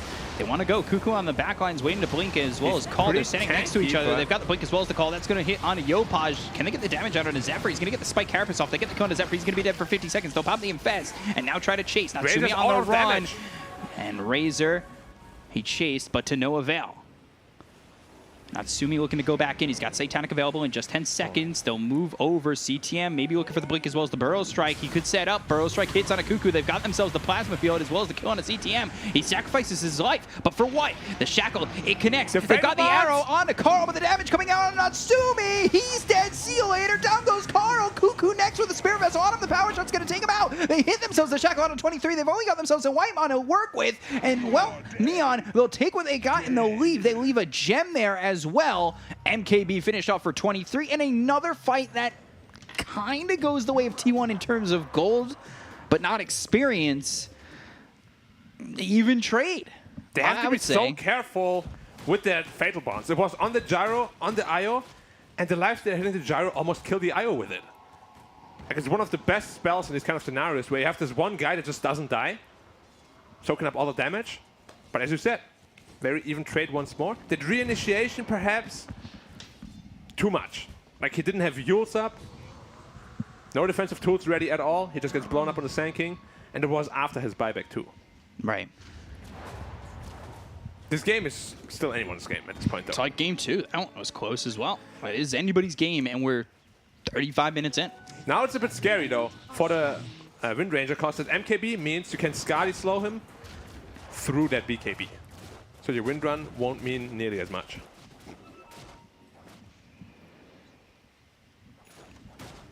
Finally picked up the Manta. finally. He's been building that Manta for a long time, but still no shard. No, like, Manta yeah. without shard means nothing. I mean, maybe they're expecting to get it next Roche. Yeah. Although next Roche, I wouldn't mind it given to the lifesteal, to be honest. Like, these open wounds deal a lot of damage. And a lot of life leech as well. And that also comes down to the fact, can they get it? Can they get Roche? Cuckoo's not surviving in these fights. Yeah, it's going to be up in 30. And yeah, Cuckoo definitely stopped scaling. He had a Blade Mail very early into the game, like minute, what, 17 or so? Took him 18 minutes to build to that Manta style. He's taken an BKB shard. Involuntary trip to Rough City. Ooh. Hopefully not the final city of the season. Hopefully not. Because I remember last season, when it ended in the tiebreakers, he had a super rough game also, or a rough series rather. They're going to relocate bottom. Just push out the lane. Yeah. Push out the lane. They'll be back in 5. But you could see T1, they're setting up to fight. So both teams confirmed that Roshan is up. Should be the next point of a war for both of these teams. Man, they're dealing a lot of damage now though on the side of Neon. Daedalus halfway through the MKB for the gyrocopter. So far, Lifesteal didn't really feel threatened, but when all these damage items come online, or DD Lifestealer, of course, right in That's front going to of the pit. feel great. Zephyr, he's also in a great spot, burrowed up. How does that happen every time in front of the pit? He has to be careful on Lifestealer though. Like, fighting Roche is not easy for a Lifestealer. He's just poking and prodding for the moment. It's just him. They're not committing. They're like if you want to go, you gotta go now. I almost want to say they're trying to bait Neon in to a fight that they think they have the positioning on. Ooh, is that? Call down coming out. That's going to be right on his Zephyr. They're still hitting. He's rocketed Roshan actually. They pop the Lincolns. They've got the Yules, and now CTM is actually going to force step himself out of the pit. There was just to purchase the DD. Yopash coming in. Oh, he got the shackle. The arrow. Carl, he's going to be saved. Blink Call as well as a chaotic offering coming in from White Mom. They'll get the kill on the play hard. They'll take him out. And the Aegis is going to be on the deck, and it's picked up by Natsumi. They get the kill on Yopash. They'll take on this Windrunner. He doesn't have buyback. He's dead for 83 seconds. Carl without the BKB, but he's got the static link. They have the two-man impale. Triple kill from Cuckoo. The Nyx assassin. He's been burrowed here the whole time. You came to his house. You came to his house without asking. They've got the tether. Natsumi trying to get the damage. Burrow strike coming up from CTM. That's out into Cuckoo. They've got the Spear Vessel. They get the kill onto the Axe, looking over at this Lifesteal. With second life, it might be enough, and they'll take themselves away with the relocate, losing CTM. They get the Aegis. They get themselves Roche. What else do they get here? They got everything. Aegis, Cheese, So they got the Shard. and Shard. Shard on a gyrocopter, but they had to use Aegis and Cheese already. Like, they lost the Wind Ranger very early into that fight. And He tried to make a move on Carl, and it was great counter. Yeah, it was super clutch and fast to keep him healthy. And Zephyr's here the entire time. Yeah, the entire time he doesn't move. Arrow comes in, Carl looks dead on his screen already. Chaotic offering, Infest keeps Carl alive. His And a stuns blink are call is insane. perfect. Yeah, look at these stuns from the Nyx. They just can't move. Upheaval, right next to borrowed Nyx. You're not moving. I'm actually surprised that they didn't manage to kill the IO after he bought back. Because if they kill the IO there, the gyro dies, And the game's... possibly over. Yeah. And there was a couple seconds here for the relocate out. Look at how long Well is surviving. He eats the cheese, just gets it, and then gets the relocate out. He was there for the full duration of the relocate. I don't think he should have been able to get away with that, but he did. Yeah, it was a good Yule Scepter from who actually? I think it was the Sand King's Yule Scepter onto the Lifestealer. Yeah, and then he died. Yeah, saved IO. Because with that, he also saved the gyrocopter, of course. But this Lifestealer has been staying full health at every fight all the time. Like, now he has a Satanic on top of that. I don't know how they're going to rip through this Lifestealer or kill him at all. I truthfully don't know. The game is sitting at furthest Carl again. 4K away. Carl, he's going to be in trouble. He gets hit by the shackle with the BKBs being popped. They'll go after Carl. They'll get the kill onto the Razor. He's dead for 100. So now, do you feel confident to try and force some sort of buyback play? But Zephyr, he's here. They have a dust. They won't spot him. The relocate was running out. Carl has to be really, really careful. Like, the last 3 team fights, he has always been gone on first. As I said He's before, the focus. yeah, like, they need to be able to secure him, and he needs to be in a better position as well. What talent did he take? 1 Eye of the Storm target. So with the axe, it can actually hit 3? I didn't even know there was a talent. It's all three together. Okay, so it's like a legit thunderstorm. Yeah, exactly. Trying to get the stun out. It's so scary to Onto go into this this next gyro. assassin. He's just, his positioning's good. Although I Arrow? say that, they know where the impale came from. They'll place down the sentry to try and catch him if they can. But he's got the shadow word, and I mean, that is, if you want to go, is going to be tough. He has a Minotaur horn as well on this next assassin. He's very survivable. And they have a rock to back him up as well. Just Ags, and he feels like he's saving the world. I mean, he's not wrong with that 50% damage reduction. It's insane. But in late game, like, I feel once this Wind Ranger gets her Daedalus, oh, they're setting up on the Wind Ranger, potentially. Arrow comes in, that hits on a White Mon. They're going to go for this. They've got the lead forward. They'll get the kill. He's dead for 65. That means no chaotic offering. Also 23. Fine. He'll get out. Rage TP. Yeah, and he has the Penta Edge Sword now, giving him more attack range. Radiant's middle tower is under attack. But this Razor just feels like a little paper plane. Yeah. He's not tanky at all. I feel like he needs an Aeon Disc go hard, something like that. He needs to survive. Yeah, he's going into the Agon Scepter, which... It's going to be strong, but if he doesn't survive, it's not worth the gold. Yeah, he's going it because he got the 25 talent, right? Which makes sense. It just... Is he kind of getting baited by his talent? Because I feel like Aeon Disc might be better. Hard might be better. You just want to survive. You want to draw out those fights.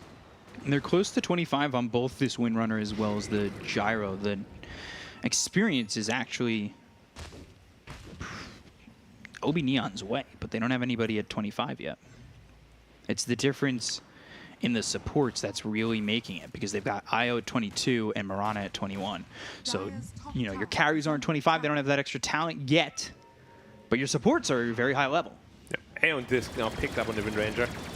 Yeah, Yopaj is, he's going in, he's doing a lot of damage. He's got to survive, though.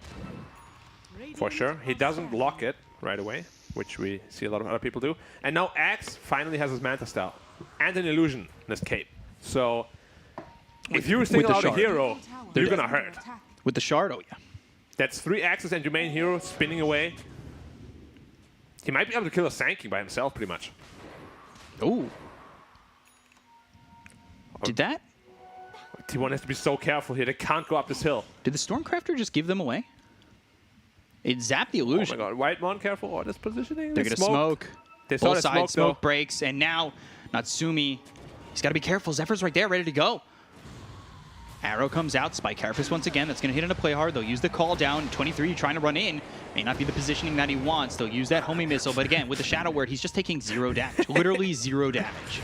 Blink call coming in for Cuckoo. They've got the taunt out onto the Gyro. Is it going to beat up? Chaotic Offering follows it up. They've got the damage coming in with the Impale. And they get it, but well, he's there with the save. They've got the upheaval, and now the Burrow Strike's going to come through as well as the Epicenter on the Zephyr, as well as 23. They have the damage with BKBB pop. Can he get the Satanic off? 23 trying to heal up as much as he can. Shadow Word's also doing work. They've got the Impale on the CTM. They'll get the kill to the Sand King. They'll take him out for 85. No buyback. Cuckoo with 1 sliver of health. Blink call on the 2. He's still not going to die. They've got the Shadow Word. They get the kill to White Man. They end up losing play hard, and with the tether, it's not going to be enough to stay alive. Janwell dead. Disarm onto the Gyro. Natsumi's gone. Yopaj trying to do what he can, but he can't help out. 4 heroes dead. No buyback for anybody on Neon.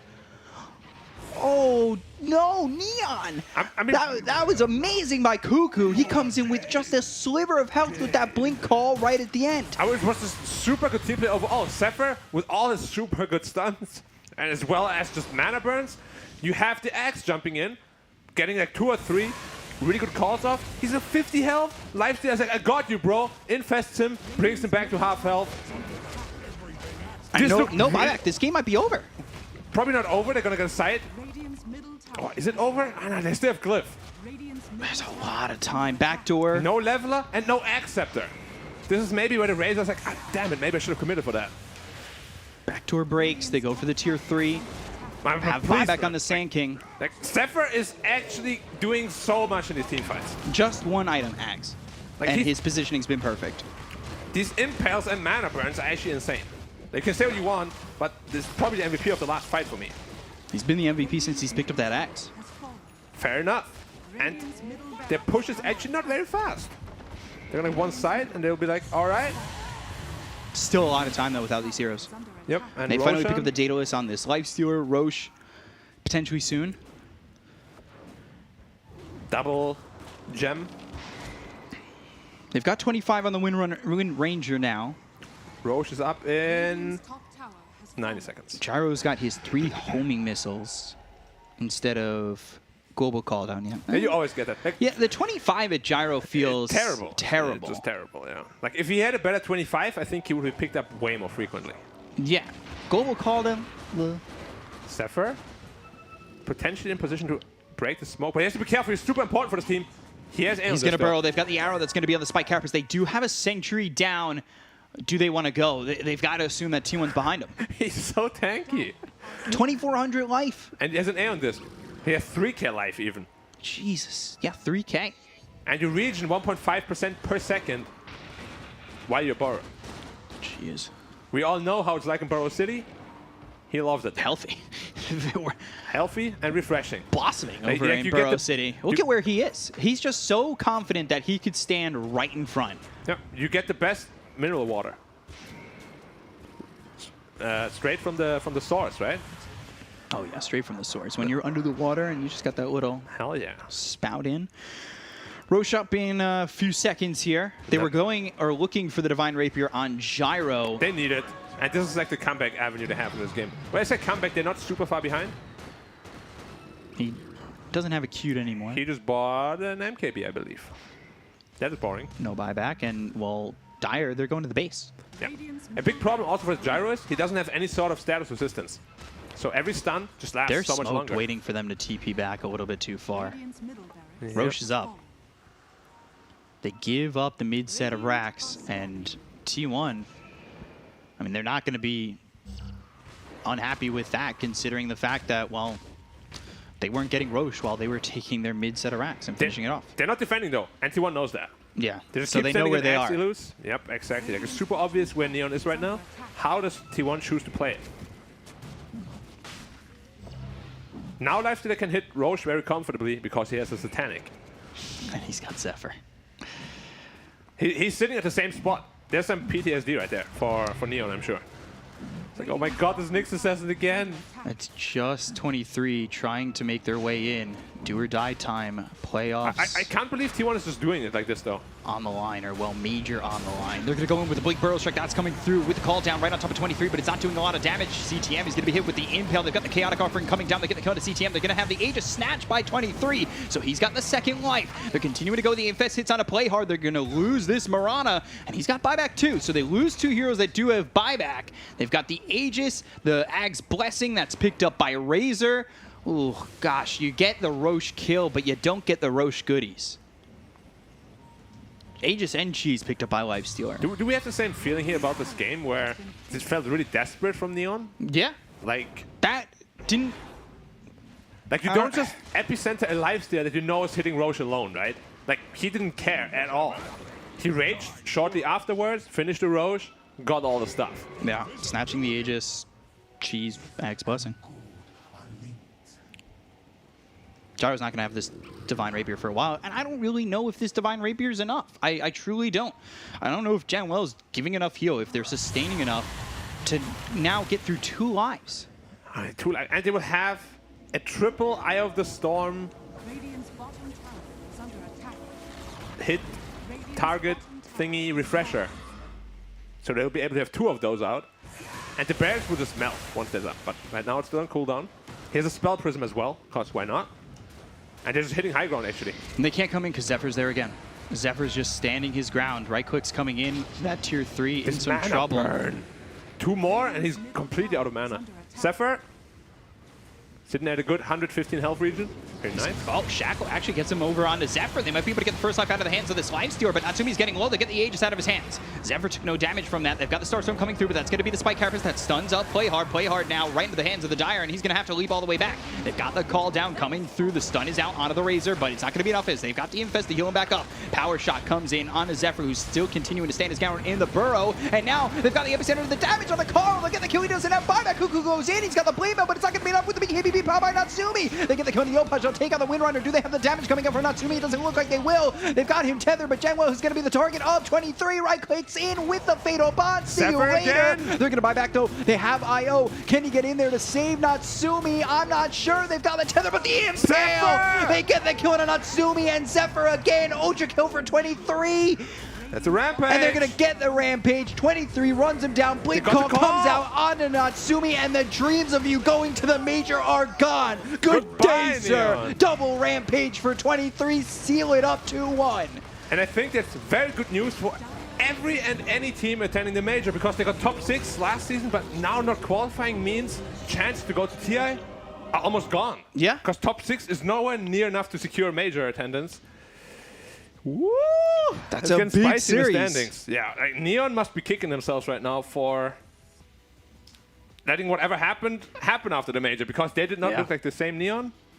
This game was very close, very entertaining, but T1, And now they're in doubt of relegation. They're in a 3-way tie for relegation with like, Boom and Smart Omega. I don't think they'll get relegated, but still, like, they had.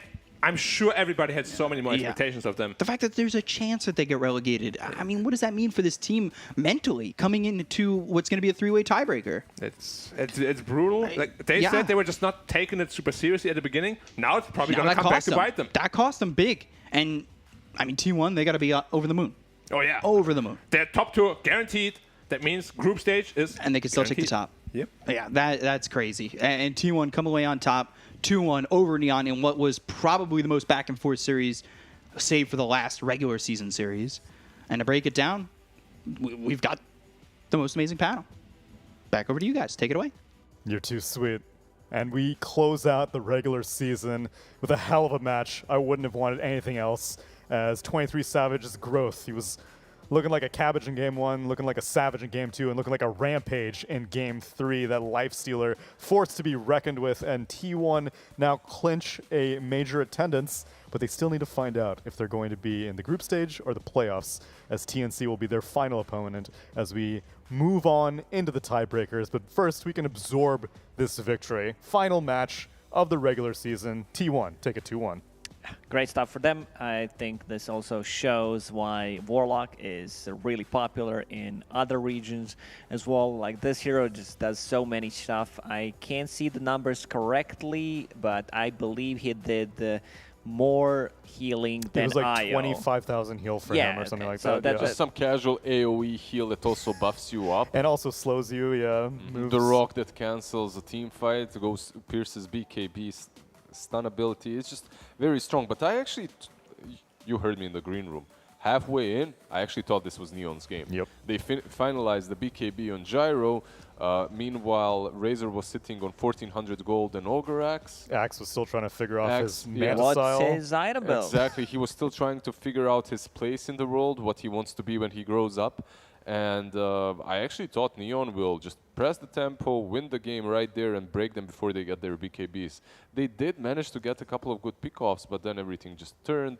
The Nyx Assassin Aghanims as well, just doing so much work, showing us once again why this hero is banned every single game first stage. Real talk, if they didn't pick up that Philosopher's Stone, Oh man, that was pretty big. You know that they managed to find it. Sanking was very close to getting it. You know, could make a bit of a difference, not just for the extra gold on your team, but you see that like you have 2 heroes that definitely want to have it. You have Warlock, you have Nyx Assassin. Until Nyx Assassin gets that Aghanim Scepter, you are just keeping it close. There are some really clutch saves coming out from not just Warlock, but also 23 Savage Lifestealer. They go in with the Burrow Strike, follow it up with the Shackle, and he's ready there. He's ready to infest. One time when there was a Roche fight, I believe it was the second Roche, and then in their own triangle, where Axe goes in with like 100, 200 HP. Yeah, it's this fight, I believe, right here. Yeah, I believe that's the fight. So, like Cuckoo, there was a good communication, what needs to be done. I was wondering, like, why Cuckoo's not going back. Infest was on cooldown. The execution was good. So he's going to run to the north, go around, and we're going to see that beautiful Infest coming out from him. he's so close to death on this Look Axe. at him. And he goes back in. Yeah, he goes in. He's ready to jump in. I believe he was followed up by 2 or 3 men coil. Coil. Good battle hunger on that Ancient to get more move speed. He goes in. Damn, this team fight won them the game. Really, like this right here, very well And played. Mix by them. Assassin also had some beautiful impales. It's very annoying to play into mana burn. Like BKBs drop to 6 seconds, especially if you buy them early on. And then this, like you can see the power of Nyx Assassin here. Mana burn on Gyrocopter. He loses almost full mana. They managed to almost kill him, but the good relocate back. And you want to talk about supports, get ready to watch the upheaval in this fight. Whitemon just sitting there swirling away, and the Gyrocopter, despite having so much damage, is just trapped after this... The upheaval, the AoE heals as well, the Shadow Word, that gives Fatal what, Bonds? 10%, right? Yeah, More? 10% move speed buff, 10% move speed decrease on enemies. It's just so damn good. And That IO right there. Yeah, not moving at all. You're playing against Scotty, Life Stealer, can't move at all. Great itemization by him, being able to get like the casual Sunge. And then Nyx gets the Impale here. Relocates down, so it's not like it would have been a relocate save, but 1-2. Buckle my 1-2, and shoe. the game is pretty much done right there. The buyback on Gyro doesn't really matter. Life Stealer Double was rampage. so tanky with his item build. Heaven's Halberd, Satanic, Scotty, MKB to deal with the evasion, and good stuff from T1. I expected them to be favorites in this series, maybe even a 2-0, but yeah. Look at Savage, like he's going ham. He's super happy. Is that the dog behind him? I was wondering that too, but it's like the most not moving dog I've ever seen. It's just like... Especially as he's screaming. There's yeah, no way. I don't think it's a dog. I think it's like a backpack or something. Yeah, probably. All right, what are the hero damage statistics here? Let's see. Axe, with that Manta-style build, ends up dealing more damage than the Razor. And Life Stealer, 52,000 damage. Warlock is on 22k, meanwhile Razor is on 26. That's crazy, He's dude. actually very close. Nyx Assassin as well on 22k. Like these two supports massively helped out their team. Razor was getting focused every single fight. They understand, we did not want the damage to be drained from any of our cores, so let's just focus him, Burrow Strike into Arrow, Yule Scepter, or the Shackle Shot, and try to kill him, force a rock possibly. Also, part of the thing that may have influenced the fact that Warlock had way higher heal stat than Io was Scotty and Shiva's on the side of T1. Yeah, just he had itemized Holy really well. Locket, Mech, while Warlock had Shard. Yeah. So, what more could you need? 1,400 gold, that's really all you need as a Warlock. Plus Warlock, he does his, like his healing, it's his side hustle. You know? He's still the rock, the upheaval, the fatal bonds. And then on a side, occasionally, he dabbles into healing with shadow wording everyone. The with dark arts of support. Exactly. Meanwhile, Io, he put his life into this. It's his one thing that he's good at. And he can't do it better. It's like, turn the tables, leave the room. I can't believe this. Yeah, he just Well, our MVP, you may have guessed it, it's the hero that got the double rampage, the player with the double rampage. It's going to be 23 Savage on the Life Stealer for game number 3. Yeah, kind of expected. His performance was top-notch in this game. Pretty much carrying the team, as we mentioned already. Great itemization. He was there with the saves as well, something that a lot of Life Stealers kind of forgot. They're all about saving themselves. Yeah, I'm actually quite glad that they didn't go for very many Infest bomb plays. Really, like, after they failed it on that Sand King mid lane, they were like, okay, we're not doing this anymore. Yeah, you can use the Infest defensively in some team fights. That's why, maybe. Yeah. Because it heals up. You're kind of wasting it a little bit when you use it early on in team fights, so teams do tend to not go for that unless you have some amazing Slardar combination that's a sure kill every time you go on someone. And we will get an opportunity to speak to the Infestor himself. 23 Savage, final regular season game of the entire league, picking up a 2-1 victory, getting a double rampage. What were you screaming at the end there? Streaming? Screaming. We saw you on the webcam. You were definitely saying something. Can you say it on stream? It contains a bad word. Okay, that's fine. Yeah, you don't have to. No, with your team we have a bad history with that, so we'll it's fine. But congratulations. How do you feel after such a victory like that? Yeah, I feel really good. Feel like we came up from like 0-2 or 1-2 in the early, and we got like we come back really good in the DPC, and I'm really happy about my team. So you're saying that you're not an intro boy? Because I was told that this is... Well, can you explain the context of intro boy? Because Carl was apparently spamming this in one of your games earlier. We're trying to learn more about the Southeast Asian meme culture. What's an intro boy? Maybe he means like intro. Oh, I remember now. That game, Execration play early game really well. Right. So he's like intro boys. So only good at the introduction beginning. boys and it's okay. like they're good at early game. Congratulations once again. I have like a little technical question when it comes to that triangle fight. If you remember when Axe jumps in with almost no HP, is he screaming infest me, or do you see him as he's jumping in? You save his life and I saw him and I saved him. That's it. That's the right answer. That's the carry that we want to see, you know, playing the saving position. But talk to me a bit about the Centaur. Like first 2 games, it was highly contested. First phased as a hero. In the third game, like both of the teams wanted to skip it. Well, what's the reason behind it, at least for you guys? We think Centaur is like really OP, so we banned the BB because we want to bait them to pick because we want to pick Centaur ourselves. But if we pick Centaur, they're gonna lifestealer, so we skip the Centaur in the end. Okay, you were just staying one step ahead. I like that. Yeah, so it's like Centaur is really good hero. How about Phantom Lancer? I saw game 1, game 2. Didn't really look that good in either of those games on either of your teams. How do you feel about the hero? Maybe in that game. Do you like the Shard build in general, or not really? I liked it. I'm always going Octarine core first before hard. Okay. Yeah, but that game was like the Centaur was too fat. We need to kill him before it's like 6 slot. Yeah, dude had that Radiance Crimson Guard pipe. That was a tough game to deal with. How about the Faceless Void game? How'd you feel about that game? I missed a couple of chronos, but I did like some good chrono also. It's kind of shaky for me, but in the end we won, so I'm really happy. Were you feeling the pressure because it was such a intense game for you guys? And I know you don't have the most competitive experience compared to your teammates, so how do you deal with the pressure compared to them? Not really. I'm not feeling any pressure. I'm just laughing at myself when I miss the chrono. You miss every shot you don't try. Right. Yeah, and I'm just fuck me. Right mentality to have. Just brush it off. You guys beat TNC in the league. One of the few losses that TNC had. Lilgun was their other loss. And now you have to play them for the tiebreaker. How do you feel about this upcoming match?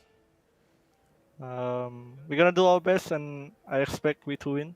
Because we are really in a good shape, and we are building our confidence now. And I think it's going to be a fun match. Yeah. We're looking forward to seeing it. Last thing, since it's the regular season closeout, any shout-outs, anything you want to say to your fans? Floor is yours. Thanks for cheering me, and hope you guys continue doing it. Yeah, well, hopefully you give them something to cheer for, especially now that you'll be attending the major. We will see if it's the playoff or group stage in the tiebreaker, but congratulations on an incredible... Oh, wait, last question. What's the thing on your couch? We weren't sure if it was like a dog or something. It's like a... Oh, yeah. What is that? Wait. The brown on the gray couch. Oh, it's a buffalo. Wait, let me show you. Yeah, please show us. It's not a real buffalo. We need to know. It's probably not real. The curiosity is killing me. Ah. Yo, it's a lucky buffalo. Really, lucky buffalo. Explain this. How'd you get this? You know, after I lost against Execration, I mean the Omega sport, Omega and Boom, I just bought a doll, and it's him. After that, I never lose again. Yo. Must be working. I like the lucky charm. It worked out well in this series. Well, thanks again for spending the time to talk to us. Looking forward to how you do in the tiebreakers, and congratulations yet again. Sure, Congrats. thank you. See you later. Bring the buffalo to major. Sure, I will. Sometimes you need a hero to receive a buff, and sometimes you just need a buffalo, you know, to win some of the games. Okay. Thanks again, 23. Well you. done performance from T1. They managed to take the 2-1 series against Neon. It was a critical series, 100%. I was not entirely sure, especially in that game 3. I thought I was with you, Lizard. I was like, I thought that Neon had this in the bag. I need my heroes buffaloed. Not debuffaloed. Not debuffaloed. Ice Rock, buffalo Meepo, please. Is it possible? Give me my Lucky Charm back, please. His Lucky Charm's out of the game. You need a stuffed animal. You need something like And that. he didn't get it from anyone, you know. Sometimes all it takes is, like, your fate is in your own hands. He went out, he bought that buffalo, like he didn't wait until someone gives it to him. He's like, this is my Lucky Charm, and I'm buying it. I'm getting it. Did you ever have something like that? No? No. You were never a stuffed animal kind of kid or a blanket kind of kid? Like a comfort object? No. Oh, you're a cold-hearted man, Lukas. Jeez. I think he speaks for all the Slavs. I don't know. I Probably mean, you're 90%. kind of used to not having all the things all the time. Like, life's hard. That's what they teach you. I see. I gotta grow up fast. Slavic minimalism. That's what it is. You guys are islands. You guys are rocks. Well, that's okay. That kind of consistency is what can get you far places, especially in a major, as we have now resolved the regular season, and we can take a look at the standings, and we can see what will come in the tiebreakers, because we're not done yet. TNC and T1 now have the same score, and Southeast Asia needs to figure out who gets the playoff slot and who gets the group stage slot at the upcoming major. That's the first tiebreaker. Second one, Execration versus Fnatic. They need to figure out who gets the wildcard slot between these two teams. And now, Esports Neon, as they have lost their game versus T1, are going to have to go in a round robin to figure out between Boom and Omega Esports who's going to be relegated to lower division. Those 3 are not going to be played on this stream, right? Yes, that is correct. We will be covering the 2 BO3s, T1 and TNC, and Execration versus Fnatic will be covered on this stream, whereas MLP and Jonix Fire will be covering the relegation matches before us. But still, I don't think I'm worried about OB.Neon. Their performance not the greatest. They said in the interview that they... That's the first tiebreaker. Second one, Execration versus Fnatic. They need not take a couple of seriously at the start, and it now shows why it backfired. But I feel like it would be a huge loss also to get them relegated to the lower division. Yeah, I don't think that's going to happen. Like, no way. It's well, just you so never know. It's just so unlikely. Maybe if there's some psychological effect of this last series that makes players think that their chairs are shaking, that they're losing the spot in the team. Yeah. Maybe because of that, some of them might underperform, but I doubt it. And we've seen the lower division promotions also overperform. Lilgun versus TNC. Smart Omega can one day just come in and be like, whatever, man. We were lower division once. I guess Maybe we can go Doesn't again. matter. Like, Doesn't matter. You don't come into that series thinking like the whole... World's crashing down. Maybe some Yeah. Tino sniper. We'll Yeah. see, like the Pudge on offlane from Lilgun. Yeah, It's you possible. don't come in with the mentality, we're a lower division team, we're weak, we're playing against these good teams. It's just a couple of games that you need to be focused on, you need to be ready, that's all. Like, you need to give out your best. If you come with that mentality, you're out. Like, I don't like the loser's mentality. No matter who you're playing, like, you just should be, like, at least think, like, we can win. Doesn't matter. Well, even if you fall 10, 15 times, you should still have, next time, what do we learn? What are we learning from this? What are we learning from the whole transition that in the upper division, how bigger teams, the better teams are. Options also overperform. Lilgun versus TNC. Smart Omega can one day just come in and be like, whatever, man. We were lower division once. I guess Maybe we can go Doesn't again. matter. Like, Doesn't you matter. don't come into that series thinking like the whole... World's crashing down. Maybe some Yeah. Tino sniper. We'll Yeah. see, like the Pudge on offlane from Lilgun. Yeah, It's you possible. don't come in with the mentality, we're a lower division team, we're weak, we're playing against these good teams. It's just a couple of games that you need to be focused on, you need to be ready, that's all. Like, you need to give out your best. If you come with that mentality, you're out. Like, I don't like the loser's mentality. No matter who you're playing, like, you just should be, like, at least think, like, we can win. Doesn't matter. Well, even if you fall 10, 15 times, you should still have, next time, what do we learn? What are we learning from this? What are we learning from the whole season in the lower division, transition that into the upper division, how bigger teams, the better teams are playing, steal something from them, and then implement that into your own game. Lacoste, the life coach. The motivational speaker. I feel it. I'm feeling encouraged. And if you want to look at some winners, then come back, because we're going to have tiebreakers for you. Like I said, need to figure out group stage playoff, and we need to figure out wildcard. Wildcard's going to be the first one on May 22nd. Execration versus Fnatic, going to determine who's going to get third place here in the Season 2 Upper Division. And then after that, TNC versus T1 to figure out who's taking group stage, who's taking playoff slot. They're both winners in the end. They're both attending the major at the end, but one straight up top 8. Second one, going to have to play a ton of games in a group stage, which can sometimes be a good thing. We saw Neon benefit from it in the previous major, whereas Fnatic, straight to the playoffs doesn't necessarily mean that you're the favorite for your region, but still very encouraged by this entire 6-week process. It's been a hell of a ride, Lacoste. It definitely was. You know, I can't believe we're actually almost done. Like, I want to stay here. I just want to keep watching Dota. Dota's a beautiful game. I know. Can't get enough.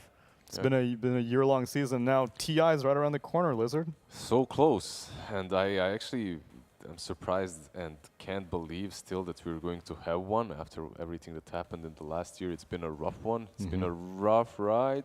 Like, even just very excited for everything that's to come after having the Singapore major and the Season 2. Just loving this game, loving this life. For sure. We need to resolve all these final tiebreakers, though, before we say our final goodbyes. But I hope you've been enjoying the broadcast. Hope you've been enjoying everything that has been brought to you by PGL, HyperX, and the top quality support of Secret Lab chairs. Come back on May 22nd. We'll be waiting.